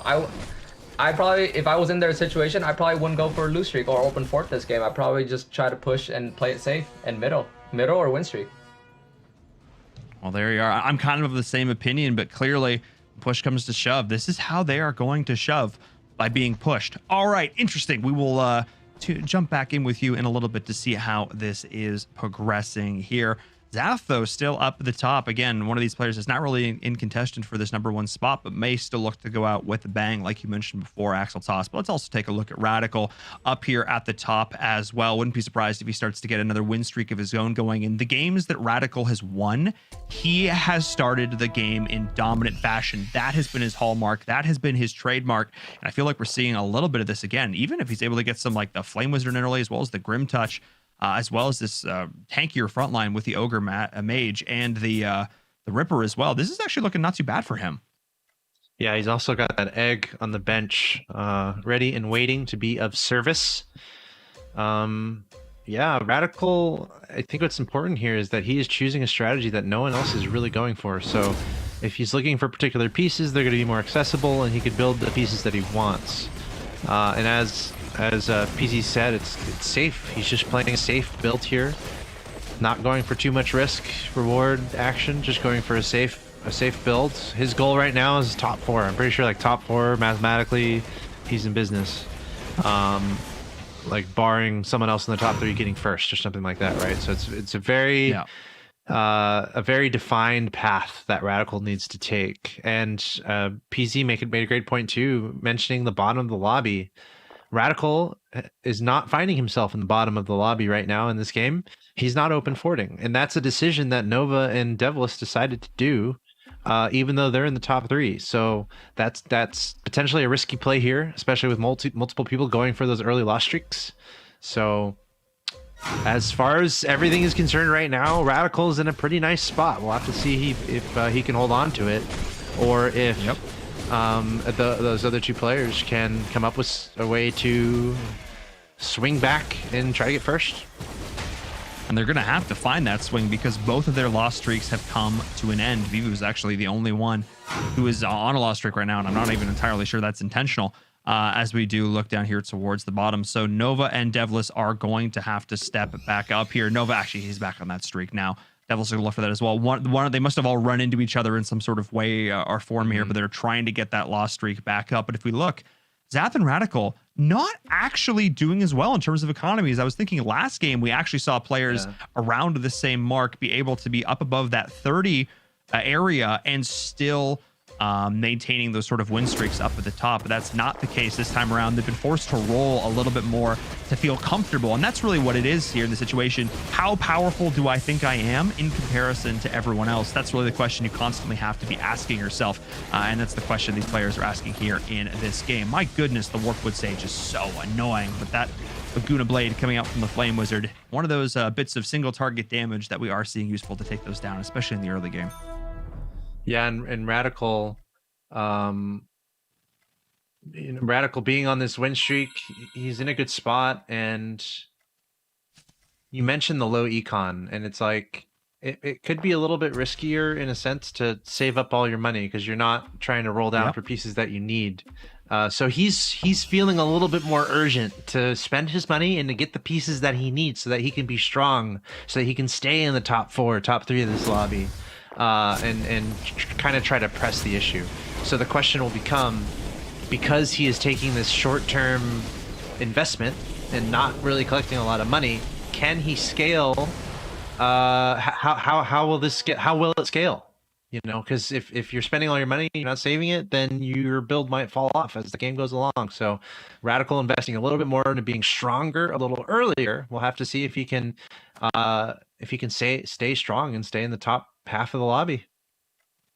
Yeah, it's a great point. Again, it's how pressured do you feel by what your opponent's throwing to the table? I also want to make an interesting note that he's actually playing around with this human build here, which did undergo some changes. The idea that he's able to get additional XP, not really something we've talked about or really dove into. I don't think it's something that players are really considering here, not quite enough, but definitely making humans feel a little bit more relevant. But let's dive down towards the bottom here, towards what Nova and Devilish are doing. This is just your quintessential. Oh, I maybe caught the moment. I was looking for the moment. I was like, I hope I catch the moment that we see them transitioning their builds. And I think I've done it here for Nova. I think he's lost streaked enough. He's maintained this 50. He's at level 6. And I think this is time. Here we go. Axel Toss. This is the oh no, here's the moment, because you got to go into these neutrals. You don't want to lose that round. And let's see if he's going to maintain this on the other side. PZ, do you finally think that these lost streakers are going to turn this around? Do you think they're going to keep this going for a while longer?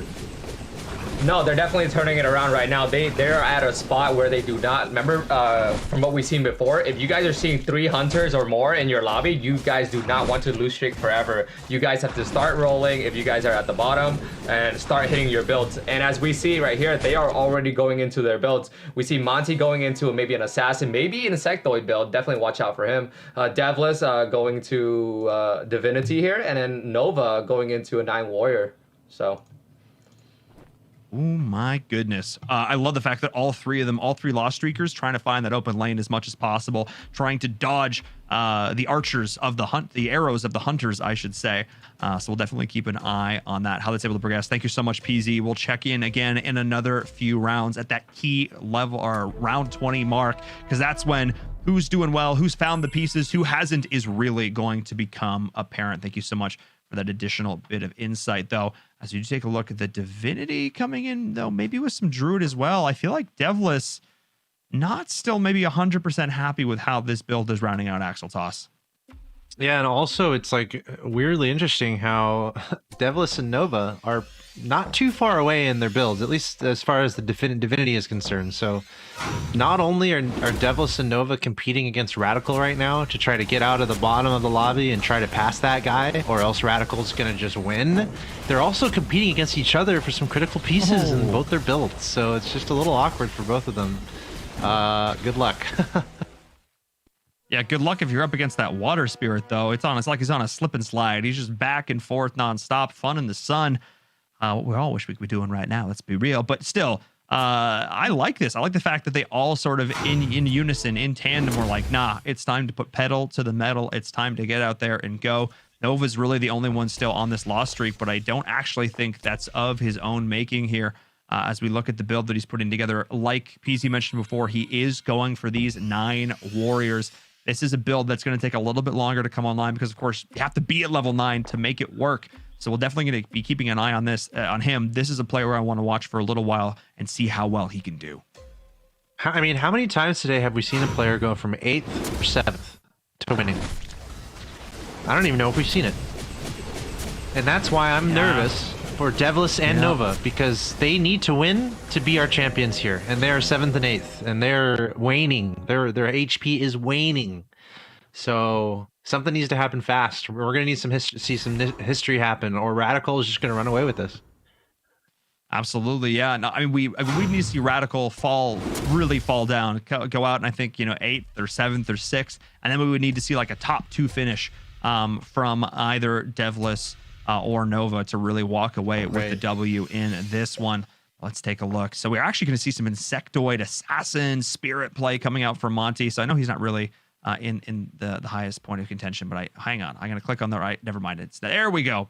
Monty? Yeah, Monty. Let's take a look. This is kind of cool. Yeah, the Water Spirit has been fun today to see unfold. We were talking about a Water Spirit pet, how nice that would be maybe for people who live in hot areas. Yes. Assuming it was nice, well-tempered and not like mean and wave slashy. Right. It's like a Pokemon. It's on your side, right? Yeah. We need wave splashy, not wave slashy. That's what we need. But like you would have to put a sign out saying beware of Water Spirit, because it's your pet. Yeah. Exactly. So that's how that's got to go. As we're looking at Vincent down towards the bottom once again, I'm just looking at the players with the loss streaks going. Nova's still in that 8 loss streak. He has got 65 gold. Nova, I would spend some money. Spend a little bit of it, please. But Vincent as well, not having the best game, not having the best day overall, actually. Started things off, I think, a little bit more of a lackluster performance than he was looking for here. Going up against Devless, who has actually found that level 3 Warpwood Sage. We need to get some items onto that for sure. But Vincent, I don't think is going to be able to walk away with the win in this round either. He is, I think, going to have to the drawing board, I think, again, if he wants to continue to participate in Season 6, looking at the way he's approaching these builds, because he just hasn't been having the most success. Yeah, and I mean, I'm sure PZ would have nice insight on that, but as far as that, like, sometimes the day just doesn't go your way. Sometimes you're just not high rolling. Sometimes you're just not finding the pieces you're looking for. And on a day where it comes down to 5 games, there's a chance that's going to happen to you. 2 out of the 5 games, 3 out of the 5 games, you're just not finding what you need. So yeah, tough for Vince, 13 HP. He's going to have to figure something out. Meanwhile, Devlis, you mentioned it, the 3-star Warpwood Sage. That might be the anchor. Devlis used to be in the bottom 2 of this lobby. Now he's all the way up at number 4. Devlis is trying to take out Radical. I think he needs to finish 2 spots ahead of him, at least, maybe 3, to become the total victor. So the dramatics are still unfolding here in the final game of the ESL Mobile Open. I love it. Wow, what a thing to say. The final game of Season 5 for the ESL Mobile Open. Pirzan, we're going to check in with you once again. Like I said, we've gotten to that sort of round 20 mark, and this game is interesting. We still have the Hunters. They're still going, but we've got some other compositions coming in as well. What do you think of some of these builds these players at the bottom are going with?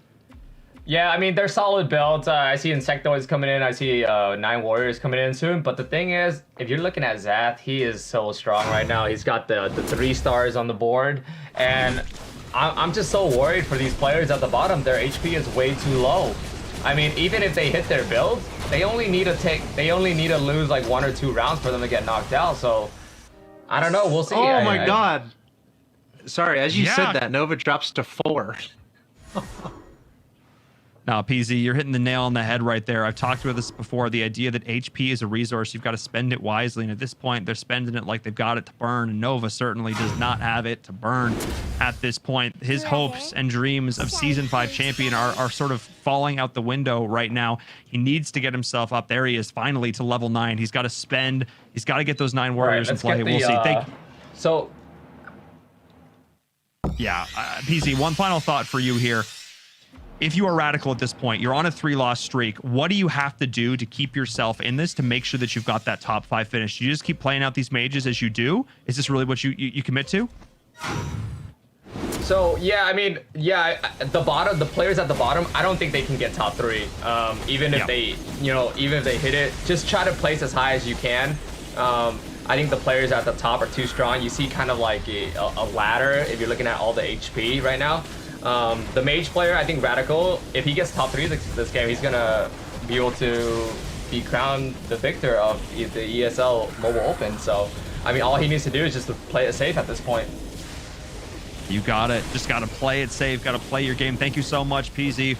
We'll tune in with you a little bit later. Go back to working on those Xperia highlights. Been loving watching those all day long. I think he made the best point, Axel Toss, there for sure. The players at the bottom, they're kind of out of it now. I think that includes Nova. I don't know if that necessarily includes Devlis, though. Devlis is still in the middle of the pack. He's got that level 3 Warpwood Sage of his own. There's a possibility. Yeah, I think you're right. If Vincent, Vivu, Monty, and Nova are all shaking in their boots, and that's because Zath is just as strong as he is, as PZ was mentioning. The 3-star Whisper Seer, the 3-star Warpwood Sage, you got the 2-star Dwarf Sniper that's absolutely stacked up with items. Zath is strong, and that should strike fear in the hearts of anyone at the bottom of this lobby. Nova should be knocked out soon. Same with Monty. Nova was in contention to win this tournament. Unfortunately, he might be knocked out soon, and he will not be in contention. And actually, as we say that, what the heck? Devlis was just number 4, and now he's dropping all the way down to number 7. This might be Christmas morning for Radical, as 2 of his closest rivals are 7th and 8th in this lobby. He just lost like 25 HP. So remember before when PZ was like, yo, guys, like Insectoid is like the best build in the game if you know how to play it. I think maybe Monty knows how to play it, because that was disgusting. Bringing in these new troops, you've got the Thorn Predator, you've got the Spider Queen. He is just fully committed to this with an Abyssal Crawler carry to boot. This is such an interesting build, and we just saw it absolutely maul. Probably the single largest HP drop we have seen all day to Devlis right now. And if I am Radical, I am the happiest person at this point, because my biggest competitors playing Devlis. Oh my goodness. You can just knock one of them out right here, right now. This could be it. Nova and Devlis on the verge of being knocked out of this game. Okay, Devlis defeated Radical, so he hung on. Now, Vince is going up against Nova, and that's going to be pretty critical in deciding who's going to be knocked out. Looks like Nova is going to be getting the better end of Vince. And Vince actually losing a lot of HP there. Wait, Vince might just be out. He is out. Vince is gone. in 8th place. Just not having the day here, not having the day. And once again, Zath, who had a strong start, is now on a 3-loss streak. Doing a little bit later in this lobby than normal, but I kind of feel like that's sort of been the name of the game for Zath. He's had usually these pretty strong starts, and then in the mid game, it just kind of collapsed for him. But Nova and Devlis, both with 4 HP, both potentially being able to stabilize here. Both went for, actually, one went for this warrior build, one went more in this divinity. We're going to jump on board with Nova at the end here. He's got the bigger economy, and he's not spending it. He is holding his ground. He's going to wait for this last neutral round, and then maybe he's going to try and get up to 10 here. That might be the play. Either he's going to roll and try and find another key level 2, or he is going to go for that, because Vivo is out. Wait, Vivo lost to the... Oh, he's just out. That's actually kind of sad. I think he just lost to the minions. Vivu was knocked in the same round as Vincent. Right before that neutral round. So the 2 Vs are out. No Vs here. Level 10. Level 10. Nova might be the last remaining. Actually, Nova and Devlis both have Vs in their name, so they might be trying to get some redemption for the Vs. And they need to stay alive if they want to have a shot at winning this thing. But right now, Radical is going to be potentially smiling because Devlis and Nova are all that sits between Radical and becoming the champion of this event. And they're facing each other, Axel Toss. Oh my goodness. One of them is going to knock the other one out right here, right now. And that's Nova out. Devlis getting the better of him. So Nova's dreams of Season 5 champion are dashed. And it is Devlis, the one to do it. That massive Warpwood Sage. I don't even need no items. I'm a strong independent tree who don't need no utility. And we're really seeing it here. Just going to town, going to work. Such a tanky frontline with this God of War as well. And then adding in that Water Spirit for that additional damage. This is big because now with Monty out as well, it's the top 4 situation. Radical's on a 3-loss streak. Devlis, in theory, I don't know. Even if Devlis wins, I think Radical will need a 4th place finish to maybe. I don't know. I'm pretty. We are close to a mathematical certainty for Radical winning. I mean, he got top 4. He got top 4. Yep. So he did. It might be set in stone. If there is a way, Devlis would have to get 1st and Radical 4th. But I don't even know if that would be enough. To be honest. Well, I mean, so we're gonna keep it dramatic. Look at how, you know, it might come down to one single point because Radical just got absolutely bopped. Oh my goodness. So there was a chance actually that could happen because Devlis is looking really strong as well. And he's only level 8 right now. He is so far even from that 9th level to get that next unit. He's just been able to get these 3 stars going and they've been making such a difference for him here. We're just gonna stay on board with Devlis, but you're right. It is so close. I think, and mathematically Radical might be there, but it's gonna come down to, I think, literally a single point at this point. Yeah, I'm like almost trying to do the math. What is it? 10 for 1st, 8 for 2nd. What's the rundown again? 6 for 3rd, and 6 for 3rd, 5th for 4th. You mean 4? Wait, so yeah, 4 for 5 for 4th. No, I think it might be 5 for 4th. I'm sure our admins can help. Oh, hang on. Even if it's 5 for 4th. I would love to be updated on that. Okay. Hang on. No, I'm not sure it's going to matter unless this Wave Spirit can just go to town. Oh, my goodness. Here we go. Yes, it can. Water Spirit. Do it. Yeah. Do it. It's a 3-star. That's Radical out in 4th. Radical's out. That's Radical out in 4th.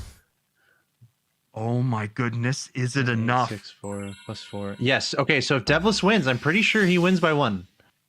If Devlis gets in 1st place, I could be completely wrong.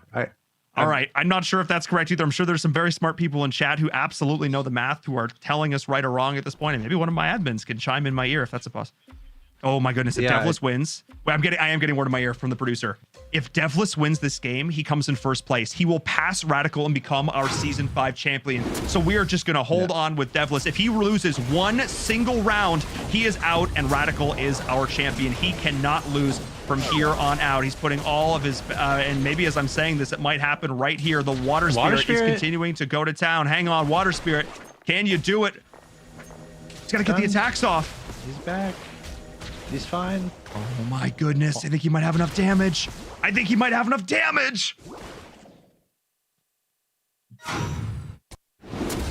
Well then, this just got interesting. This just got very interesting. All that stands between Devlis and victory is Silent and Zath. And Devlis has 3-star Water Spirit that is stacked to the teeth with items. I almost feel like we need to bring PZ in to close this out with us. I think meanwhile, we do. the Warpwood Sage, a 3-star Warpwood Sage from Devless 2, is that enough to anchor Devless to victory? Like, does it come down to the Warpwood Sage and the Water Spirit that he has? That is the big question mark. And around 30, I feel like you're 100% correct, Axel Toss. Let's get PZ back into this. We have set the stakes. We know what's on the line. Do you think the Devless can do it, looking at these builds? This is a really tough call. I think he has an okay chance. I think his chance is below 50. Only because the top player right now, he might be better in items, but the top player still has the gold and he still has about 5 to 10 rounds to pull items.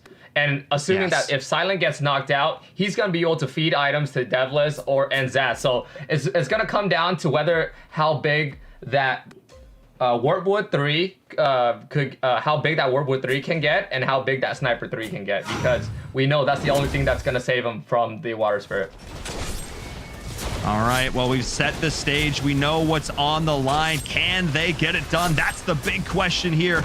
It's got the items, but like you said, the HP bars, just such a mountain to climb for Devless at this point. PZ, like, as a fan watching this, you've got to be excited watching these games because they have been absolutely crazy. Oh, invuln. Couple attacks. Hang on.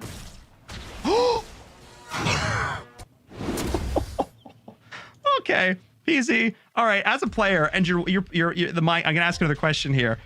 If you're looking at that, and you just watched your Water Spirit live with like 20 HP, how fast is your heart pounding right now if you're Devless? Like from what you guys mentioned earlier, because Devless needs this win to pass Radical. Yes, I'm pretty sure his hands are sweaty. His spaghetti meatballs are yeah. So I mean, he's I don't know. He's on the edge of his seat right now. So. All right, you heard it there. We're gonna say goodbye for now. We'll let you focus up on putting together those Xperia highlights. Axel Toss and I will round this one out because now we have seen him conclusively beat both Silent and Zath. 4 HP and a dream. He's building himself up. He's got 37 and above. He's actually trying to level himself up to 10, and he's just found himself a Scryer as well. This could actually be kind of interesting, as well as his God of Thunder, and that's level 10, and the Scryer is in. Oh my goodness, he was already winning these rounds, Axel Toss, and now he just got even stronger. This is a very interesting situation to be in. I know. I'm trying to think who has the better chance of knocking off that 4 HP by Zath or Silent. I'm not sure who does. I feel like Zath might, but it's all about that 3-star Water Spirit. Just keep an eye on just how ferocious that is. It did 10,000 damage in the last round, and it probably will eclipse that. We see Zath here against Devless. Devless trying to hold on, and he's doing fine. The 3-star Water Spirit is the anchor of this composition, well above 10,000 damage output. Devless is chilling right now. We're gonna need an answer. Silent might have to silent that Water Spirit somehow. Yeah, he's just gotta stop him from rolling all over the place. Oh my god, I am floored because auto battlers tend to be games that's, they're kind of linear. Like, okay, we're gonna go from point A to point B, and the players they're all gonna counteract each other. And what's cool about auto battlers is the idea that it's a free for all. You're playing up against everybody. But very rarely do we come to a situation like this where there is such a specific series of events that need to happen. Radical needed to get fourth, and Devless needed to get first. That was the only way that Devless passed him and walked away with the win. And Radical has got to be sitting there grinding his teeth, biting his nails, going, no, just lose. Just lose. Just one round. I just need you to lose one round. That's it. That's all we need. But we're just seeing that Water Spirit, like you mentioned. He actually dodged the Abyssal Gaze from the Siren. That was actually huge with the Wave Slash. That might have been the difference, because if he'd gotten stunned up there, that might have been the end of it. But it is going to come down to this 2v1 situation. This might be it for all the marbles, and Devless is out. That is it. That is it. Oh my goodness. He couldn't quite get the victory, which means that it is mathematically impossible. Radical is going to be our champion. We're going to see this game through to the very end, but oh my goodness, Axel Toss, what a way to finish it out. Radical just took the deepest sigh of, I'm pretty sure I heard it from here. Totally. What a performance from Devless. That'll go down in the history books. That water spirit being a hero until the absolute end. And I thought it would prevail, but no, the water spirit taken out and Devless knocked out in third. Radical's gonna win this tournament, but not before sweating, not before feeling extremely anxious, because we almost saw one of the most heroic comebacks possible from Devless and his water spirit. I mean, I feel like at this point we need like a devless skin for the water spirit at this point, you know, like folks, if you're listening over on the auto chess team, that'd be pretty. I mean, that was just wild. That was just such a crazy series of events. He almost pulled it off. Silent, I think, just needs to probably win one more round here to walk away with the victory. He's got this Hunter Agarsis going on. He's got, you know, this pretty stacked. He's not even actually kidding it out there. The Doom Arbiter on the front, but he's just looking really solid going into this. He just needs to win, I think, again, one more round pretty convincingly, and this might be all she wrote. Yeah, so these guys are trying to pass. They've already passed Vince. They're trying to pass Vivu and Monty. And of course, we're going to have to do math at the end there. So these guys definitely still fighting for some placements in our top 8. Yep. Every place of which is incredibly important. So I love it. These guys fighting to the end, but Radical is almost certainly our champion. We will do all the math to make absolutely sure that is true, but what a day. Yes. What a day. What a lovely day. Yeah, this is it. Silent. Okay, I said maybe one more round. Zath holding on there. I think getting this Dwarf Sniper, who is just absolutely stacked to level 3, would probably be the nail in the coffin here. Look at the amount of items. He's got the Tarask. He's got the Infused Mask, as well as that Dragon Bone Ballista. That additional attack is just going to go a super long way here for Silent, who came into this as one of the lower seeded players in the lobby, or I should say, like, as we came into this final game. But it just goes to show all of these players, any given day, if the game goes their way, they can walk away with the win. That is just how close these North American players are. They are so close to being able to, any of them, to be able to walk away with that title of champion. And this time, actually, we might even, I'm not even sure if we're going to see Silent win this round. Hang on. This could actually be Zath making some sort of comeback. No way. No way. Hang on. I mean, he's got some 3 stars, to put it lightly. Look at there's the 3 dwarf. stars. There's the sniper. There it is. There it is. Yeah, no, I think we're good. I think that was the last puzzle piece here for Silent to walk away with the old GG on this one. But yes, in either case, like I was saying before, any player from this lobby could have justifiably been our champion here in the end, and it was Radical who was able to put up a good enough performance in this final game, carrying on the momentum that he built earlier on to really give us a great show. But as I said before, there's so many players we got to give props to here. Devless, of course. Man, that miracle run, Axel Toss, I don't care what, if you come from any esport on Earth, I don't care. That was cool to watch. Yeah, and he almost pulled it off. That water spirit was looking so dangerous. And again, it's a game of millimeters. Just little decisions here and there, little placement of the piece. The water spirit ended up getting caught, and Devless's run was over. And again, Zath is he's looking okay. Like, he has so many 3 stars. Just look at, he's 1, 2, 3, 4, 5. I can't even count that high. 5 3 stars. It's amazing. So many stars going on for Zath. Meanwhile, we just have the 3-star Dwarf Sniper from Silent. I mean, sure, it's stacked. So many items on that Dwarf Sniper. But Zath is he's gonna make this an issue. He is gonna make it an issue. This might be the difference between 6th and 5th. It could be. Yeah, no, that's really the big thing here. And having this Ice Plate Mail on the Warpwood Sage, if it's able to get up there and you know, mix it up in melee with that opposing Dwarf Sniper, that's really when things are getting interesting. And this has just been an absolute brawl here at the end. They wanted to drag this out as much as possible. My goodness, that ult going in from the Dwarf Sniper there is massive, but the response, the level 3 on the other side, the items that it has, which basically can solo, right up until this point, can almost solo the entire side. And death by 1,000 cuts. Zath is just wearing him down.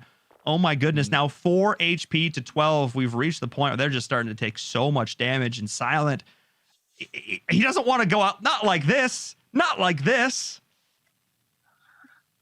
Yeah, I mean, this is the closest game we've seen between the top 2 today. Of course, it's a battle between 7th and 8th in our overall standings, but that's neither here nor there. It's delightful, and both these players are fighting to the bitter end here. The question is, can Zath complete this comeback? Because Silent was up at like 30, 40 HP. Zath has been at 4 HP for a while now, but still, Zath has so many 3 stars. He's got pretty much all the pieces he wants. Both these players at level 10.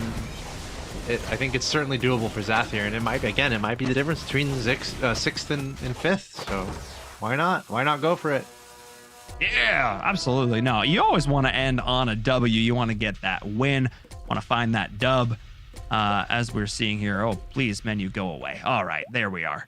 Yeah, like I said, I think the only thing maybe finding a Wind Ranger if you're Zath at this point. And obviously the Devastator would be another great one, as both these players are going to completely roll down. 6-2 now. Zath needs to win this or he's just out. So here we go. Losing HP every single round gets real exciting. So here we go. 6-2. Silent.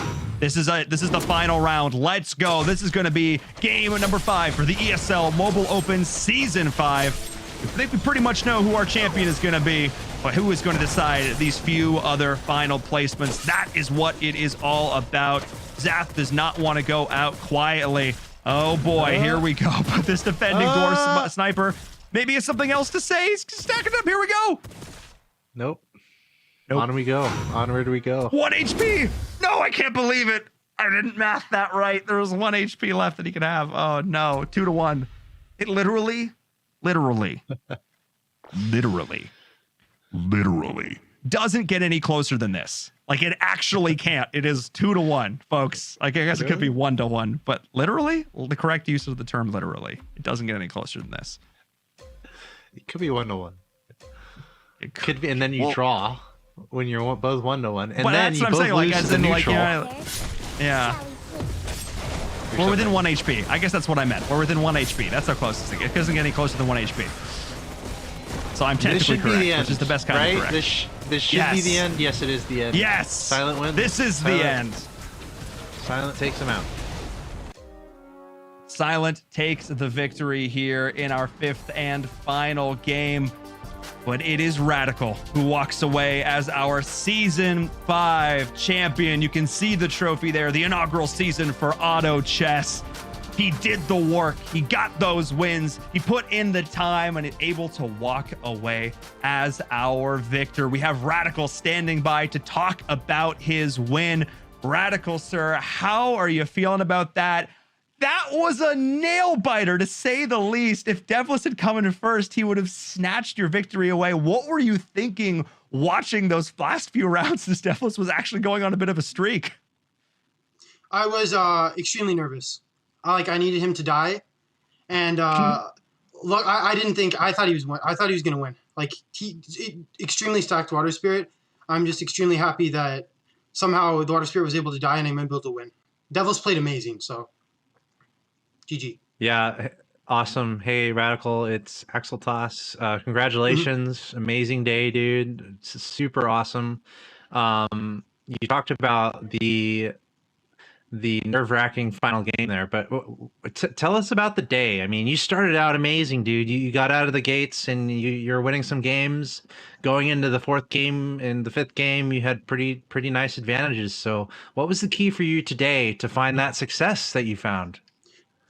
So I was able to prepare a lot so that I really had a clear game plan coming in, which kind of builds that I was prepared to play. And based on the roles I got kind of early in those games, game 1 and game 3 especially, I had very few difficult decisions to make, which really streamlines your approaches. So I got quite lucky, and then I was also able to play very well because of simple decisions. So I was able to win first in the 1st and 3rd game, and then in the 2nd game, I was able to basically minimize bad things happening and get a 3rd, which was very nice in that game. Yes. All right, so my question is for Radical. First of all, congratulations on winning. So for the builds that you chose, I saw that you played mostly Hunters and Mages. So I wonder if that was your game plan the whole time, just kind of keep it safe, or were you open to other builds? I was prepared to play like 5, 6, 7 different builds based on various situations coming in. I think 5 Dragon Mages is extremely strong right now, and I was able to play that 2 times. I high rolled the Feathered game with the Fallen Witcher 3. That was a really nice one to play. I actually wasn't expecting to be able to play that build coming in, but it was just basically the perfect situation for it. And then obviously Warriors are very strong. I didn't get to play Insectoids or Goblins because the situation didn't really present itself. Divinity either. But it wasn't a specific game plan for builds I wanted to play, but I had options based on what I would hit early in the game. Yeah, it seems like you've sort of got every single possible avenue laid out in front of you, and that depending on one little pebble in the road that could let you decide to go left or right, but all the decisions you made seem to be the right ones as you were able to walk away as our season 5 champions. Congratulations, sir. Any final thoughts for the fans, for all the folks watching you at home? Thank you very much, everybody, for watching. This was an incredible competition. Every single player who was here was very good. I'm looking forward to season 6. That should be also very fun, and I'm just glad to be a part of this event. Awesome. We were very glad to have you. Congratulations once again on that win. Alrighty there, folks. Yes, there we go. Right at the end. Yes. Oh my goodness. It's been a day. It's been a day. I can't believe it. After all that, it came down to 2 placements in our final game to determine who would walk away as our champions. I know you have some Xperia highlights for us, PZ, after that one. You've got to have those. Pretty darn impressive. Let's take a look back. Let's put a nice little bow on this final day. Right, so the first thing we got here is the scoreboard, right, showing kind of the builds that we're going into. We see Zath pulling the 2-star sniper, which helped them get secure him top 2 in the whole game. Next one, we also see Zath winning on round 8 here. Showing how strong that 2-star sniper, early 2-star sniper, and early 2-star egg assist was able to help him hold that streak for a very long time. Next one, we have Zath again, round 19, still holding the streak really strong because he was able to pick up the Warpwood 3-star and the Whisper Seer 3-star. We see that as a common denominator today. Anyone that pulls Hunters early or Warpwood 3-star early or Warpwood 2-star early was able to keep the win streak, so that was very well done. Next one, we have Monty coming back with maybe Insectoids here on round 24. I really wanted to see Insectoids come back, but I don't know. It's like I said, it's one of the strongest builds right now in the game, but it's very hard to pull off. And I don't know if it's kind of a difficulty kind of thing, or maybe he just didn't pull his items because no one was really getting knocked out. So but at least he tried, right? So Devless on round 26 getting a win here with his Water Spirit. We did see Water Spirit coming back. Devless almost taking the win away from Radical if he got the first place, but unfortunately he did get knocked out on as top 3. Another highlight of here of how strong that Water Spirit can be once it has the items, once it has a 4 divinity buff. And then finally Devless losing on round 34. The round that cost him, was it $3,000, $5,000? A big chunk of money here. This round he will remember for the rest of his life right here. And our last highlight is going to be Silent taking the win. And one thing I do want to point out here is even though Silent was holding on to a Sniper 2-star for a very long time, he had items. Items have a bigger impact than 3 stars, I'd say. Items carry you, they scale better late game, and pretty much got him the win there, so well done. Yeah, amazing there at the end. Those items making such a big difference, combining them with the placement, of course, and the way they were able to balance that also. Thank you so much, PZ, for those Xperia highlights. And I think it's only fitting that at the end, we know who our champion is, but we also want to take a look at how everybody else did. Let's take a look at our final leaderboards, because you mentioned it before, PZ. The difference in prize money you get is pretty substantial, and Devless was actually able to get himself that 2nd place finish from all that. That miracle run at the end brought him up. He stayed above Nova. Monty was up there as well. And Vincent, oh no, poor Vincent. The one thing he didn't want to have was that 8th position finish, but Axel Toss, that's what we saw. I know, poor Vince. We all know he's a champion, though. We all know he'll be back. He's incredibly capable. And again, all these guys, I'm pretty sure they stream or they have some sort of content creation going on. So I encourage everyone, look up these guys, support them. These are the best of the bunch in the auto chess community. They're all amazing. So go support them.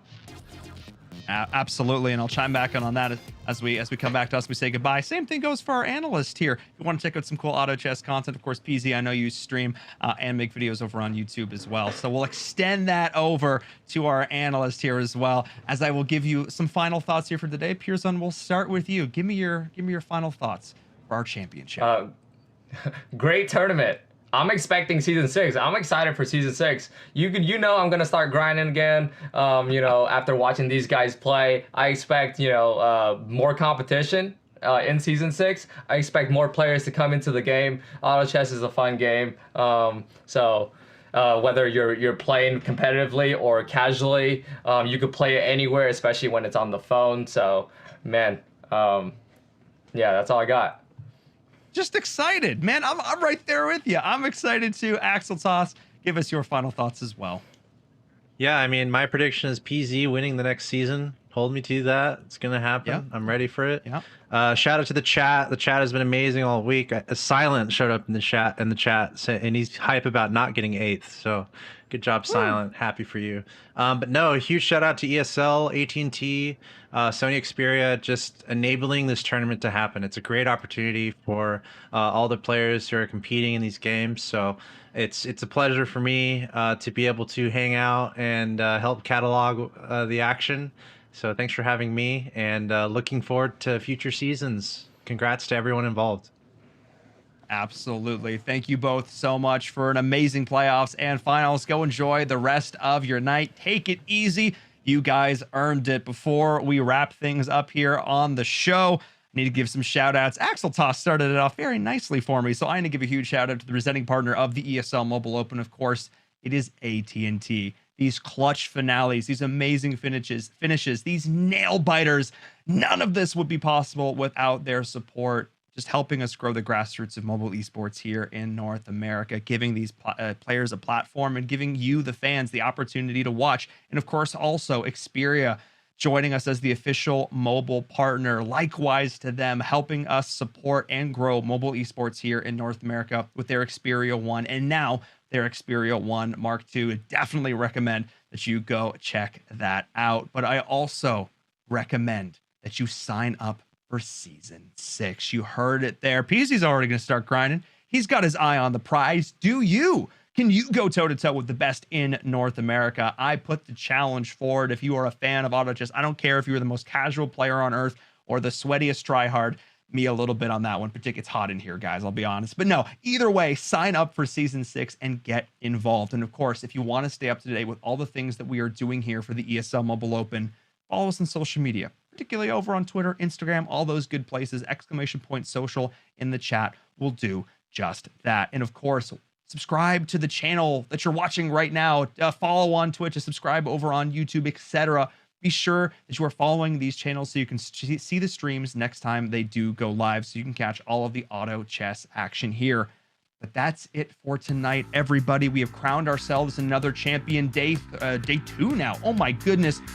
Tomorrow, PUBG Mobile. You do not want to miss it. Crown another champion there for myself and Baron, from the crew, from all of us here at the ESL Mobile Open. Have a great night, and I will see you tomorrow.